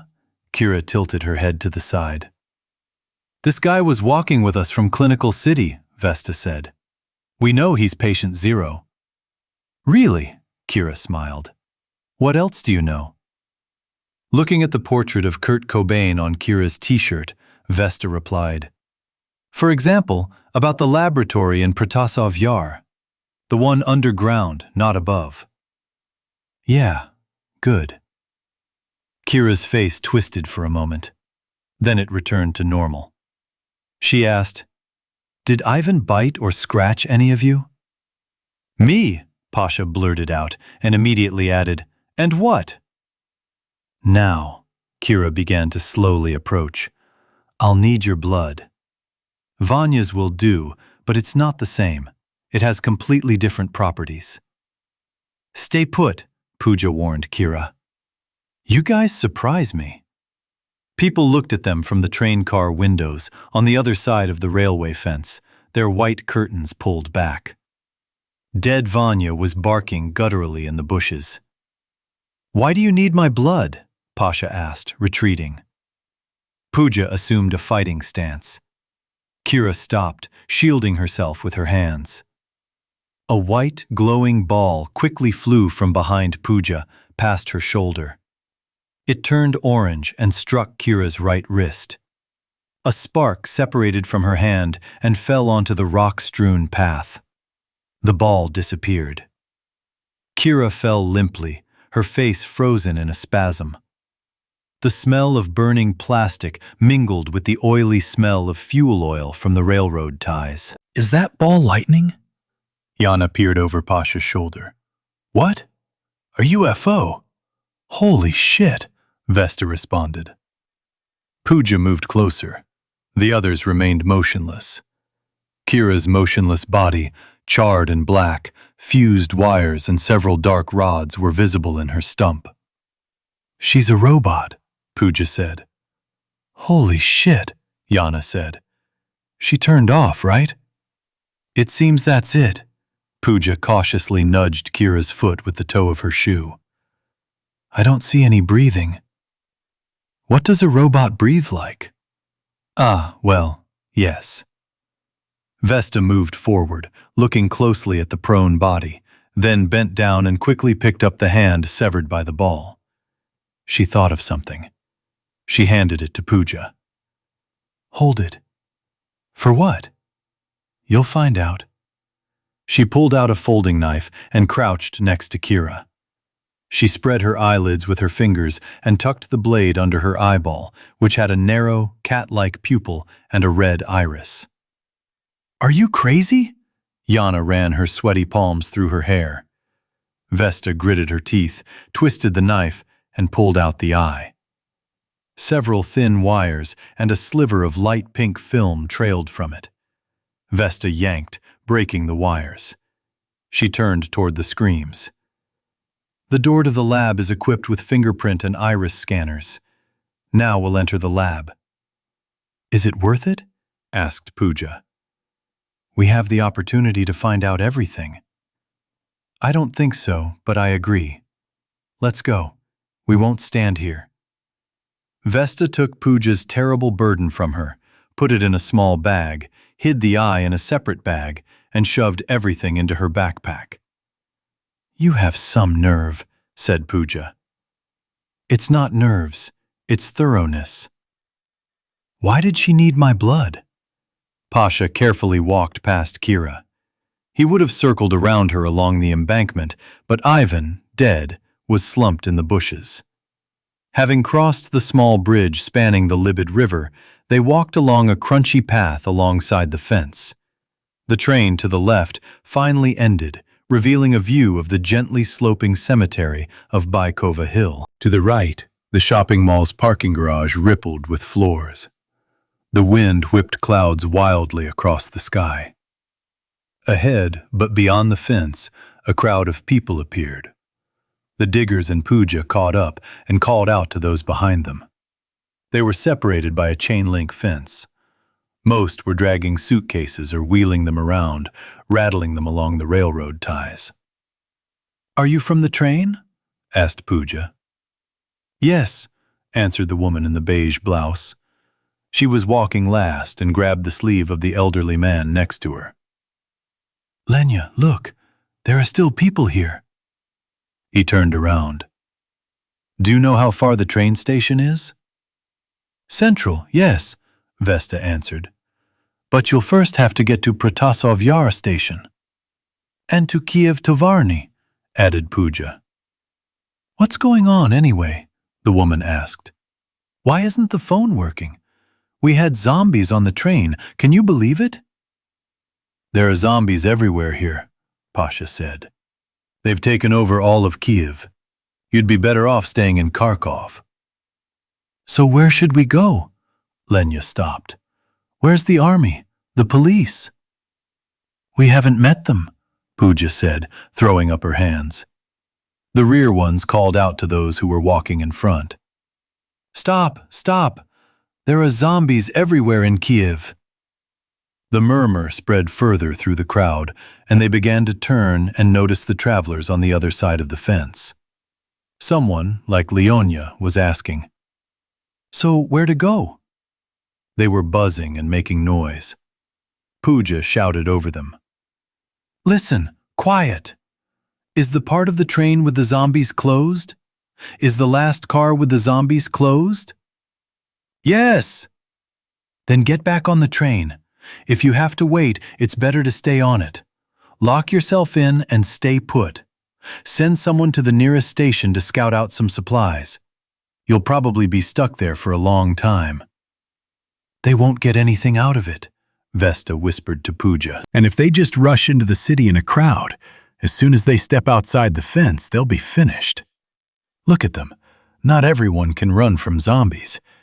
Now they're heading to the slaughter. Vesta nodded and also addressed the people. You'd better get back on the train. We're going about our business now, and on the way back we'll come back and tell you where you shouldn't poke your nose, and where you can, where it's safe. We're heading right for Protasov Yar. Several people volunteered to go there. They were Kharkiv residents, and some Kiev residents eager to get home had gathered with them. So some went, others began to return to the train, and still others simply milled about on the tracks with their suitcases, talking and pulling out their useless cell phones for the 1,000th time. Near the large bridge over the Lybed, Pooja and the diggers left the embankment and stepped onto a flat area near the collector chute, while the train passengers continued along the crossing over the crossroad. Standing at the beginning of the bridge, Vesta said, "Now we need to decide which way to go. Either through Bykovo Cemetery, or we get off the bridge and walk along Lybed to Fyodorov Street, down Protasov Yar." "What's better?" asked Pooja. "I was walking through the cemetery." "And we're going along Lybed," Pasha answered. "Given the weather, there might be a downpour, and the road ahead is completely unpaved, so we'll have to navigate inside this trench. If the water level rises, we'll just be swept away." "I don't know," Pasha winced. "I feel a bit creeped out by the cemetery. I've always been afraid of cemeteries, even in normal times. I didn't even go to visit my relatives." "Now you can look your phobia in the face," Vesta said. "Thank you so much. I'm jumping. I've already watched it today. Many times." "Let's go to the other side of the bridge and take a look," Yana suggested. "Why the hell go along Lybed itself?" Vesta raised an eyebrow. "Let's go along the top, along Yamskaya." "Well, we kind of assume that the Lybed riverbed is the safest way to get around the city in the conditions of a zombie apocalypse," Yana said. "Damn! Let's do this. Rock, paper, scissors." Lybed won. Chapter 76. The package arrived heavy and probably cost more than the boots themselves. In the upside-down world, time was lost, and thoughts drifted freely from object to object. Alice seemed to be hanging, her back glued to the mountain, while a sea of storm clouds rushed beneath her feet. After landing, something in her back cracked with a sharp pain, and spread to the point of numbness, and now she was staring into the shifting clouds, afraid of falling into it. There was a line where Alice simultaneously fell and remained at rest. At home, under the bed, wrapped again, lay the boots. A gift for Andre, a useless and insane gift. They'd been spotted on some website, a pair of boots from a Canadian emergency services officer, fireproof, waterproof, and capable of protecting against an incredible electric shock if they had to fight a fire while walking across downed power lines. Alice was transported to the tunnel between the Kreshchatyk and Maidan metro stations, a long tunnel with a semicircular white ceiling divided lengthwise by metal railings. An accordionist sat by the wall, strumming along to a rap song played from a smartphone into a speaker. People were moving down the sloping asphalt floor. Among them, closer to the wall, Andre was overtaking others. The lights in the tunnel went out, first from below, then moving up, up, up, all the way to the top. Exclamations of surprise were heard, and cell phone screens and flashlights lit up, illuminating faces. And then someone ran down below, also shining, from the station, from the Maidan, screaming incoherently, and everything got mixed up. And those below ran back up, and the accordionist sat, played and broadcast. Calm, calm. Alice remembered that it seemed like on the Titanic or somewhere else, a pianist played during the disaster so that people would not panic and calmly leave the building in order to get into the lifeboats. Fireflies flitted through the shadows. Screams filled the tunnel, drowning out the sounds of the accordion. Clouds swirled beneath her feet. The loamy, mossy slope tilted, and roots, thick and thin, crawled along it with convulsive hands. Alice glided across an endless, icy plain, colorless and insubstantial, yet remaining in place. She returned, coughing, dust crunching between her teeth. The loam had fallen with her, gotten into her mouth, and mixed with her saliva into a tasteless mush. How long will you lie upside down? Alice was afraid that if she tried to move, she wouldn't be able to. At all. If her spine was broken, it would be very funny, said the lips, but not the voice. I tried to move my fingers. Yes. Not a vegetable yet. Weakly, she tried to push off the slope with her hands, but suddenly realized, what if this was the beginning of another fall? She groped for some roots to grab onto and carefully tilted her head back. Below her was a sheer drop of who knows how many meters.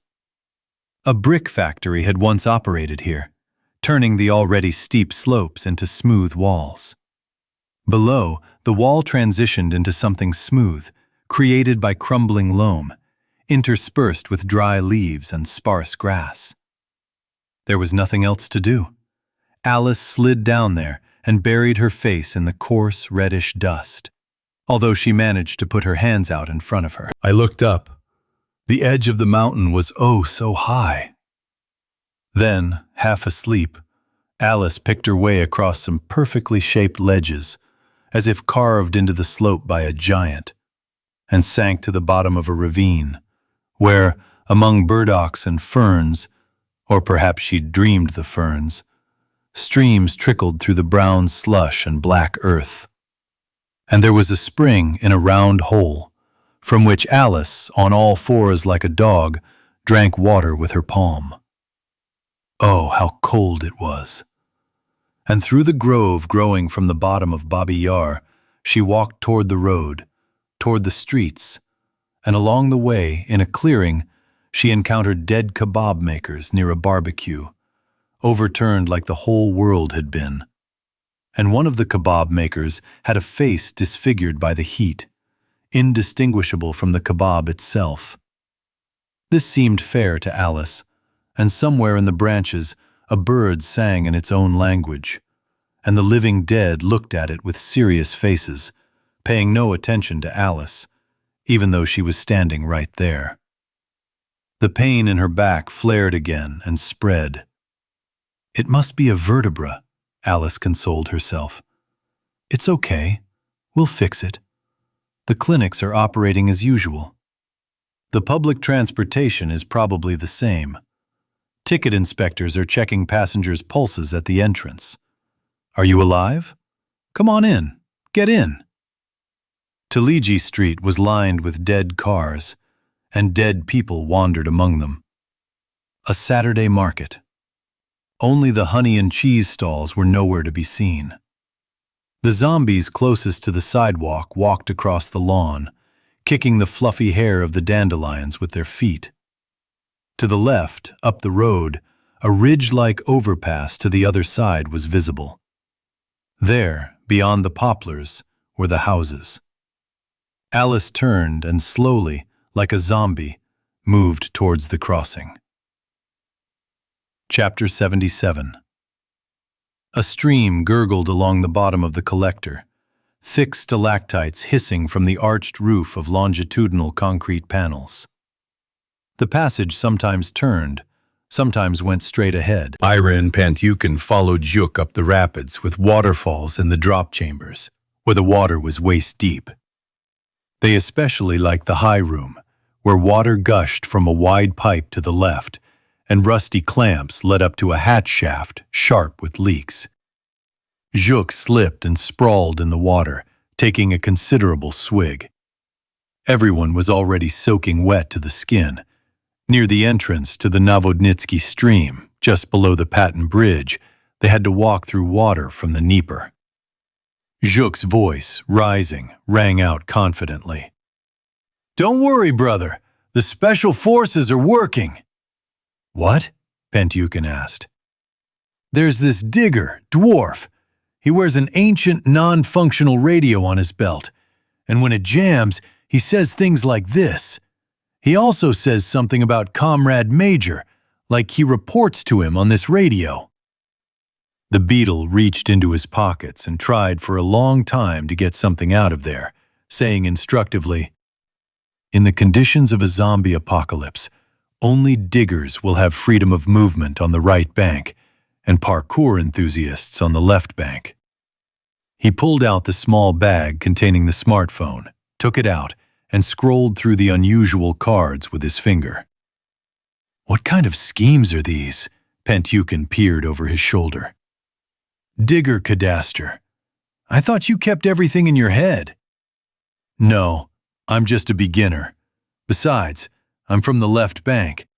That's where the stream gushes from the Druzhby Narodov River. There used to even be a lake there, under the 4th Administration Hospital. Let me think about it. Where are we going to get out of here? Ira asked. To the bottom of Strutinsky Street. Then from there you can go to Bastyonaya. What if we go straight ahead, along the main route? That's where I'm leading. In the corridors, between the stream and the walls, there remained narrow, sloping banks where it was uncomfortable to walk. Zhuk stomped through the water in his shoe covers. Pentukin and Ira had long since stopped paying attention to their wet shoes. We've already passed Zverenetskoy Cemetery, Zhuk said. It was to the left. We could get out at Staronovodnitskaya, but I suggest we minimize surface movement and turn into the Pecherskaya drainage adit system. It runs under Tsarskoye Selo to the Pecherskaya metro station. We'll have to... They had to crouch and crawl along a pipe, 1 or 2 inches in diameter, as Beetle had explained. A stream flowed through the alluvial deposits at the bottom of the pipe. Then they climbed metal ladders along the walls to higher levels where they could straighten up, their heads almost touching the ceiling, in rectangular concrete corridors. There, the water was diverted into gutters, and slippery paths ran along the walls, making it easier to follow the streams again. Pentukin couldn't tell whether his injured leg hurt or not. His whole body ached. They didn't stop to rest, afraid that Zhuk's flashlights would die, which would mean death in the dark underground labyrinth. And although Zhuk timidly suggested that they try to move up another level to the Suvorovskaya DSHK, whose name referred to the Suvorov Military School, Ira and Pentukin firmly refused. And so they squint up above, the sky filled with clouds, but still bright compared to the damp, cold underground. Nearby is a green fence made of wicker bars. Beyond it, a playground. Yes, a kindergarten.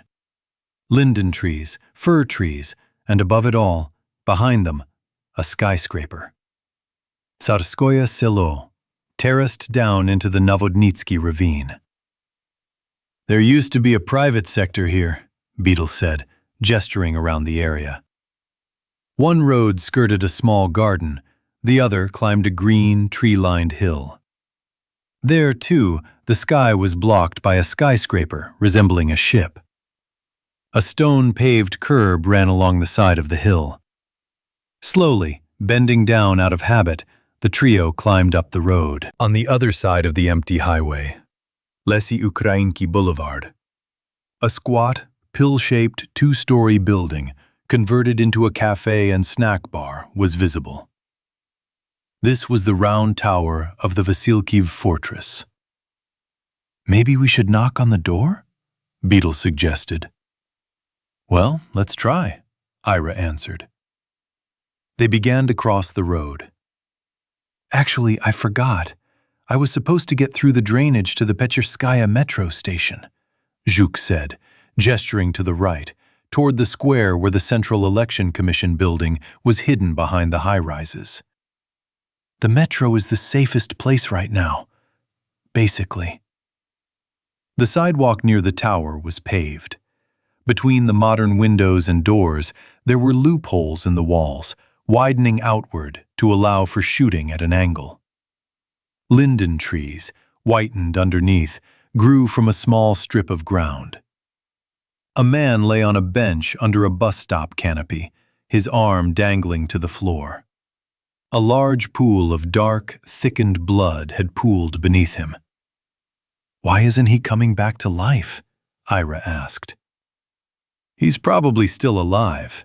Pentukin followed Ira, falling slightly behind. Beetle ended up on the other side of the bus stop, behind the glass. A man in jeans and a torn t-shirt lay on the ground. His left arm was propped under his head. His eyelids were closed, his mouth slightly open. A steady, strong breathing could be heard coming from within. "Hi," Ira said, touching his shoulder. No answer. She lifted his hand and placed it on the wounded man's stomach. She realized where so much blood was coming from his armpit, where it had seeped all around. "Can you hear me?" "He's dying," said Pentukin. The beetle knocked and rattled at the door. "Let us in! There's a man in trouble here! He's going to die!" Someone was flashing in the windows of those doors, and darkened people were walking inside. "Bug," Pentukin addressed him. "They're in the fortress. They don't give a damn about us. They're more afraid of us than zombies. That's what people are like these days." "No, that can't be." Beetle knocked again, pressing his forehead to the glass and peering in. Pentukin spoke into thin air. "Kiev will turn into, already has become, an island. Where there are no zombies, there are islands of life. Large shopping malls, small shops, apartment buildings. People will sit in them like mice in holes and will sneak out occasionally, say to the same shops, for groceries. But no one will let them in. Because the shops are now islands too, and people will live there as long as they can get grub. They'll find a corner for themselves, shit in a bucket, and maybe lie around for a month, waiting for, say, your special forces on a balaclava to come and shoot all the zombies." "It will be worst in the houses," said Beetle. "Why?" "Water. I think if it's everywhere, the power will go out soon. That means the pumps will shut off. That's it. Just imagine, no water." "Damn." Pentukin scratched his chin. Ira was whispering something into the man's ear. He didn't move, didn't blink. He was just breathing. She turned around. "Let's go." "Yes," answered Beetle. "We're going there." They walked from the tower to the corner Soviet building, a large panel house. Ira listened. "They're shooting." Beetle explained. "There's a military town behind the tower, in the block. But we have to go further." There were display cases with mannequins and sports equipment, and a mosaic at the entrance to the former Young Technicians store, and chestnut trees sprouting along the curbs. We turned around the block onto Kutuzov Street. To the left stood the same massive Soviet building, and to the right, the Research Institute. Identical windows with curtains and air conditioners, blinds and cacti. Zook pointed to a tiny doorway through a square archway deep into the courtyard. Beetle fiddled for a long time, lifting the hatch with a crowbar. Before descending, he looked up at the sky. "I don't like this. If it starts pouring rain, we're probably screwed." "Don't worry about it," Ira said. Beetle looked at her. "As you say." Already moving on all fours through the cramped pipes, with a backpack slung over his stomach, Beetle again regretted. Sporting goods. Flashlights. "How long do we have to climb?" Ira asked. "In a straight line, about 2 chems. Pentukin, bringing up the rear of the dismal procession, cursed. Zook continued. "I have another change of batteries in my main flashlight, and my headlamp is still working.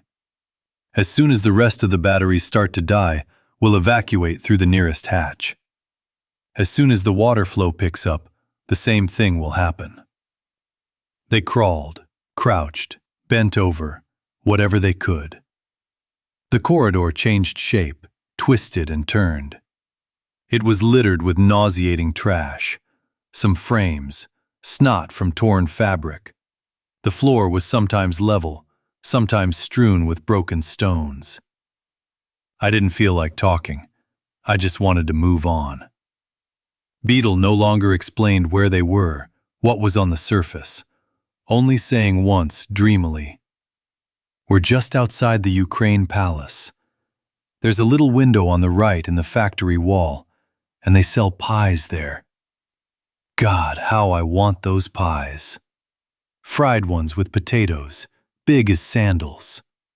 When all this crap is over, I'll go and buy 10 pies and eat them all at once. I'll stand there and eat them one after another." Then a light began to glimmer through the grates above their heads. Dead bodies were shambling along the grates. Then the water began to rise, and soon was flowing around their feet, and everyone sped up as fast as they could, while the pipe grew lower and narrower. Every now and then, the current would lift someone off the ground and drag them toward those climbing ahead. If they were alone, they would have been carried further. Soaking wet, shivering, scratched and bruised, they finally stopped resisting and succumbed to the furiously flowing water roaring around them. They couldn't even scream, lest they drown. The flashlight went out. A round light glimmered ahead. Closer, closer. They fell in a heap from the mouth of a concrete pipe, water gushing through them further into the Lybed gutter. There was no rain here, but the clouds were threatening and darkness was approaching. "Crushed me, bitch! Who's on top?" Ira croaked. Bantyukin fell to the side, vomiting dirty water and foam.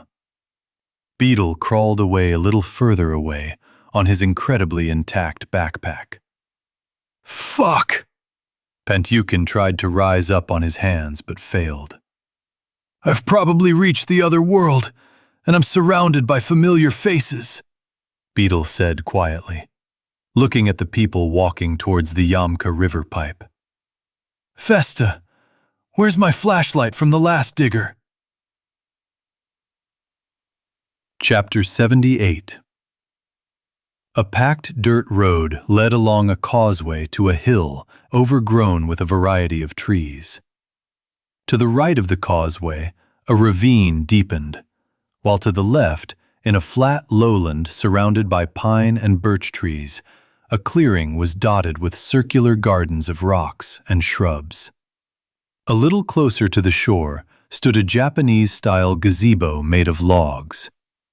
A narrow path descended into the lowland.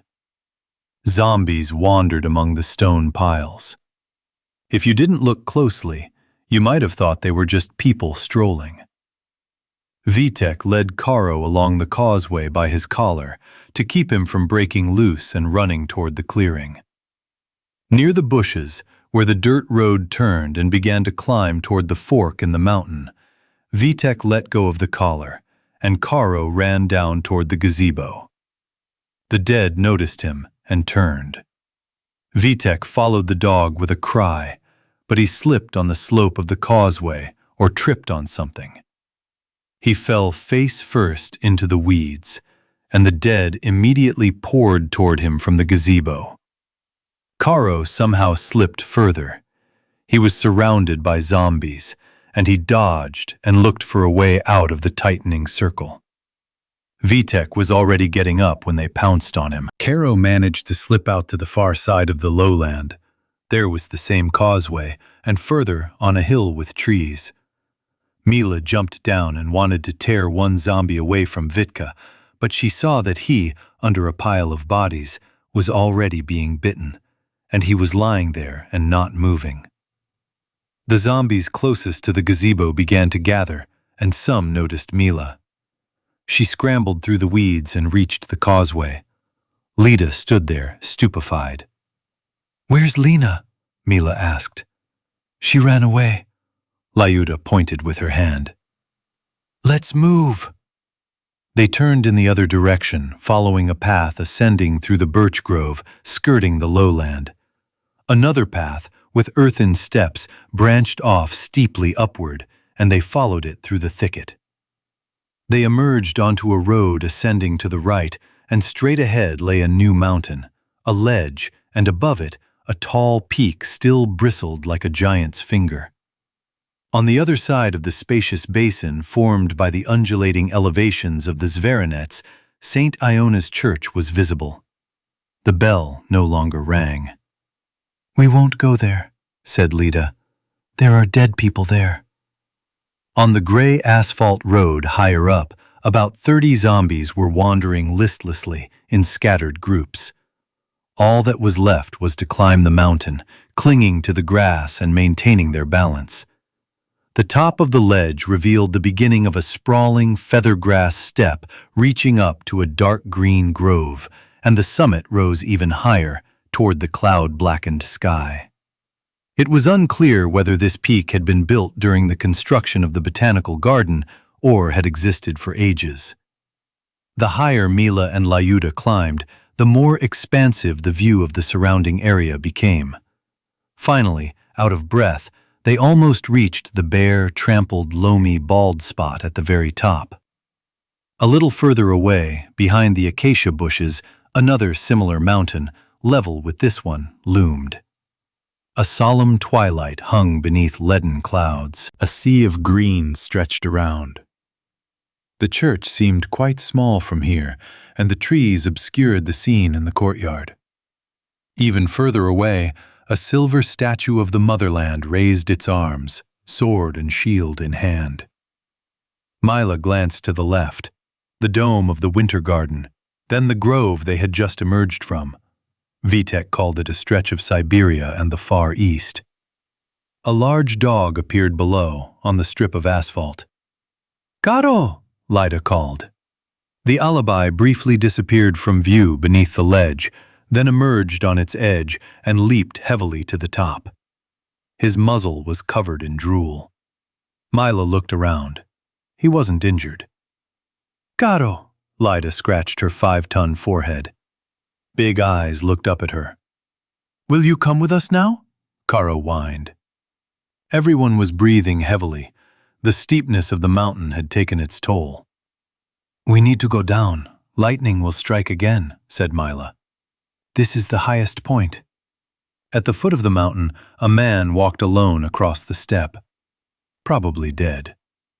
Off to the side, where the road joined a slant in the hillside, toward the fruit orchards, there was a lean-to and a small house across the street. Further away, 2 striped chimneys of the No. 5 thermal power plant jutted out, and gray smoke, now thin and dispersed, curled toward the Dnieper from the bluish distances of Bald Mountain. Mila imagined Dima walking dead somewhere out there and shifted her gaze. The left bank was barely visible through the bushes, only the southern bridge beyond the Telichka industrial zone. A lump formed in her throat, and her legs buckled. "What's wrong?" Lyda's voice sounded distant. Mila hated her dark, ankle-length dress, like a nun's. Where had she bought it? Or perhaps she sewed it herself. She was sitting there, sewing. Mila pointed at the cross hanging in the slit of Lyda's dress. "So, did it really help? Did it really save you?" She tore off the cross and threw it down the mountain into the dusty grass. Lyda clutched her broken head, then shook her hands. "Why? No!" She began to climb clumsily down the smooth, albeit lumpy, loamy tongue at the end of the slope, polished by thousands of palms and feet. She turned to face the mountain at the wrong time. She should have been higher up, but Lyda had simply walked along, and then realized she wouldn't be able to descend the almost vertical path. Besides, she remembered, people only ascended here and descended the other way, where it was more gentle. She noticed where the cross had fallen and wanted to get to it. Karo, snorting carefully, pushing off with his front paws, followed her. With her elbows spread, Lita thought it was secure.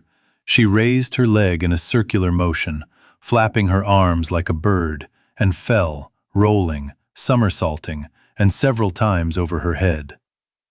Karo, showering small pellets of loam, started to move, but veered onto the grass. Mila could now see only Lita's feet, shoes sticking out from her dusty dress, and the dark fabric, and the headscarf that had slipped off her head, revealing thick chestnut hair. Karo nudged her body with his nose. Lita hissed internally and turned her face toward him, pink drool oozing from her mouth. Karo recoiled and backed away, growling in fear. There was a gap between the lightning flash and the deafening crack. In that gap, Lita lunged for the dog, while Karo twisted away with a yelp and raced on, toward the darkening yew forest in the hollow beyond the tip of the hill.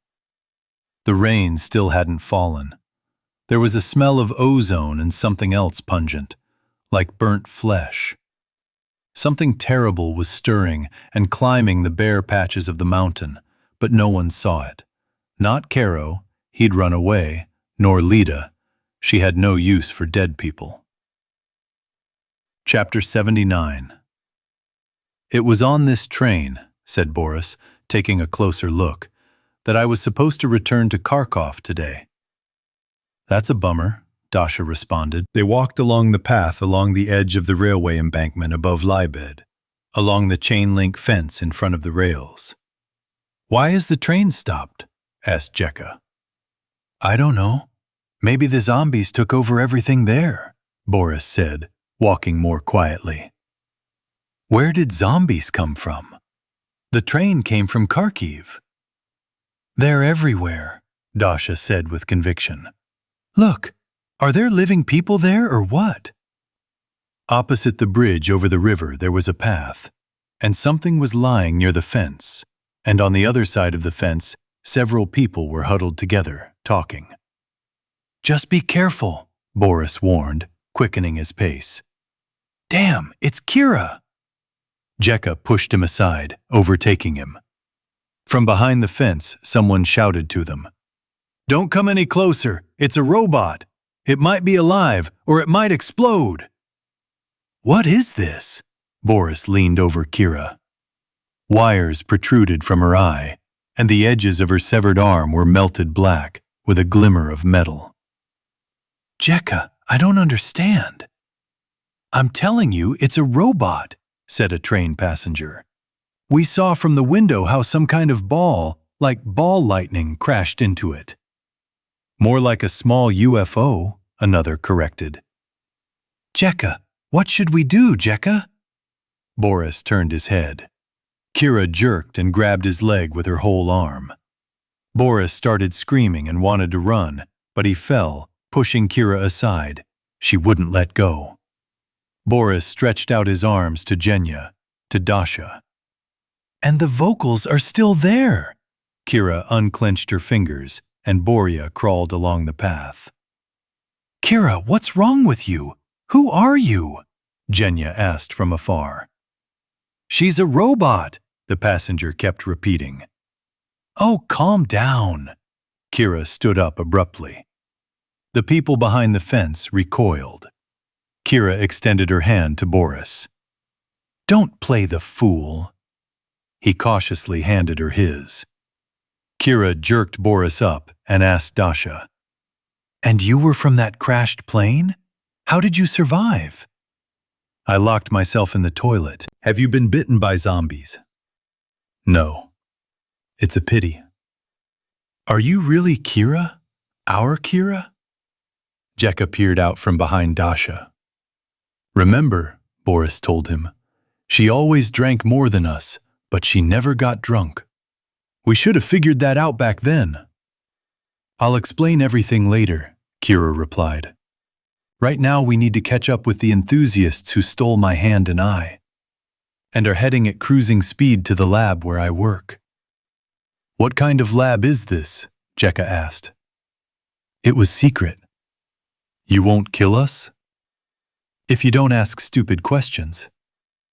Why do you need us? You seem to be able to stand on your own 2 feet. Jekka, Boris shamed him.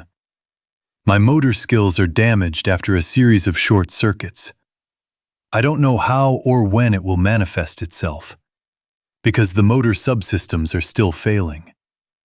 Besides, I was hit by a plane fragment earlier, and now my facial expressions are intermittently blocked.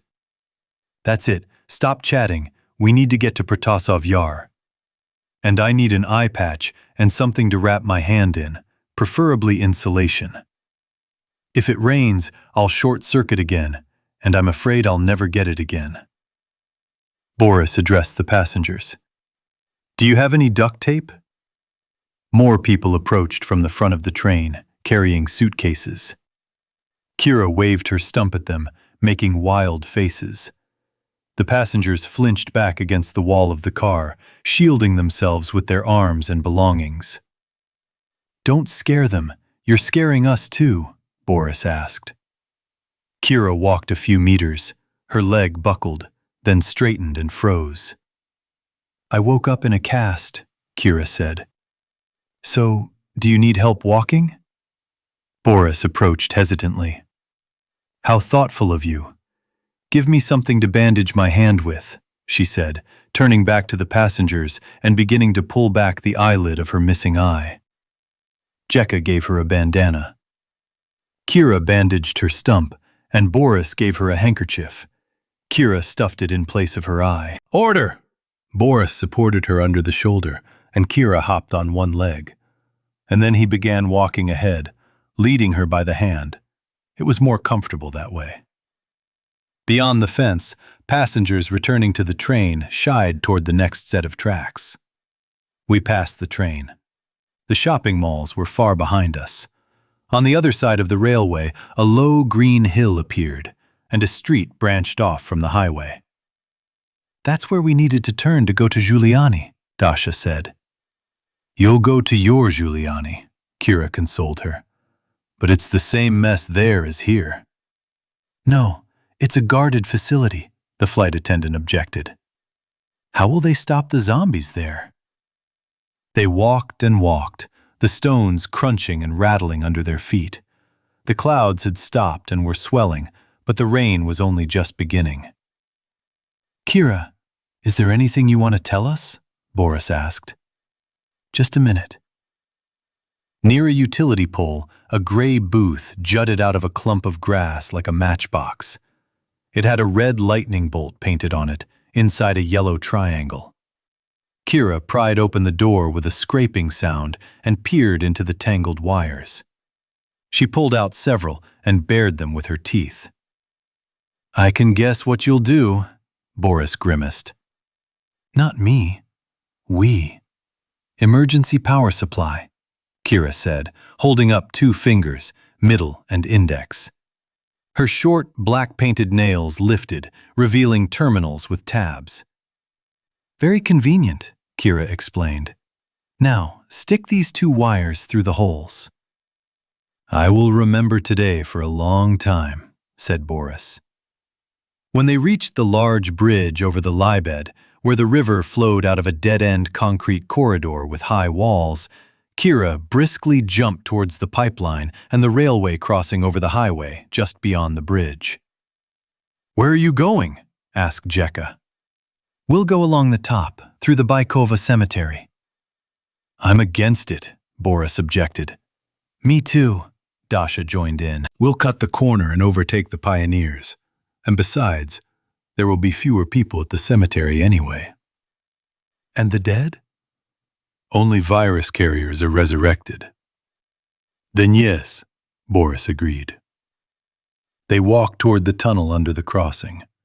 Dasha whispered to Zhenya, I know how to get from the ravine to Giuliani. Okay, the rocker nodded. I hear everything, said Kira. Well, then you can go to your Giuliani if you don't believe me. Why do you need to go to the lab? Boris asked. Can you summarize War and Peace in a few words?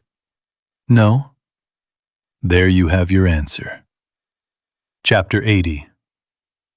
The water in the Lybed was rising, but Zhuk's blood was receding, and while Pooja was searching for something to tie off the vein in his wrist that had been severed by glass somewhere in the pipe, the digger almost fell into a dead sleep. Entering this sleep was strange. His pulse pounded in his ears, and his frequency of perception shifted. So Zhuk heard things others couldn't. The vibrations of the changing water surface and the slow movement of clouds. "Hold on!" Beetle glanced at Vesta, uncomprehending. It didn't matter. His soul was leaving him. The unfamiliar girl's voice said, "He will bleed to death. They die from a drop in hemoglobin." The one applying the bandage answered calmly. "But we did it quickly. It's just possible some shit could have gotten into the wound. There's no antiseptic." "What?" asked Beetle. "Will I live?" "If there's no blood poisoning, anything could have gotten into your bloodstream in that tube." "I live nearby," said Pantyukin. "There's a first aid kit." "Yes, just treat it externally. The rest is just a matter of waiting and treating according to the symptoms." Pooja spread her hands. "We have to go," Vesta urged. "The water's rising. It looks like it started raining further north." The Lybed River flowed even faster than usual, almost spilling over the edges of its internal trough. Many kilometers upstream, tributaries, large and small, above ground and underground, joined it from left and right. A light rainfall collected in puddles, which rivuleted into storm drain grates, from where the water flowed through pipes into the collectors of buried rivers, the Lybed's tributaries. "We're looking for a way to get to Yamskaya," Pasha said. "It's dangerous to go any further to the bridge." They were trapped in the river's outer concrete trench, between the blank back walls and fences of various industrial facilities.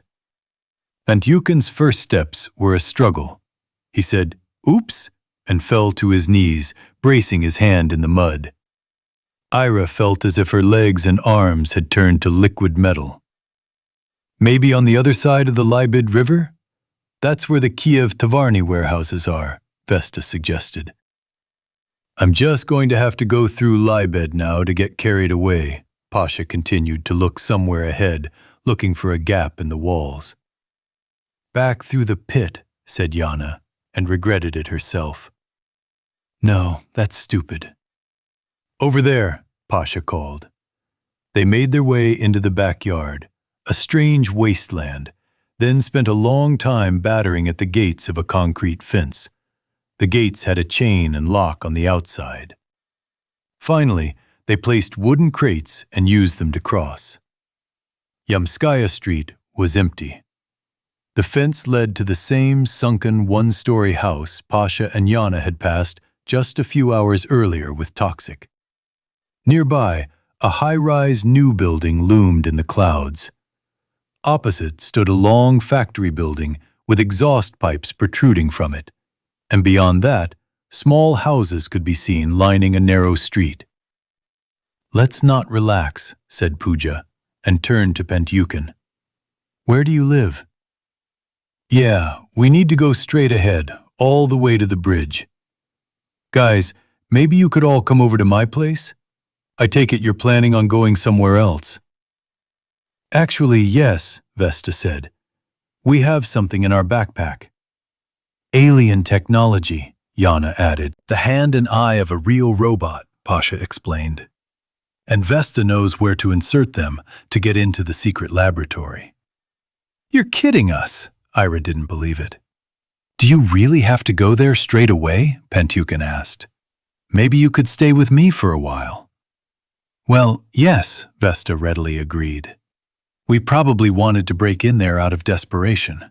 There was nowhere else to go, except down the drain." "What is a siphon?" "Later. Let's actually come to your place." They walked down the street, cautiously looking in all directions. Behind every corner and tree, it seemed, a dead man was lurking. "Why aren't there any zombies here?" Beetle asked, barely moving his lips. They all trudged on, said Yana. A whole crowd, members of the government. Really? Ira was surprised. They came out of the Kiev sewer. We saw it ourselves. They reached a fork where a short street joined from the side. A large white house stood opposite a Khrushchev-era building. Pasha pointed to the curb at the side of the road, near a half-erased zebra crossing. Do you know whose blood this is? No, Pentukin answered. Mine. It leaked out of my belly, and my belt buckle got stuck. I thought that was it. Pentukin peered ahead. Why is there some kind of smoke there? Yana explained. And that one asshole, Toxic, blew up an entire house there. How could he blow it up? I don't understand. I don't know. We were there before him. They shot at us from the first floor and killed our friend. Damn it, Pentukin ruffled his drying hair. Only now did it occur to him that there was water in his sneakers, so much so that he could wring out his clothes. He glanced at Ira. She looked like a wet chicken. Zhuk looked the worst of all. He resembled a zombie himself and was only able to stand thanks to Pooja's support. Dude, don't fall, she told him. Falling is a characteristic of human nature, Beetle replied. Several zombies were pacing the archway leading into the courtyard of the White House. Pudge handed Beetle over to Vesta, separated from the group, and knocked all the zombies down with quick kicks to the knees, then returned. She explained, By the time they get up, we will be far away. Nearby, across the parking lot, behind a green fence mangled by the explosion, the blackened ruins of a 2-story building smoldered. Twisted pipes peeked out from the hollows in the walls, dangling in tatters. The trees in the brick-strewn front garden stood scorched, their leaves remaining only on the inaccessible tops of 2 mighty chestnut trees. Probably a gas pipe burst, Beetle suggested. They began walking along the wrought iron fence of the front garden. The sidewalk was strewn with broken bricks, shards of glass, and dried pieces of meat. A wheeled trash container had been left at the turnoff to the alley leading to the house. Punkmobile, Pentukin said, mesmerized. He was thinking about something of his own, thinking hard. I was hiding in it. Yana walked around the container. How do you know it says Punkmobile on it? I wrote it myself. He was standing near my house. Is my house intact? Beetle answered instead. Are you thinking about the gas pipeline? The safety valve at the gas pressure control station should have been triggered. As soon as the pressure drops due to a leak or explosion, it shuts off the gas supply. Otherwise, cities would have gone up in smoke. When you talk to diggers, Pooja added, it feels like you're dealing with a guru of urban public utilities. What if the valve exploded too? Pentukin persisted. I don't know, Beetle admitted. The distance of the street was hidden in the greenery of the trees. Narrow sidewalks huddled close to the fences. They fell silent. Service buildings from the time of Tsar Gorok. To the right, opposite the yellow factory building, a garage cooperative stretched out. First garages, then an open parking lot behind a chain-link fence already considerably crumbling. Holy shit, Yana said to Pasha. Instead of cars, there was a black cemetery of twisted, melted carcasses and parts. Doors, hoods, trunks, rotted seats, and red shards of headlights all strewn about. The smell of burning rubber hung in the air. There was still a bit of walking to do to the last corner house, but Pentukin noticed there, near the alley before the small rise to the bridge, a fall of bricks, and he ran forward, stamping heavily, limping on his foot. Wait, let us see first, Pooja shouted after him, trying to catch up, but Pentukin, clenching his teeth, rushed forward, clutching his head in his hands. Suddenly, his legs got tangled, and he fell limply, sideways, onto the asphalt. Pooja crouched down next to him. Ira ran up, and the others followed suit. Around the corner of the concrete fence, hidden by trees, smoke rose from piles of bricks and tangled rebar protruding from them. They were giving Pantyukin artificial respiration. They tore his t-shirt open and performed cardiac massage. "He didn't see it?" Pasha asked about the destroyed house. Ira answered with a dry mouth. "Not from here." "It's not working." Pooja looked at them and covered her face with her hand. Chapter 81. This happened today, almost exactly like this. Toxic was clinging to the manhole's rusty clamps, the heavy lid above his head and beneath his feet. Zombies had been walking this morning, but now black, foamy water was pouring noisily, illuminated by his headlamp as he looked down. He knew how a downpour in the underground sewer of the Clove River ended, the death of those unlucky enough to be there. A collector wave, a phenomenon caused by the confined space, when the water entering the Clove during a rainstorm has nowhere to spread out and rushes at breakneck speed toward the exit, toward the Lybed River, simultaneously filling the void under the ceiling and, if the rain is heavy, even higher, right up to the manhole covers. And many of the covers are welded shut. And there's no escape. So all he could do was wait for Clove to climb up Toxic's soul and devour him. He didn't make it to the escape hatch. He only made it that far. He couldn't even reach Kreshchatik. It all began so solemnly and simply. The whole new world lay at Toxic's feet, and Toxic walked, scraping his crowbar along the metal fence of the small park in the middle of Lessier Boulevard. He felt like even if zombies attacked from all sides, he could scatter them. Along the boulevard stood two long, arched buildings with shops on the ground floors. From the very first arch, the dead poured out in a throng, and instead of scattering themselves under the admiring gazes of the locals from the windows, Toxic vaulted over the fence into the small park and quickly walked forward, while the corpses, reaching the fence, wondered what to do next. Finally, they too began to climb over, awkwardly, one after the other, following their example. The house across the street had a similar arch, and there were more dead people on the left side. And in the small park there were benches, albeit at long intervals. The zombies politely rose to their feet when Toxic approached and opened their arms to him.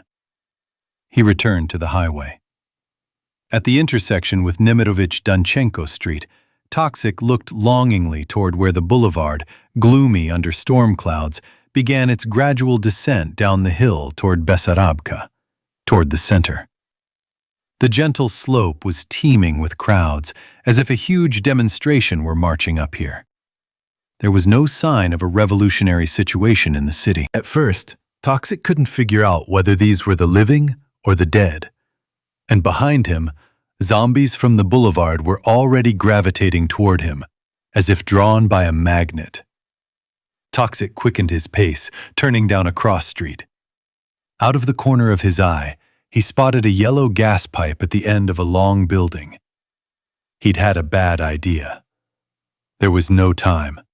The dead were starting to swarm into the street. Several manhole covers in the asphalt revealed their purpose.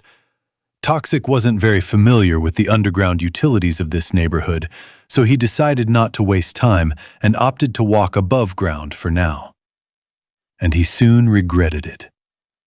There were as many dead people here as there had once been pedestrians. Toxic climbed over the fence into the area near the closed bank, but zombies gradually began to line up along its bars, and more were arriving from the boulevard. Then he left the area through the bank's power station booth and into the green courtyards between the Khrushchev-era buildings. He knocked on the combination-locked doors, threatened, threw stones at the windows, but the only answer he received was a 3-letter message, silently uttered by the lips of some man behind the glass. Toxic climbed up the drain pipe. There, past the glassed-in, overhanging balconies of the third floor, he could reach the poor, bare balcony of the fourth. But when Toxic reached the gap between the overhangs, he realized he couldn't get through. He needed to lose weight fast. He descended and emerged through an alley onto a new street, even narrower than the old one. Arsenalnaya 15 read the sign on the building. He ran under the chestnut and linden trees, past the playground, climbed a row of garages bordering the university building, and bounced loudly across the rooftops, feeling the joy of existence. Toxic hoped that the students were watching his courage during the zombie apocalypse, but then he remembered it was Saturday. The garages ended, and he turned right past the kindergarten fence toward the university stadium. About 20 dead men in football uniforms were trying to kick a ball around, knocking each other down. Toxic decided that since it was a practice, or maybe even a match, there were spectators too, students again. With this thought in mind, he ran, drove into the thick of the players, and, hitting one in the head with a crowbar, knocked the ball out of bounds. Then, waving his arms triumphantly and looking around, he left the stadium. Near the old gray building, a set of delicate wrought iron gates with a wicket led away from the institute grounds. Toxic emerged into an alleyway where dominoes towered, one taller than the other, over a modest 5-story building. The road led under one of these, into a small tunnel. Sprinting out onto the street, Toxic saw the metal bars of a fence, the cube of another institute, an economics institute, and to the left, an elongated old house with bars on the first-floor windows. He moved past it. Jumping up, he swung a crowbar at an air conditioner, hitting a wire. Sparks flew. Toxic lay there for a minute, recovering, and then the zombies came pouring in. Where had they been? Toxic screamed and rushed forward. Near a sturdy building with columns, Toxic remembered it as the KPI campus, though KPI itself was far away. The road forked. One section led along the edge of the hill, through the gate, while the other descended the mountainside ledge to another high-rise. Below, beyond the spurs of a sturdy fence, a view opened up of the Clova Ravine Basin, the square building of the recording studio, and the residential buildings further down the ravine. Here, between the high-rise and the fence, a slanted staircase separated, its railing stripped for scrap metal, and opposite it stood a boarded-up manhole. Thus began Toxic's descent into hell. When clouds gather over Clove, the diggers have a rule. Don't set foot in the sewer. Toxic was in there, hands and feet first. He hurried along the drainage system toward the main sewer, wondering what to do. Being in underground Clove was mortally dangerous. He needed to quickly climb out through one of the manholes on Mechnikov Street. Toxic made his way there under Pervomaisky Street, and after lifting a manhole cover along the way, he almost immediately fell down, as the sound of the manhole cover being thrown back triggered gunfire from men in black uniforms. Toxic didn't bother to figure out who they were, and didn't shout anything from the manhole, anything like, "Don't shoot! I'm alive!" He continued on toward Mechnikov, but even as he was about to be shot, he felt raindrops on his face. That's what he was afraid of, not the high-speed lead bees. At the underground fork, he had already noticed the rising water level and darted left, downstream, to get through the secret passage into the basement of the morgue of the October Hospital, which also houses the anatomical theater of the pathological anatomy department. But the square lid of the small side chamber turned out to be pressed down by something from above, there, in the basement. Toxic reached the main channel, the cold river, even colder than the air here, already churning around his feet. It was too late to go against the current, even though the closer to the source, the less water there was. But it was too late. Toxic, his shoe covers whipping up spray, ran for the nearest emergency hatch. But when he was knocked off his feet, he had only one thought left: to reach any hatch and climb up its shaft. This had happened before. Only zombies from the government quarter were stomping underfoot, and now the water was rushing, rising ever closer. Toxic pounded his fist on the lid, straining, trying to lift it. Then he remembered that anything was possible now, and he was the same blood as a zombie. His genes had long been altered by drinking sewage. He was almost like a ninja turtle, and now, having absorbed zombie blood there, near the Central Election Commission, he had become immortal. It was time to test it. Toxic released the rusty clamps and plopped into the noisy stream. Chapter 82. And after a few hours, Kanadin decided to break his seclusion. Through the small, almost loophole-like windows of the sturdy, thick-walled brick outhouse, he saw birch trees, and the sky changing from a heat-faded blue to a cloudy gray, and he heard people screaming. A lot of screaming. All this time, he held the peeling, whitish door with both hands, not letting go, even when they knocked on it, even when they cursed and cried for help. He stood and held the door. The other side of the toilet was identical, for the house was divided in two.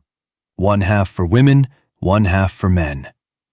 Kanadin wasn't sure which one he'd jumped into, but judging by the mess he'd seen, he guessed it was the latter.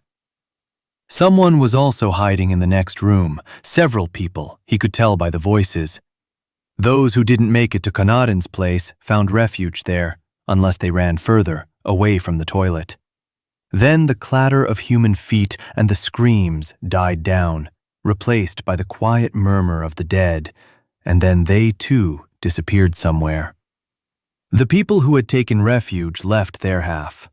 One even approached, tugged at the door, then knocked on the window and asked, "Is anyone here? Come out, everything is calm."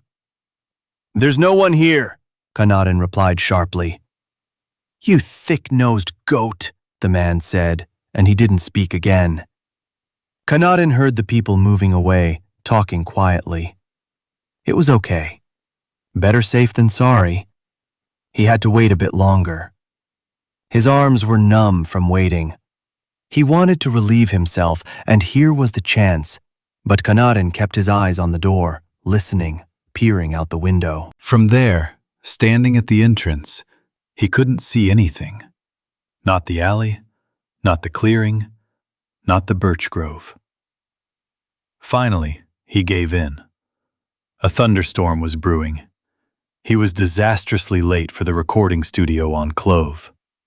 It was almost downtown, supposed to be safe, and even if someone was screaming hysterically in the streets, dying, you know, the studio was soundproofed, and none of it could be heard.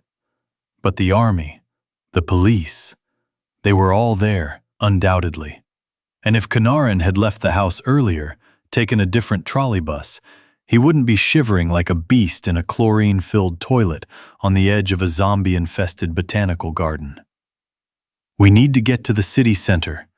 Kanadin remembered seeing a plume of smoke to the left of the Lavra. But it was temporary, just some kind of fire. The government is right there, a stronghold and a source of hope.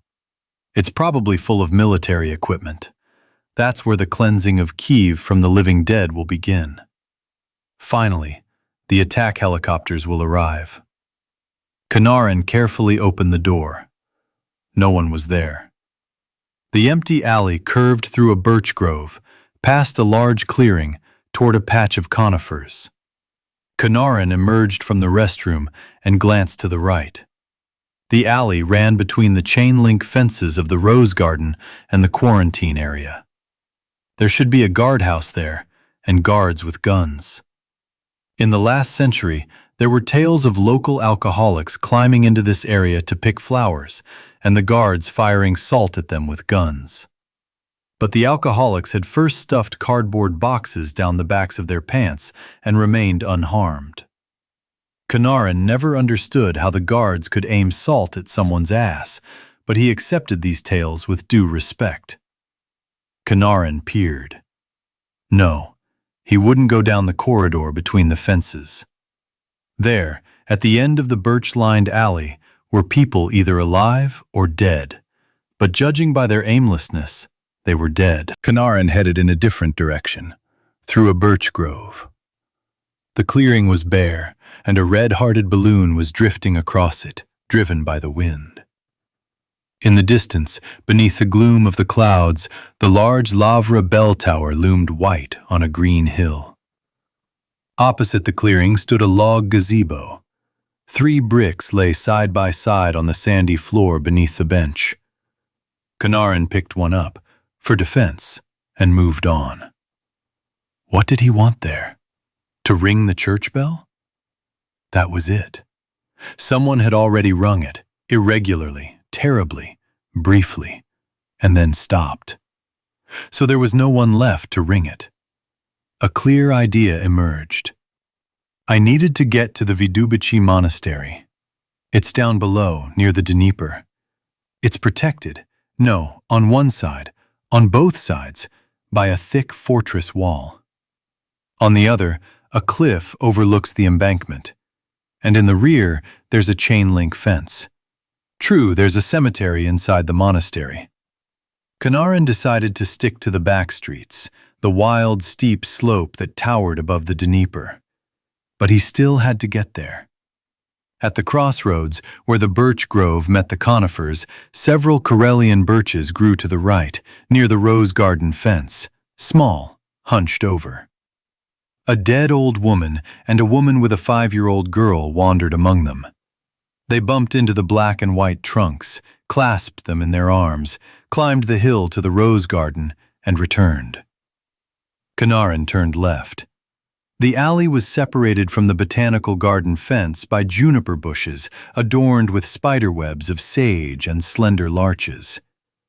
On the other side, on a gentle hill, dense fir trees shone with silvery green. Villas and towers peeked out beyond the fence, and beyond them, on the opposite hill, a statue of the motherland, its hands resting on the sky.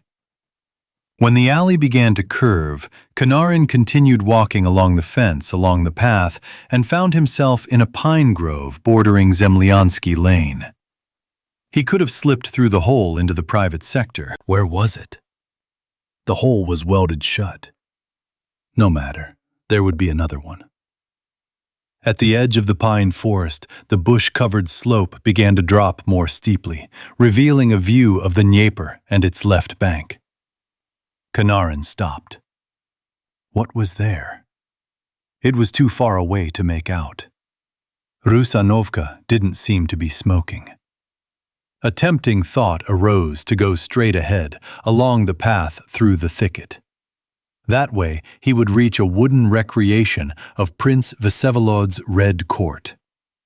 Scholars had decided that it had once been a chronicle courtyard, and so, on the edge of the cliff, although neatly trimmed and bearing witness to some ancient earthworks, they had erected a 2-story log structure with benches.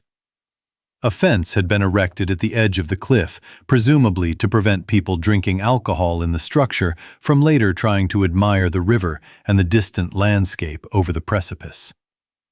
Kanarin nevertheless turned right, skirting the conifers.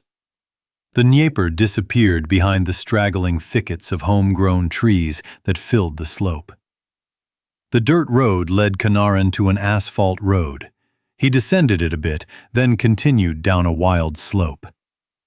The longer Kanarin carried the brick, the heavier it seemed. Finally, Kanarin threw it away.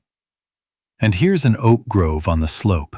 The oaks are ancient, perhaps planted by monks centuries ago with acorns, or perhaps they grew on their own. Kanarin descended along the ledges into the wide valley of the Vidubichi ravine, which widened here almost at the foot of Zverenetsky Hill. Ahead, below, beneath the hill, the churches of the Vidubitsky Monastery were visible. The blue-domed bell tower near the gates, the green-domed church of St. George, the refectory, and finally, the golden dome of the very ancient church of the Miracle of St. Michael in Konek. A white wall with a gabled roof ran along the monastery buildings.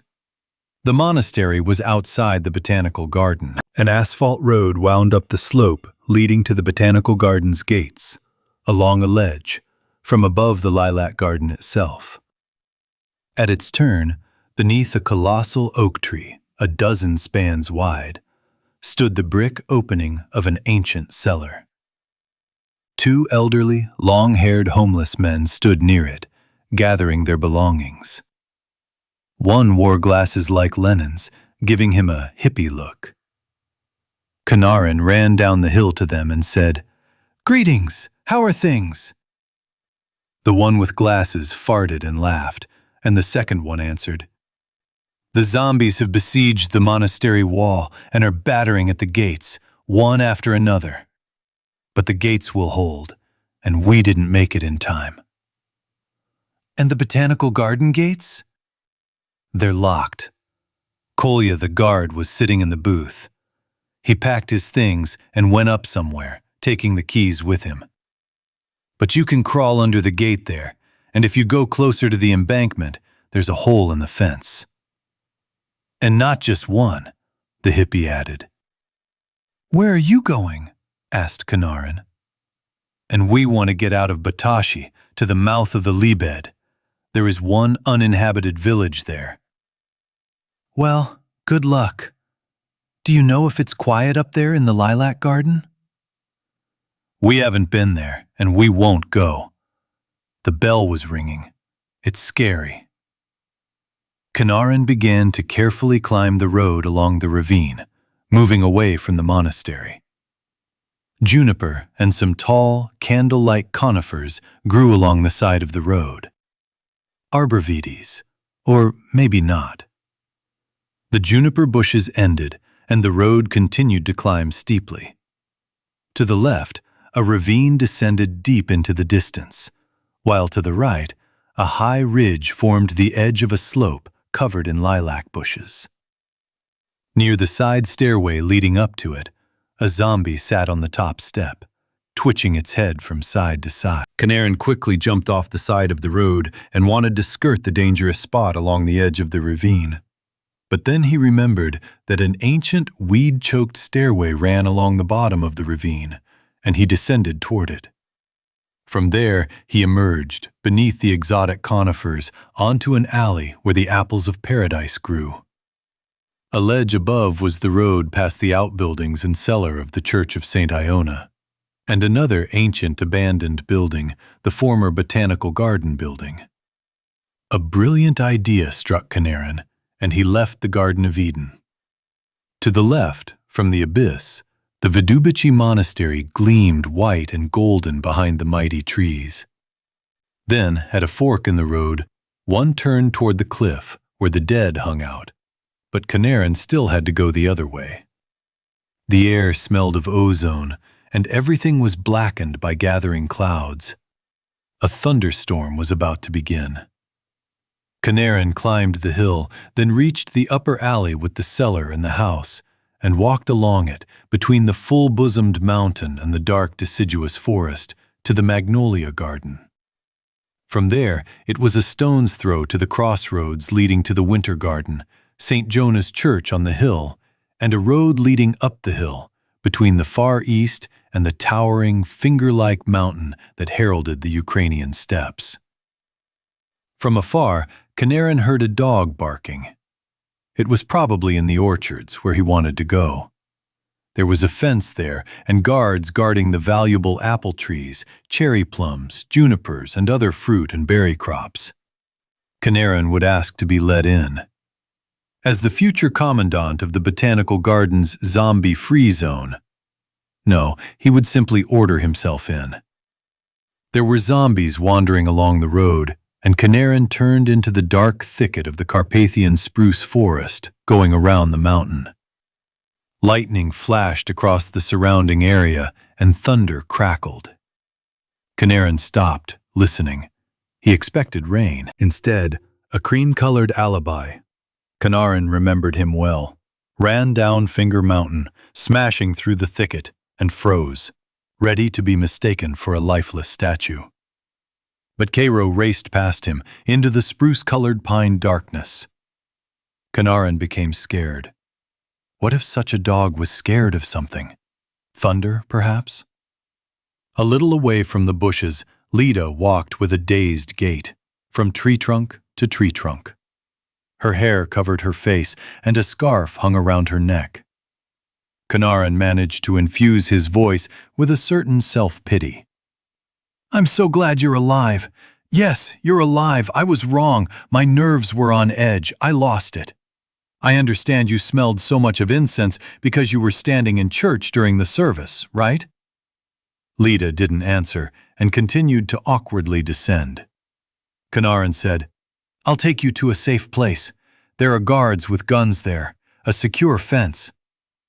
Lida found herself on the path. "You can barely walk anymore," Kanarin pitied her.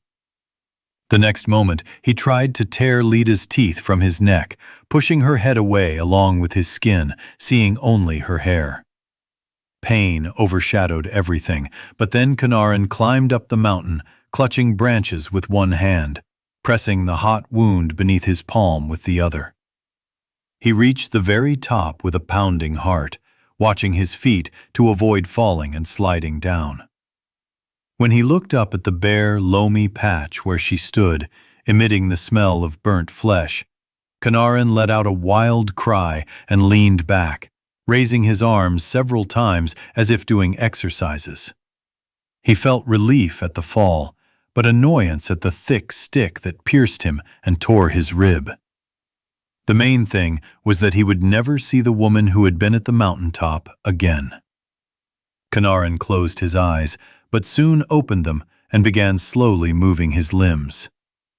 He opened his mouth like a snail crawling on glass and hissed softly. Chapter 83. An hour ago. The narrow bathroom reeked of bleach. A plump, middle-aged hipster, 6 feet tall, stood guard by the door, clutching the handle tightly. He stared at the ceiling. Across the street stood a woman his age, a leather backpack slung over her shoulder, speaking measuredly. "We should have gone to that damned Botanical Garden. If we hadn't gone, we wouldn't have ended up in such a mess." "I thought it would be romantic," the man answered monotonously, as if for the 100th time. "A farewell walk in the place where we met." "Can you please keep quiet?"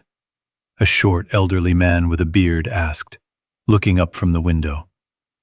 "You should be the one standing guard by the door," the woman said. "Misha's tall. He'd be more comfortable by the window. But you need to line everyone up. Are you the boss or something? Who the hell are you? Why are you alone in the Botanical Garden? A pervert?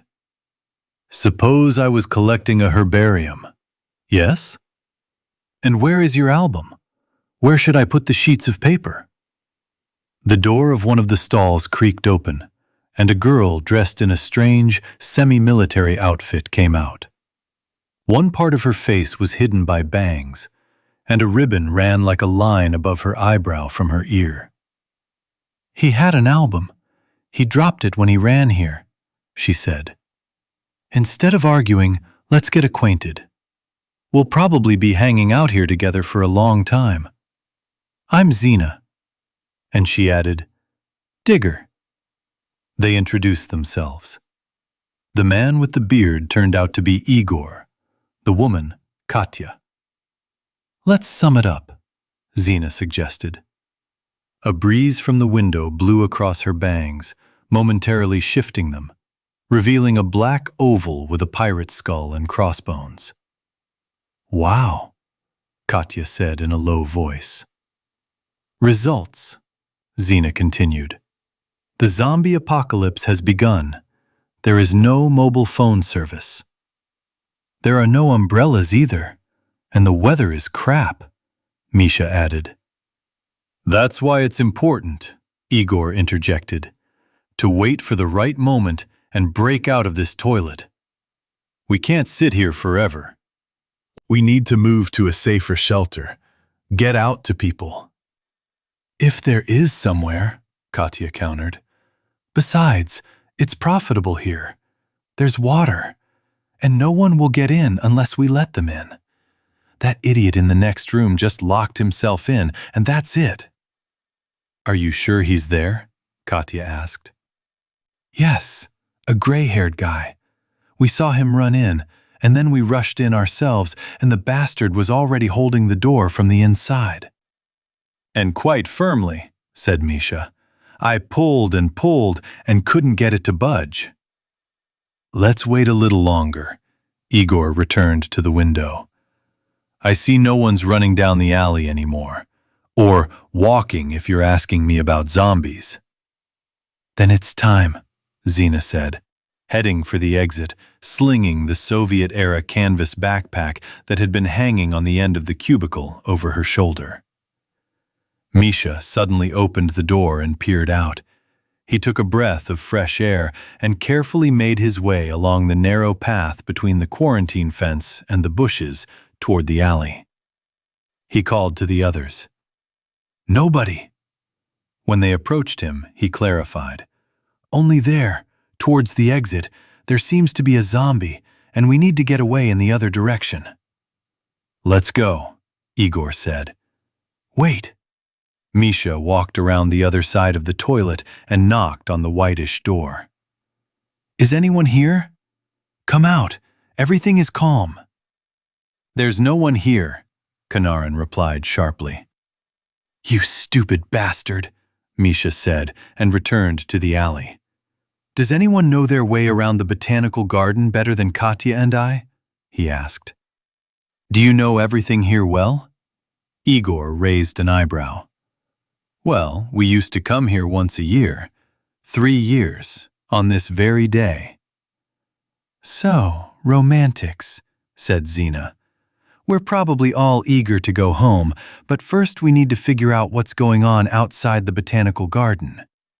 Maybe everything's fine in the city, and it's just here. Now we'll quickly walk to the cliff above the Dnieper, not far from here, to Krasny Dvor, and look at the embankment, Patton Bridge, and the left bank. If everything's all right below, we'll go down the path to the hole in the fence and get out at the minibus stop. Raise your hands, everyone. Everyone stood up. Zina nodded. Anarchist consensus. Misha picked up a brick in the log gazebo and suggested that we follow his example. With a brick against zombies? Zina doubted. Hit him on the head or something. Well. Looking back, they set off along the road through the birch grove. Look, be quiet. We're going around. Igor pointed to the figures moving behind the flabby foliage of the tiny Karelian birches. We moved further, along the Botanical Garden fence and squat juniper. How can this be? Said Katya. What? Asked Misha. Zombies. They shouldn't be able to walk, physiologically. Well, UFOs violate the laws of physics, and they fly quite well, Igor noted. Are you a ufologist or something? I'm a ufologist. What about the herbarium? I'm a ufologist who collects herbariums. Did you know that in the 1990s, UFOs were repeatedly spotted over the Botanical Garden, and so-called witch circles were seen in the grass? That's where we're headed, I think. To the place where the circles were. Oh, really? Zina asked. I just came today to inspect the local anomalous zones. There's another one, with elevated radiation, which arose even before the Chernobyl accident. It's closer to Timiriazevskaya Street, above the stream. There is a stream here, after all. I know. I hope we don't have to go there today. It's full of ticks. The coniferous patch was quiet, the pines creaking. Beyond the Botanical Garden fence, a short distance away, stood the wooden fences of private estates on Zemlyansky Lane. A leaden sky hung over the grove. Speaking of physiology, Igor said, it's possible to evoke conditioned muscle contractions in a dead body after several hours. For example, with a standard neurologist's hammer, as well as with electrical stimulation. It's possible to completely control a corpse's facial expressions by inserting electrodes into the corners of the mouth and eyes and applying a current. How long does it work after death? Zina asked. Electrical stimulation. During the first 12 hours after death. This means the corpse is effectively controlled to some degree by external stimuli until rigor mortis sets in. Are you a doctor? No, I'm telling you, I'm a ufologist.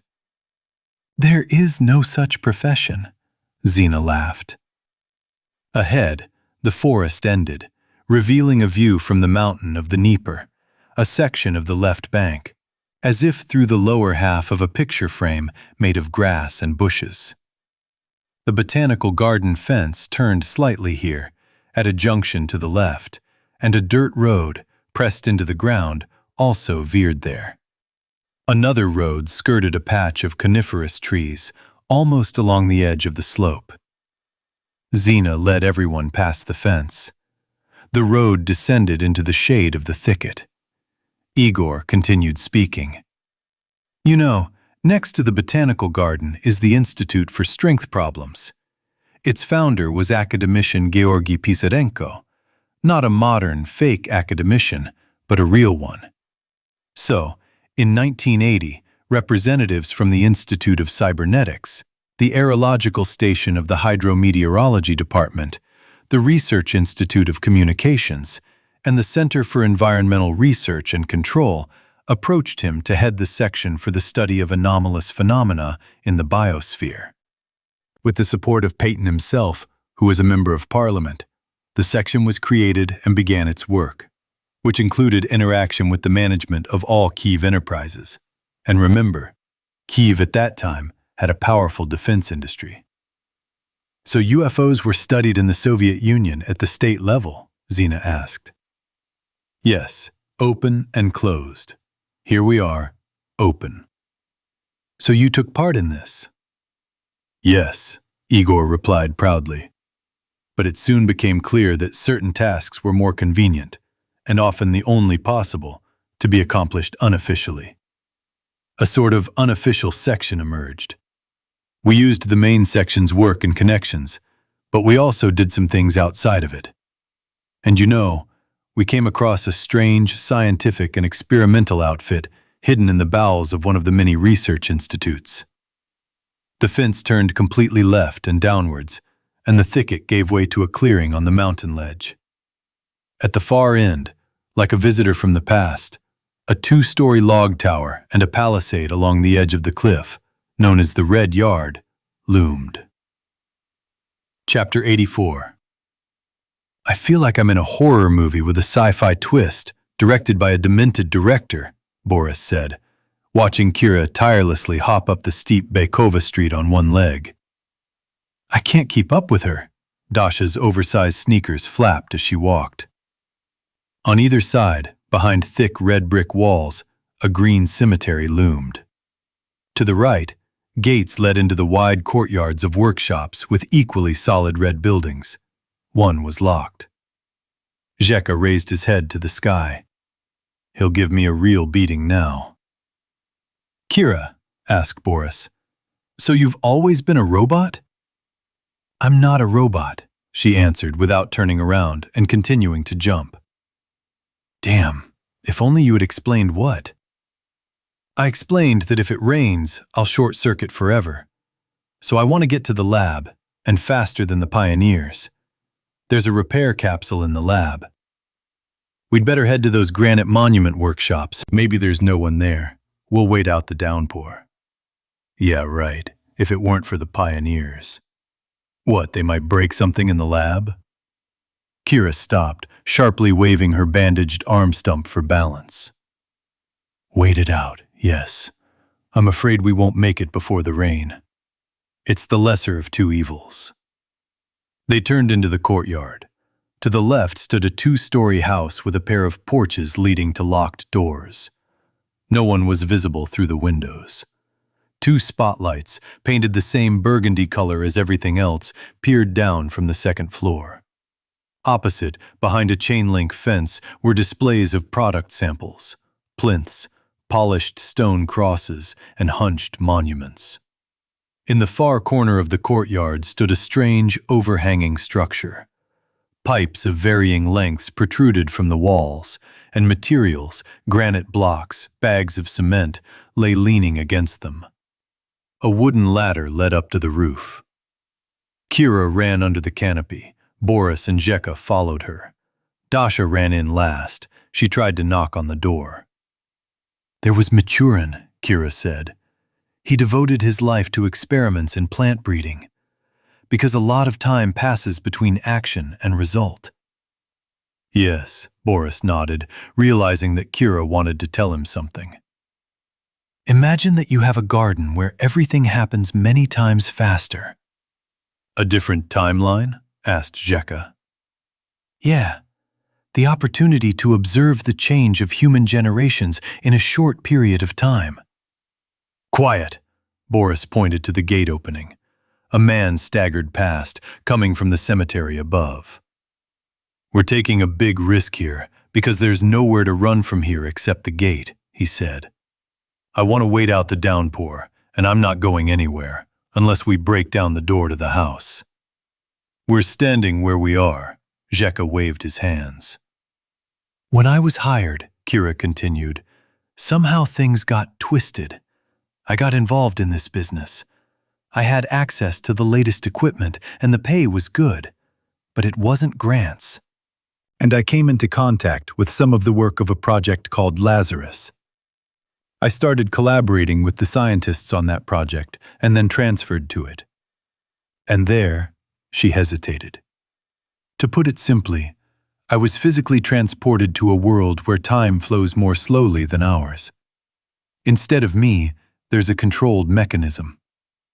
Boris cursed. Zheka asked, Who played with us in the band? A real person or a robot? Yes, alive. The Lazarus Project researchers died and aged almost like ordinary people, though they lived somewhat longer. But the project depended on continuity. I became a new-level employee, so to speak, for centuries. And this has something to do with zombies? Boris squinted. Yes. So why bother? Everyone will die from the epidemic. What will you study? For centuries? Everything went wrong. I haven't told you yet. Those, let's say, people from another world, their civilization perished. Literally. They became zombies themselves? Boris suggested. Almost everyone. And they're just like us, only their thinking is based on a slightly different set of concepts, conditioned by their world.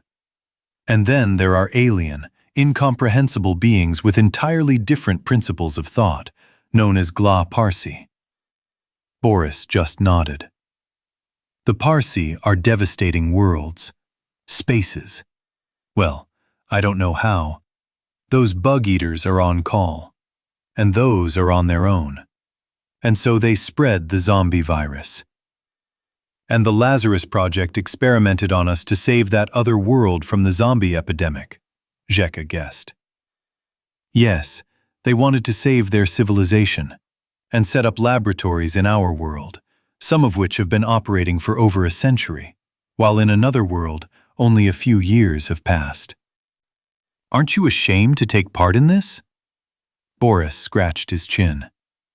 Look what it led to.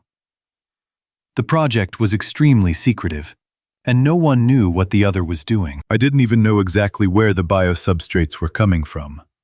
I was told they were smuggled in from Ecuador, along with shipments of dried bananas. I didn't believe it. I'm glad you haven't gone crazy, Boris said. When the reports of zombies on the ferry in the channel and on the voodoo liner started coming in, we, the laboratory staff, realized that the virus we were studying had leaked. Studying, I emphasize. Boris smiled. Kira looked at the stump. We decided to declassify the project, in secret from those watching. The ones from another world? Yes. We took some clumsy steps to achieve this, each of us unaware of what the other was doing, so as not to disturb the other. Now I'll answer the question of whether I'm ashamed. No. Ask me why. Why? The Parsi were supposed to destroy our civilization too. The Lazarus Project saved not only another world, but ours as well. And others like ours. So, there was no virus leak from us. How then? Kira showed her mutilated hand. The Gla Parsi have arrived. Chapter 85.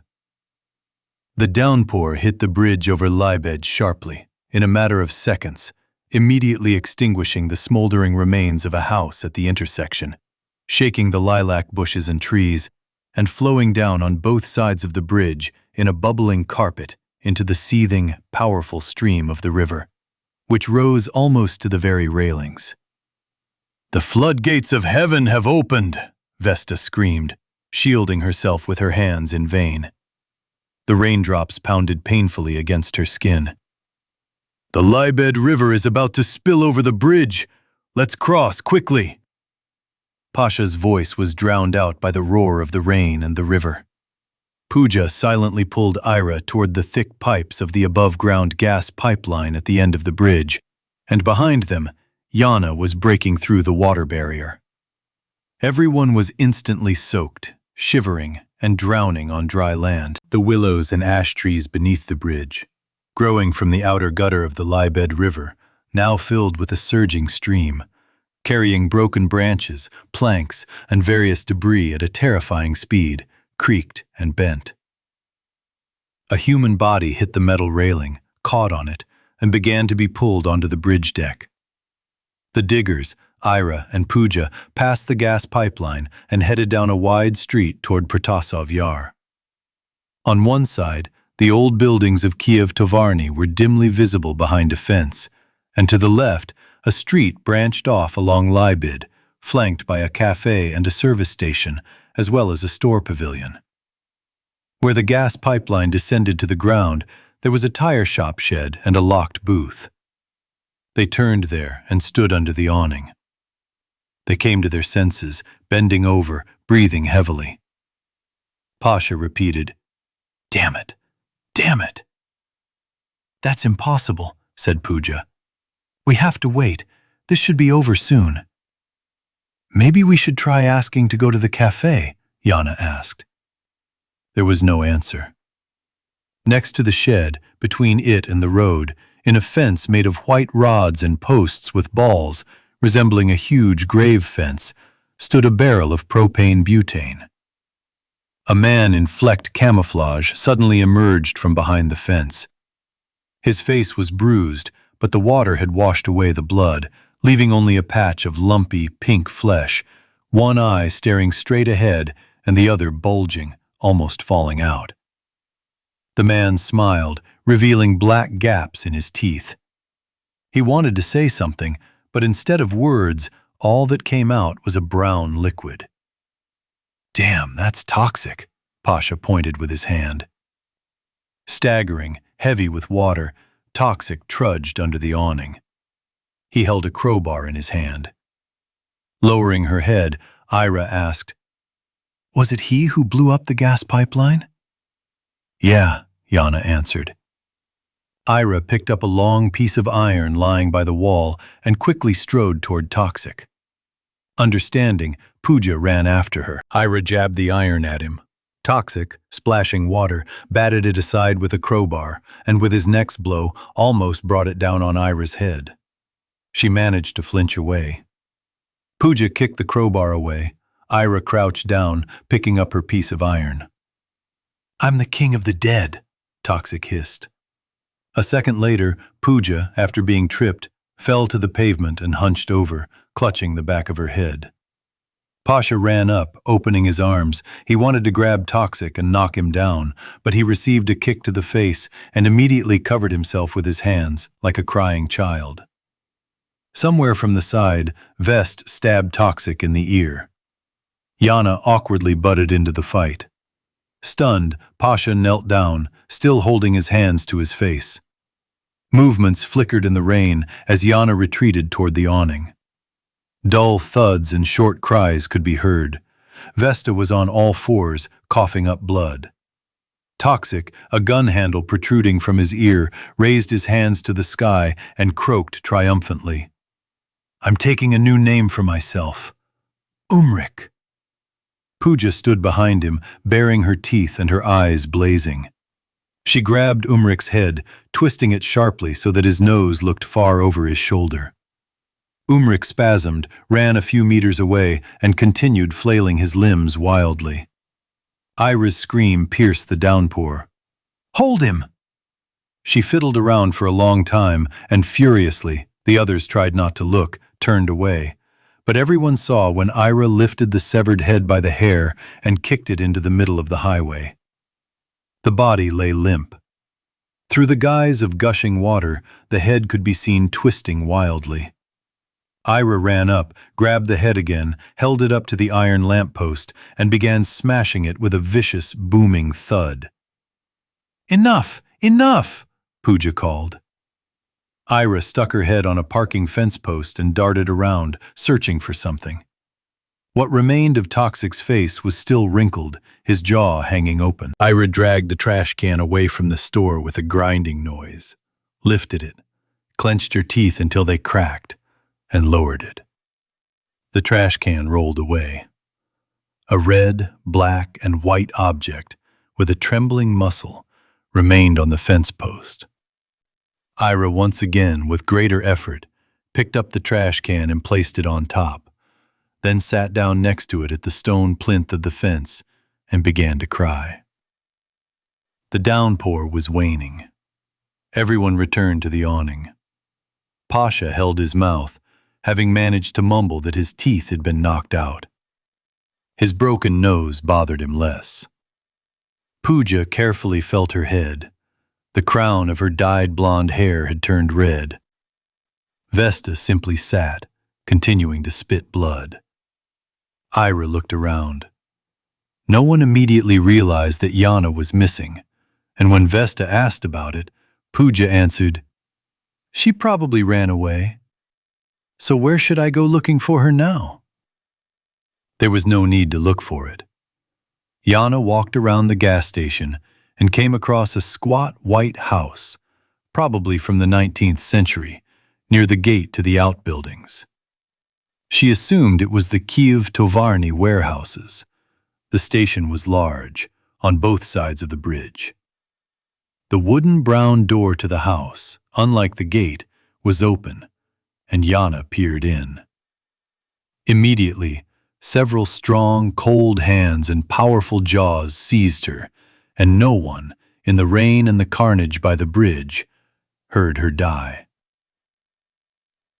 Chapter 86. Boris tried to shout over the noise of the water pouring from the sky. It seemed to boil in the workshop courtyard, but immediately flowed down the sloping asphalt sideways, beyond the chain-link fence of the section housing sample monuments. "And what do these glaparsi look like?" "It's not clear," Kira answered loudly. "Maybe they're these little flying glowing balls, or maybe they're their drones." "If the glaparsi are unknown and mysterious," Boris said, "why do you think they aim to destroy civilizations? That's just stupid." "What can you assume?" "Maybe they're also looking for, so to speak, a cure, with someone else's help." Kira thought, maybe. Or their goal is some kind of change, which they influence indirectly. "Or preparing for something, preparing their habitats," Dasha interjected. "What does the world look like when you're alive?" Boris asked Kira. "Like Kiev. I mean, almost like here, where I'm speaking to you. Or rather, what your familiar Kiev will look like in a few years if humanity is destroyed. Desolation, the riot of nature, isolated, scattered pockets of life. Very fresh air, very quiet. Normalization of weather conditions, restoration of the balance disrupted by man. Well, there you have it. It's the perfect world to move to. Fewer people means more oxygen, Zheka said. Yes, Kira drawled for some reason. Boris looked outside. It seems the rain has begun to subside. Let it stop dripping completely, Kira said, her mouth remaining wide open and motionless. What's wrong with you? Asked Boria. The mechanisms that control the movement of the lips and mouth have failed. The built-in speaker is speaking, Kira explained. Are you going to be like the astonished man on the advertising poster now? Until I get to the repair capsule. If I do. The toes of the leg that can hop don't work anymore. Damn, you couldn't stop smiling otherwise. Sorry, you look like a complete degenerate. I am amazed by your gallantry.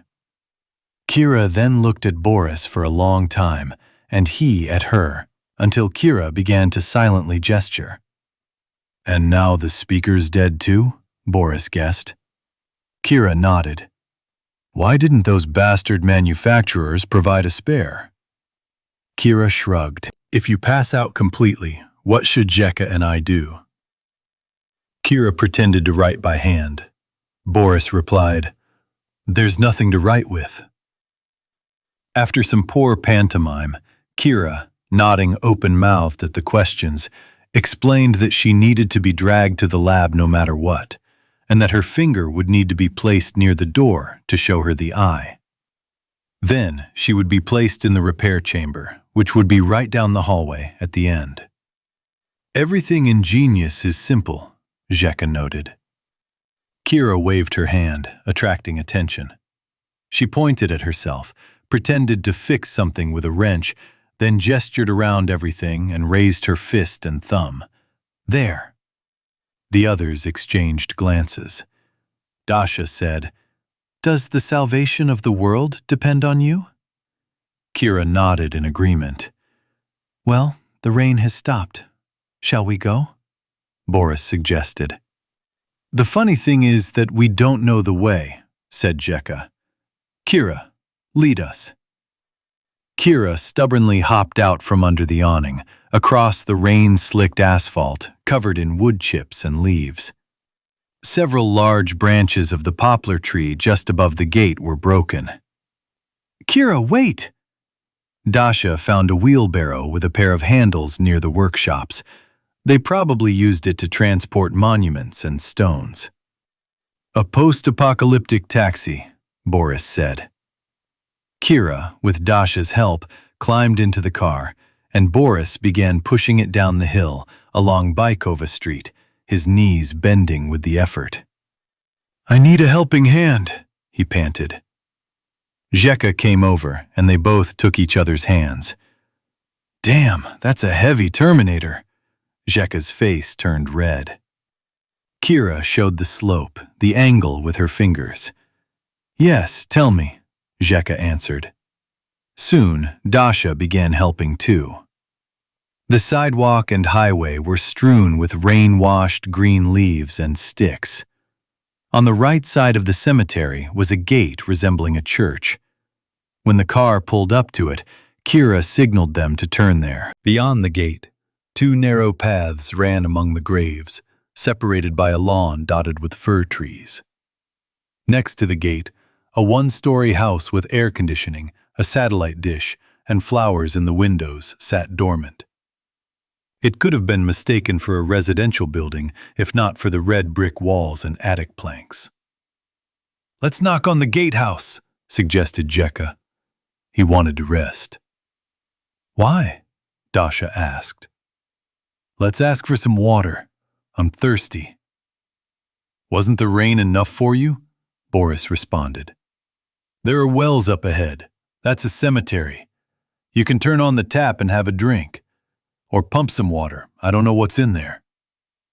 Peep, peep, peep. Everyone looked at Kira. The squeak was coming from somewhere inside her. What's this news? Boris asked. Probably a beep, like in old computers, answered Jekka. Just in case. Peep, peep, peep. Oh, so you can signal us like that? Boris became inspired. Kira nodded. Then let's agree, said Boris. 3 times pi, yes. 2, no.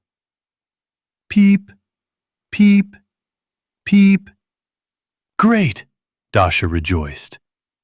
Here, along a level path among the green thicket and gravestones, they took turns carrying Kira, sometimes Boris, sometimes Zhenya, while Dasha walked ahead, keeping an eye out for zombies.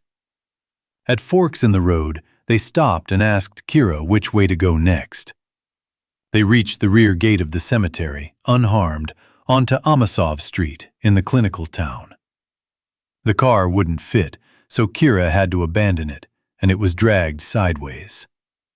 The road, lined with maples and poplars, curved like a boomerang here, one wing descending past the Institute of Epidemiology and a business center toward a strange 3-story Khrushchev-era building, while the other rose past the same institute and then a half-burnt laboratory fenced off by a fence. Kira climbed back into the car and extended her hand, indicating the direction. You're like a commander, said Boris. Oh, a promotion after the degenerate, Dasha noted. The laboratory gates were open, revealing a blue booth. Beyond it and the trees, a faded green building could be seen, looking more like a Stalin-era sanatorium. Kira pointed to the left, where there was a concrete fence with an iron gate made of bars and an open wicket. Through it, they emerged onto a vast grassy slope, a ravine, with groves on either side. Far below, the Protasov Yar highway wound like a gray ribbon, with the 2-legged supports of the cable car running along the mountain at intervals leading to it. There's a ski trail right here, Boris remembered. Descending through the washed-out mud beneath the supports was impossible. Boris and Jekka tried rolling the wheelbarrow alongside, through the grass. It was slippery. But they continued, cautiously and with effort. Boris suddenly twisted his ankle and fell, losing his grip on the wheelbarrow. Jekka grabbed the handle and ran without stopping, pulled along by the shaking wheelbarrow with Kira in it. After 10 meters, he too fell, and Kira tumbled out onto the grass. Having fallen over a few more times, Boris and Jekka approached the mud-smeared Kira, got her to her feet, and dragged her where she had explained to them, to the thickets on the hill, closer to the bottom. There's an open hatch. Dasha stood over the dark shaft. It's unclear how to get Kira down. Staples extended deep into the wall. Kira squealed low in her throat and, holding her armpits, she slid into the hatch. Grasping the staples one by one with her whole hand, she deftly lowered herself to the very bottom. Jekka slowly climbed down after her and shone his half-dead smartphone at her. He shouted from below. There's knee-deep water here. Kira was screaming desperately nearby. What? It shouldn't be like this? Jekka asked her, and understood. Ah, the drain is clogged. On the surface, Boris asked Dasha, Who's next? You? Well, it will make me feel calmer. Let's. Soon Dasha jumped into the cold rainwater. Steam immediately began to come out of her mouth. I'm climbing, Boris announced. Although I really don't like this idea. I'm claustrophobic. As he was descending, the darkness of the corridor was illuminated by the light of a powerful flashlight, and an irritated voice boomed out. Why did you bring this robot here? Vesta stepped out of the darkness, shifting the beam from one face to the other. Boris jumped, raising a spray. Kharkov landing. Seeing Vesta, he asked, "And who are you?" "Ah, those very pioneers." Behind Vesta, splashing through the water, others appeared, carrying with them the smell of burning. "Robot Kira," Pooja recognized. "And the others are the mysterious strangers and the stranger. If you're going to the lab, there's a fire there." "When we opened the door, water poured in," Vesta explained, "and something short-circuited." "Sparks, smoke," Pooja described. Kira moved, slipped, and fell into the water, instinctively throwing both her arms, the healthy one and the stump, out in front of her. There was a cracking sound, the air filled with a scorching smell, and Kira froze. Boris and Jekka quickly pulled her up. "It's tough," Boris groaned. "Guys, is it even safe to be in the lab, or is everything burned out?" "Yes, you can," said Vesta. "Let's get her there. We won't be able to get Kira up there. This robot is humanity's last hope." "She's a brick." Pooja retreated to the wall, lighting the way. "We need to fix it." Dasha held Kira's legs. Boris and Jekka pulled them under her arms.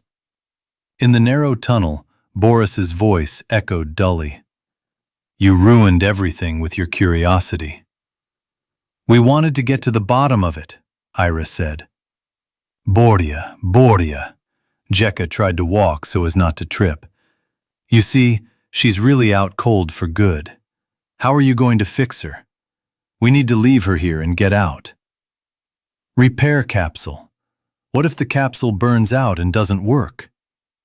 "We know robotic specialists," Vesta said from behind. "What? What kind?" Boris huffed and puffed. "Two guys are actually making robots. They have a joint project, RoboDig."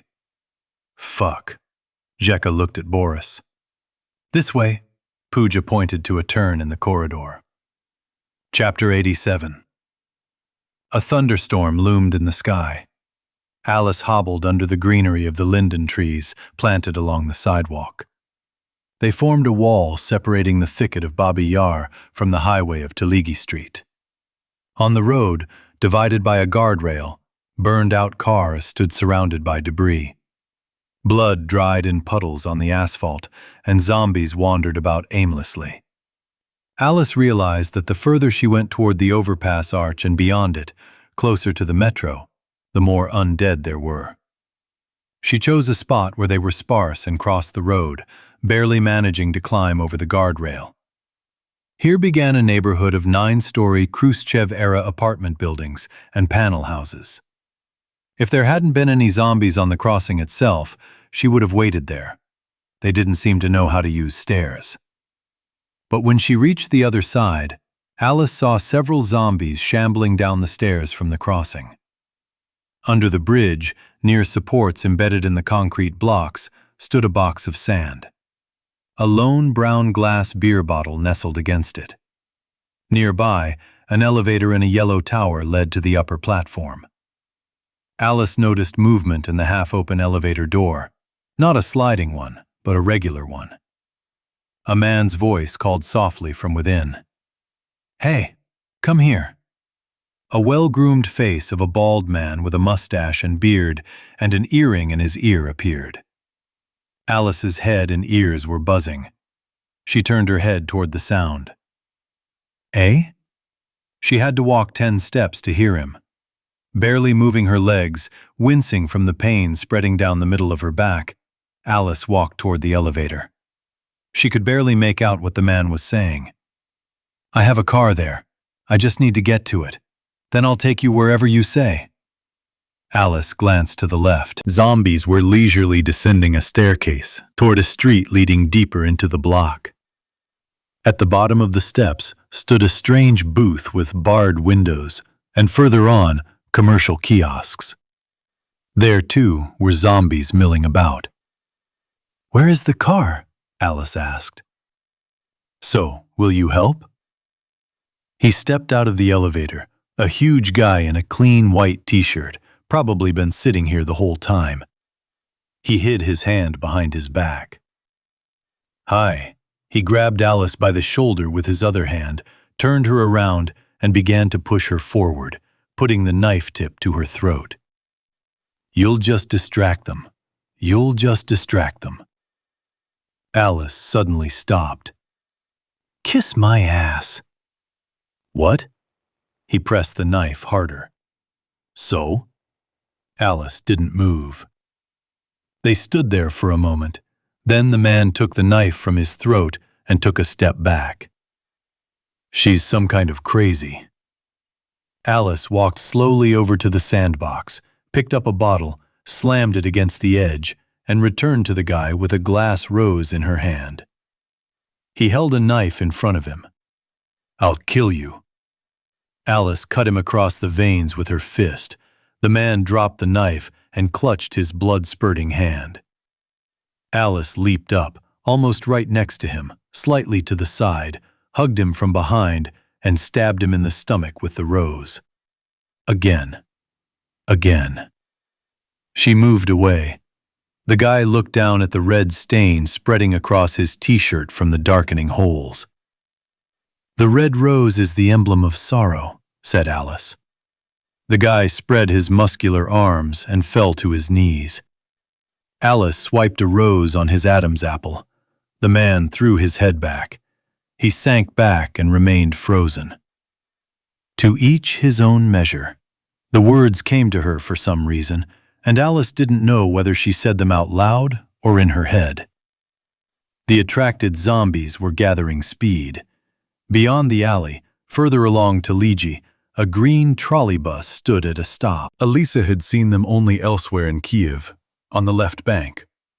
Whole herds of them grazed on Pukhovskaya Street, in an endless meadow amidst the swamps.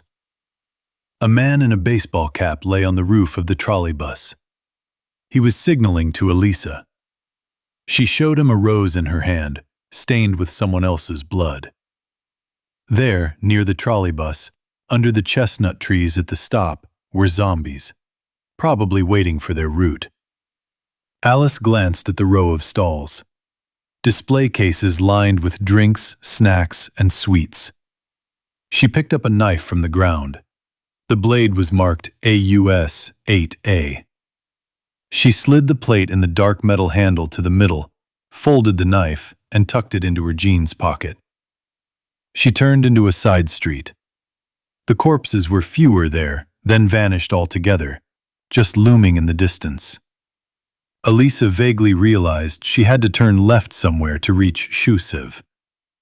It seemed she'd lived nearby her whole life, rather than explore the surrounding area within a kilometer. Actually, she didn't live exactly on Shusev, but on the perpendicular Vavilov Street. But for some reason, everyone said on Shusev, and so did she. Damn it, where to go now? Past some school, or rather its stadium, along the path between it and a remote island of private housing, Alice reached an intersection and turned left under the chestnut trees, skirting the school itself. There was no one behind the replica fence. On the other side, a motley assortment of mansions peeked out from behind the fences. On one, a simpler one, Alice read a street sign, Bakinskaya. The clouds were dark. A thunderstorm was about to break. Alice reached a large crossroads, near a boiler room with a striped chimney sticking into the sky. Look, a chimney! Up ahead, at the next nearby intersection, surrounded by Khrushchev-era buildings, there was a commotion. The dead were walking. That's where I'm going, Alice thought. She recognized the building to the right, across the street from the boiler room. Tiled, 3-story, and old. A children's clinic. She turned along it, following the perimeter of a private sector, between it and the long Soviet-era 9-story buildings. The chimney was becoming increasingly distant, meaning Alice was moving further and further away from her home. But here it was quiet. Alice eagerly searched the street signs, looking for any familiar ones. At the intersection where Bugornaya Street, a private street, adjoined Bakinskaya Street, right next to a gray-paneled colossus, Alice had a strange vision. Almost the same place, but in a different city, Saratov. 4 people were walking straight toward Alice. A young woman, a stately gray-haired homeless man, then another homeless man, clean-shaven and with a military haircut, and an unshaven man with bright green, short, spiky hair. The woman repeated the word Ochkino several times. The vision dissipated. The panel house seemed like a concentration of evil to Alice. It was the rear of the building, without a front door, and 1,000 panes of glass reflected the leaden clouds. No balconies, no gaps, just windows. What kind of miracles were these? People were staring at Alice, lurking. She picked up a large stone from the side of the road and threw it at the glass. It hit a concrete block below. Alice shook her fist at everyone and began to walk around the house. In the courtyard, on a hill above the garages, where a path ran past their chain-link fence into a ravine, Alice was attacked by a dead teenage girl, who stood up abruptly from behind a gray car. Alice pushed her down the hill with both hands and walked across the courtyard, drawing and unfolding her knife.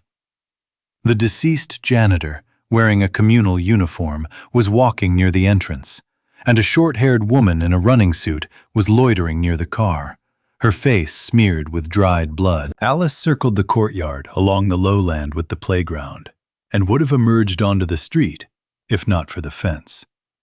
She had to crawl out into the courtyard of an adjacent second house. From its alley, Alice emerged onto a fairly wide street descending into a deep ravine. A little higher up, at the intersection, she saw a children's clinic. Alice cursed. The area was familiar. Now the main thing was to get home. Alyssa had hated Olzhich Street since childhood. Perhaps because she'd been taken here to the clinic, or perhaps because, as a little girl, she'd ride her bike down to the wild Sirets River. You could pedal for a long, long time, and then one pedal would break loose, the other would spin wildly on its own, and Alyssa would race, 1 foot outstretched, the speed increasing, and it seemed to her like a dream, and such dreams end with who knows what, awakening.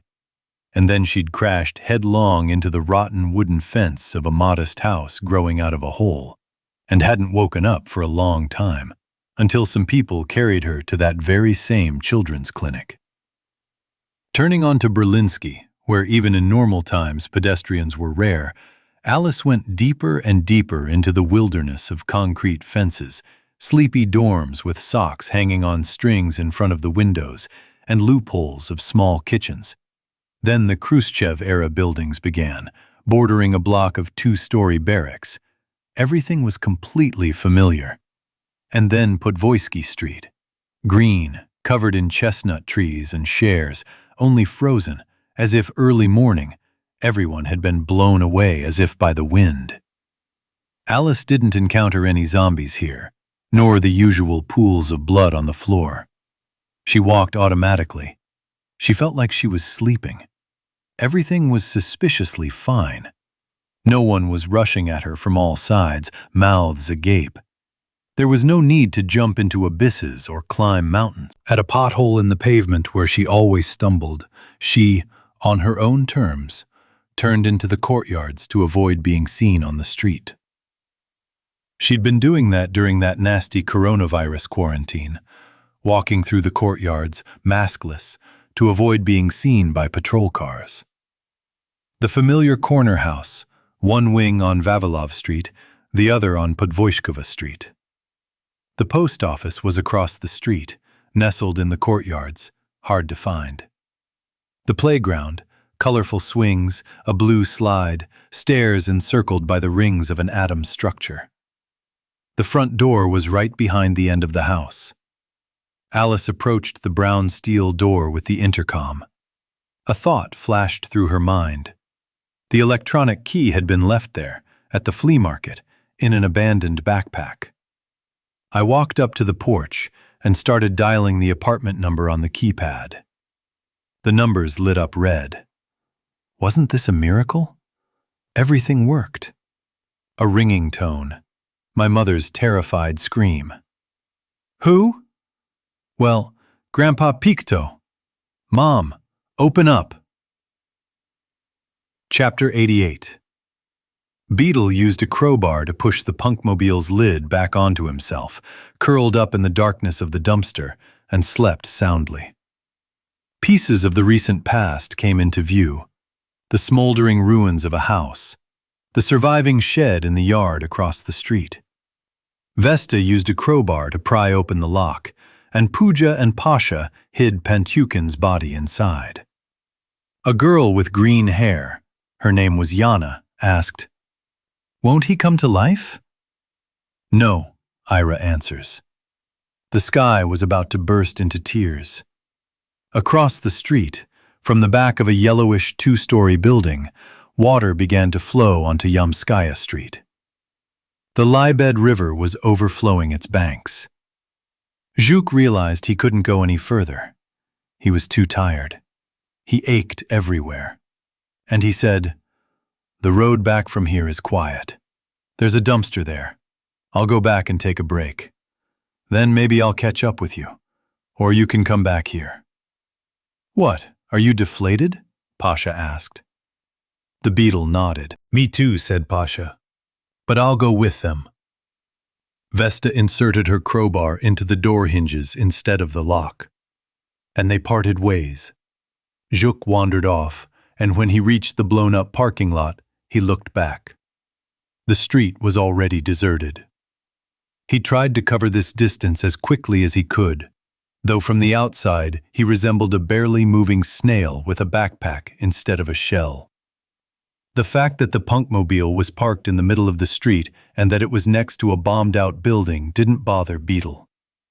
He wanted to push the container onto the grass of the vacant lot, but the curb got in the way, so Beetle climbed inside, like a person diving into a warm bed in winter. The first heavy drops of rain drove the sleep from Beetle. If he didn't get out, he'd just be drenched. Beetle pushed aside the lid of the container and, staggering with fatigue, set off to look for a hiding place. Beyond the vacant lot and the fence, a strange, almost square 5-story building was visible. Beetle cautiously circled the ruins across the vacant lot. To the right, on the asphalt path, he spotted a body untouched by the fire and recognized Ivanilov by his clothes. Beyond the passage between the garages lay the courtyard of a square building. Just in case, Beetle politely but unsuccessfully dialed several apartments at random on the intercom, then stood under the archway that overlooked the street, no longer Yamskaya Street, but wide, where the sharply angled modern buildings on the opposite side blocked everything. A little way from the exit, a wheeled trash container awaited offerings. Beetle pulled it under the archway to hide in case a zombie approached. A downpour had just begun, the likes of which Beetle had never seen before, except maybe once, when the central Sahidachnoho street in Podil was filled with knee-deep water, and the ground-floor cafes shorted out all the wiring. No, it was a bit lighter. For a moment, it seemed as if the arch was between two waterfalls, spray gushing beneath it like a fountain. And Beetle, still wet from his journey through the Yamka sewer, became even more saturated. He was shivering violently. Beetle tried to relax, but the fever consumed all his thoughts. He climbed into the container and slid the lid shut.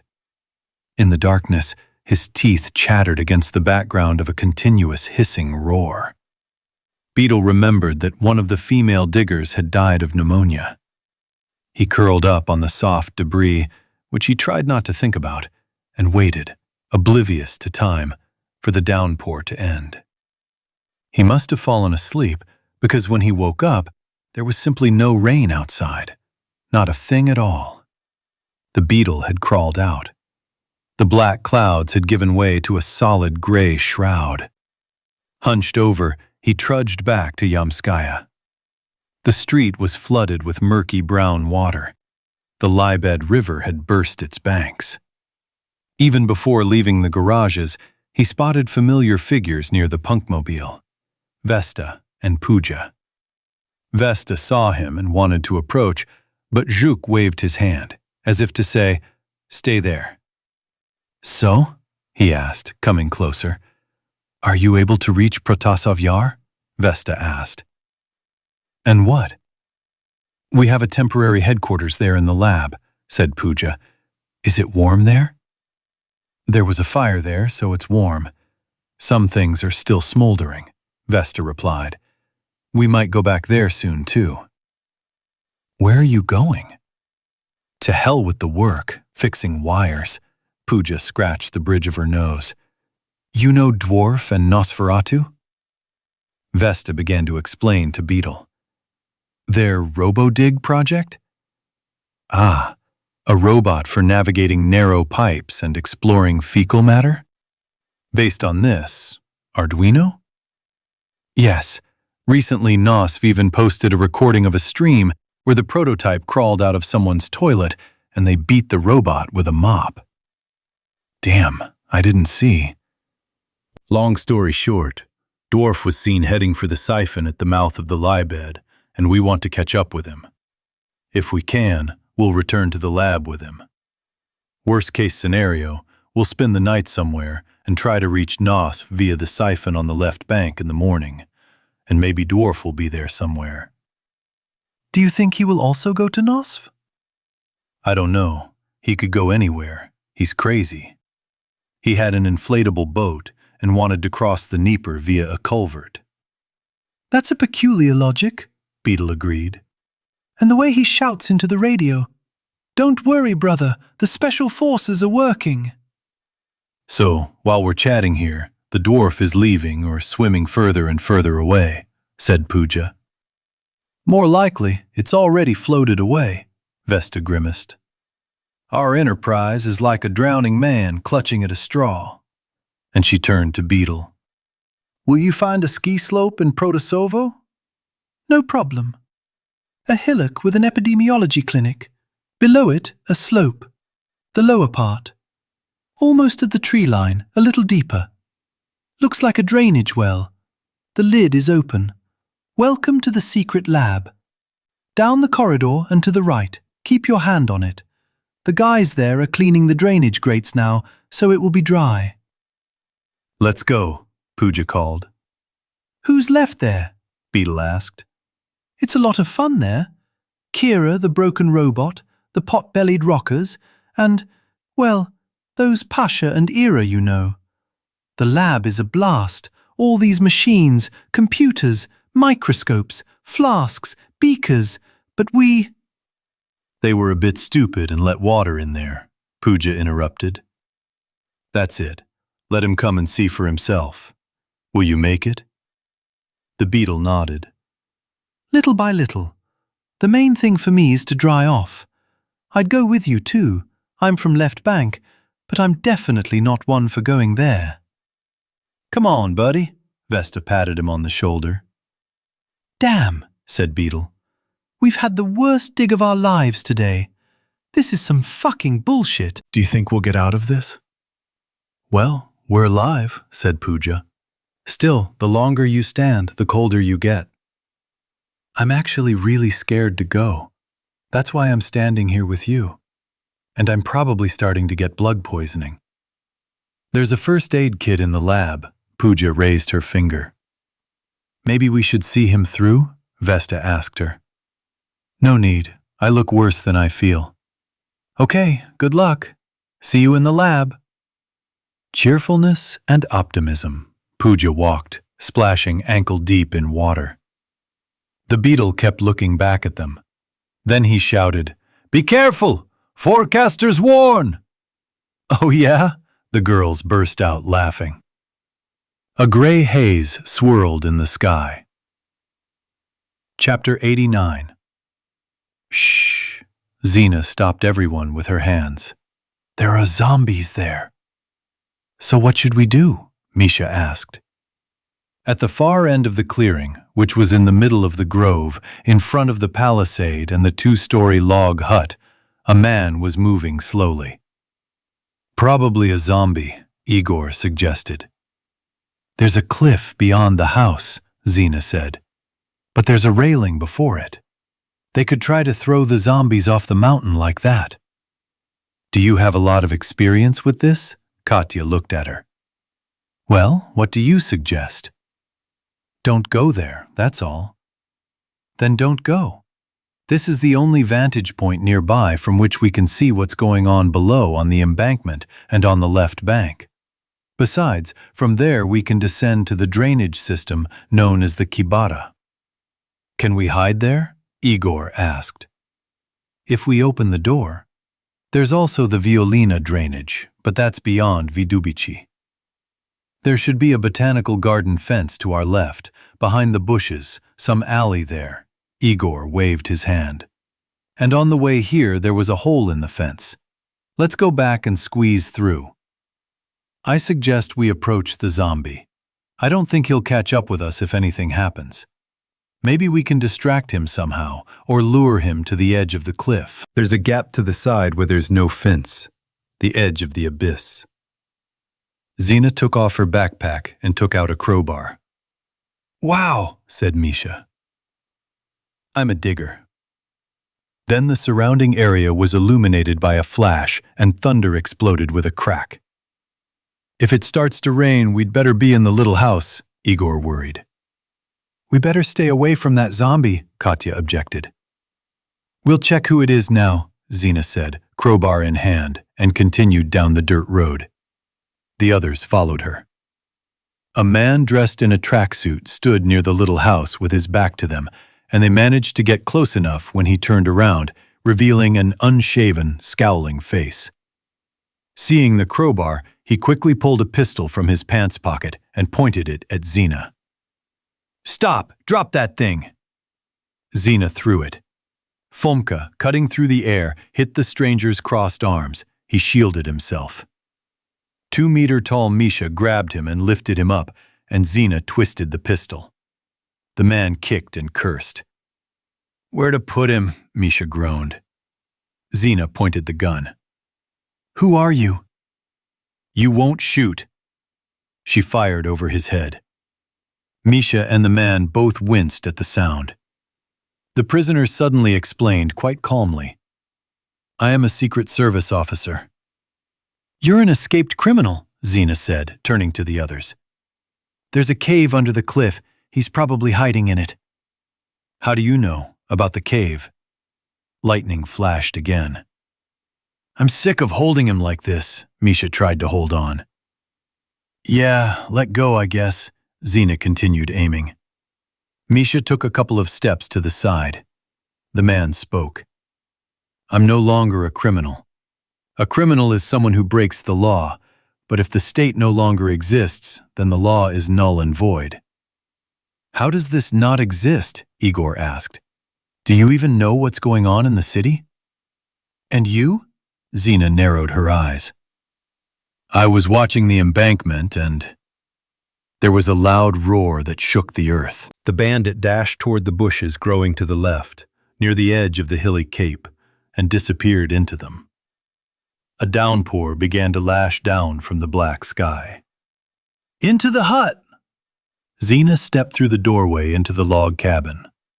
The lower room was covered in graffiti.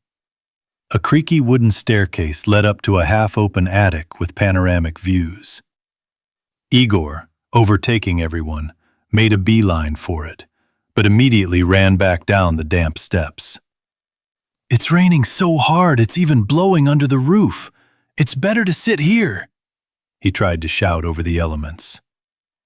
Katya took out her mobile phone and went through the numbers one by one. But it doesn't work, said Misha. Go to hell. You are very close, Zina told Misha in a low voice. Igor paced the room and thought out loud. If zombies start coming through the door now, we'll be trapped. We'll jump from the second floor, or maybe climb down, Zina reassured. I'm far from being an athlete. Not even close. Well, then I'll throw you out of there. That's an option, Igor agreed evasively. Katya climbed up with her smartphone, but soon returned soaking wet. I'm silent, Misha said to Zina. When the rain stopped and a damp silence descended, the air filled with the smell of damp planks, everyone emerged from the little house toward the wooden fence. Beyond it, at the edge of the cliff, was a narrow platform with another metal fence. Down below, a view opened onto the traffic interchange in front of the 1.5-kilometer Patton Bridge, and beyond the islands in the middle of the river, the entire left bank was shrouded in a gray haze. The leaden, powerful Dnieper flowed. I don't understand what's wrong with the Dnieper. Igor looked closely. Is this flooding from the downpour? The water, rising higher than usual and unusually fast, was seething around dozens of pillars. No, it's the end, Zina said quietly. There's a problem with the hydroelectric power station's lock. The Kiev Sea is flowing out through the lock. Someone whined behind me. A cream-colored alibi, wet as a squirrel, sat in the doorway of the little house. Oh, he's already guarding the hut, Misha called to him. Come to me. The dog didn't move. Zina walked up to him, stroked his head, and turning the tag on his collar sideways, read, Kato. His name is Kato. He barked in confirmation. What are we going to feed him? Igor asked. Well, it's like in those zombie shows. Universal communism is coming, to each according to his needs. We're going around, raiding various stores, restoring power plants. Does anyone know how to restore power plants? I'm a ufologist, Igor said. So where are we going now? Misha looked around. Zina pointed to the bushes where the criminal had disappeared. We can go down the slope to the shack, drainage adit system number 50. But it's slippery, so we'll have to go on our asses. There's a small room with a stove in the shack. The comfort of home, Igor rejoiced. Wait, if we get there again.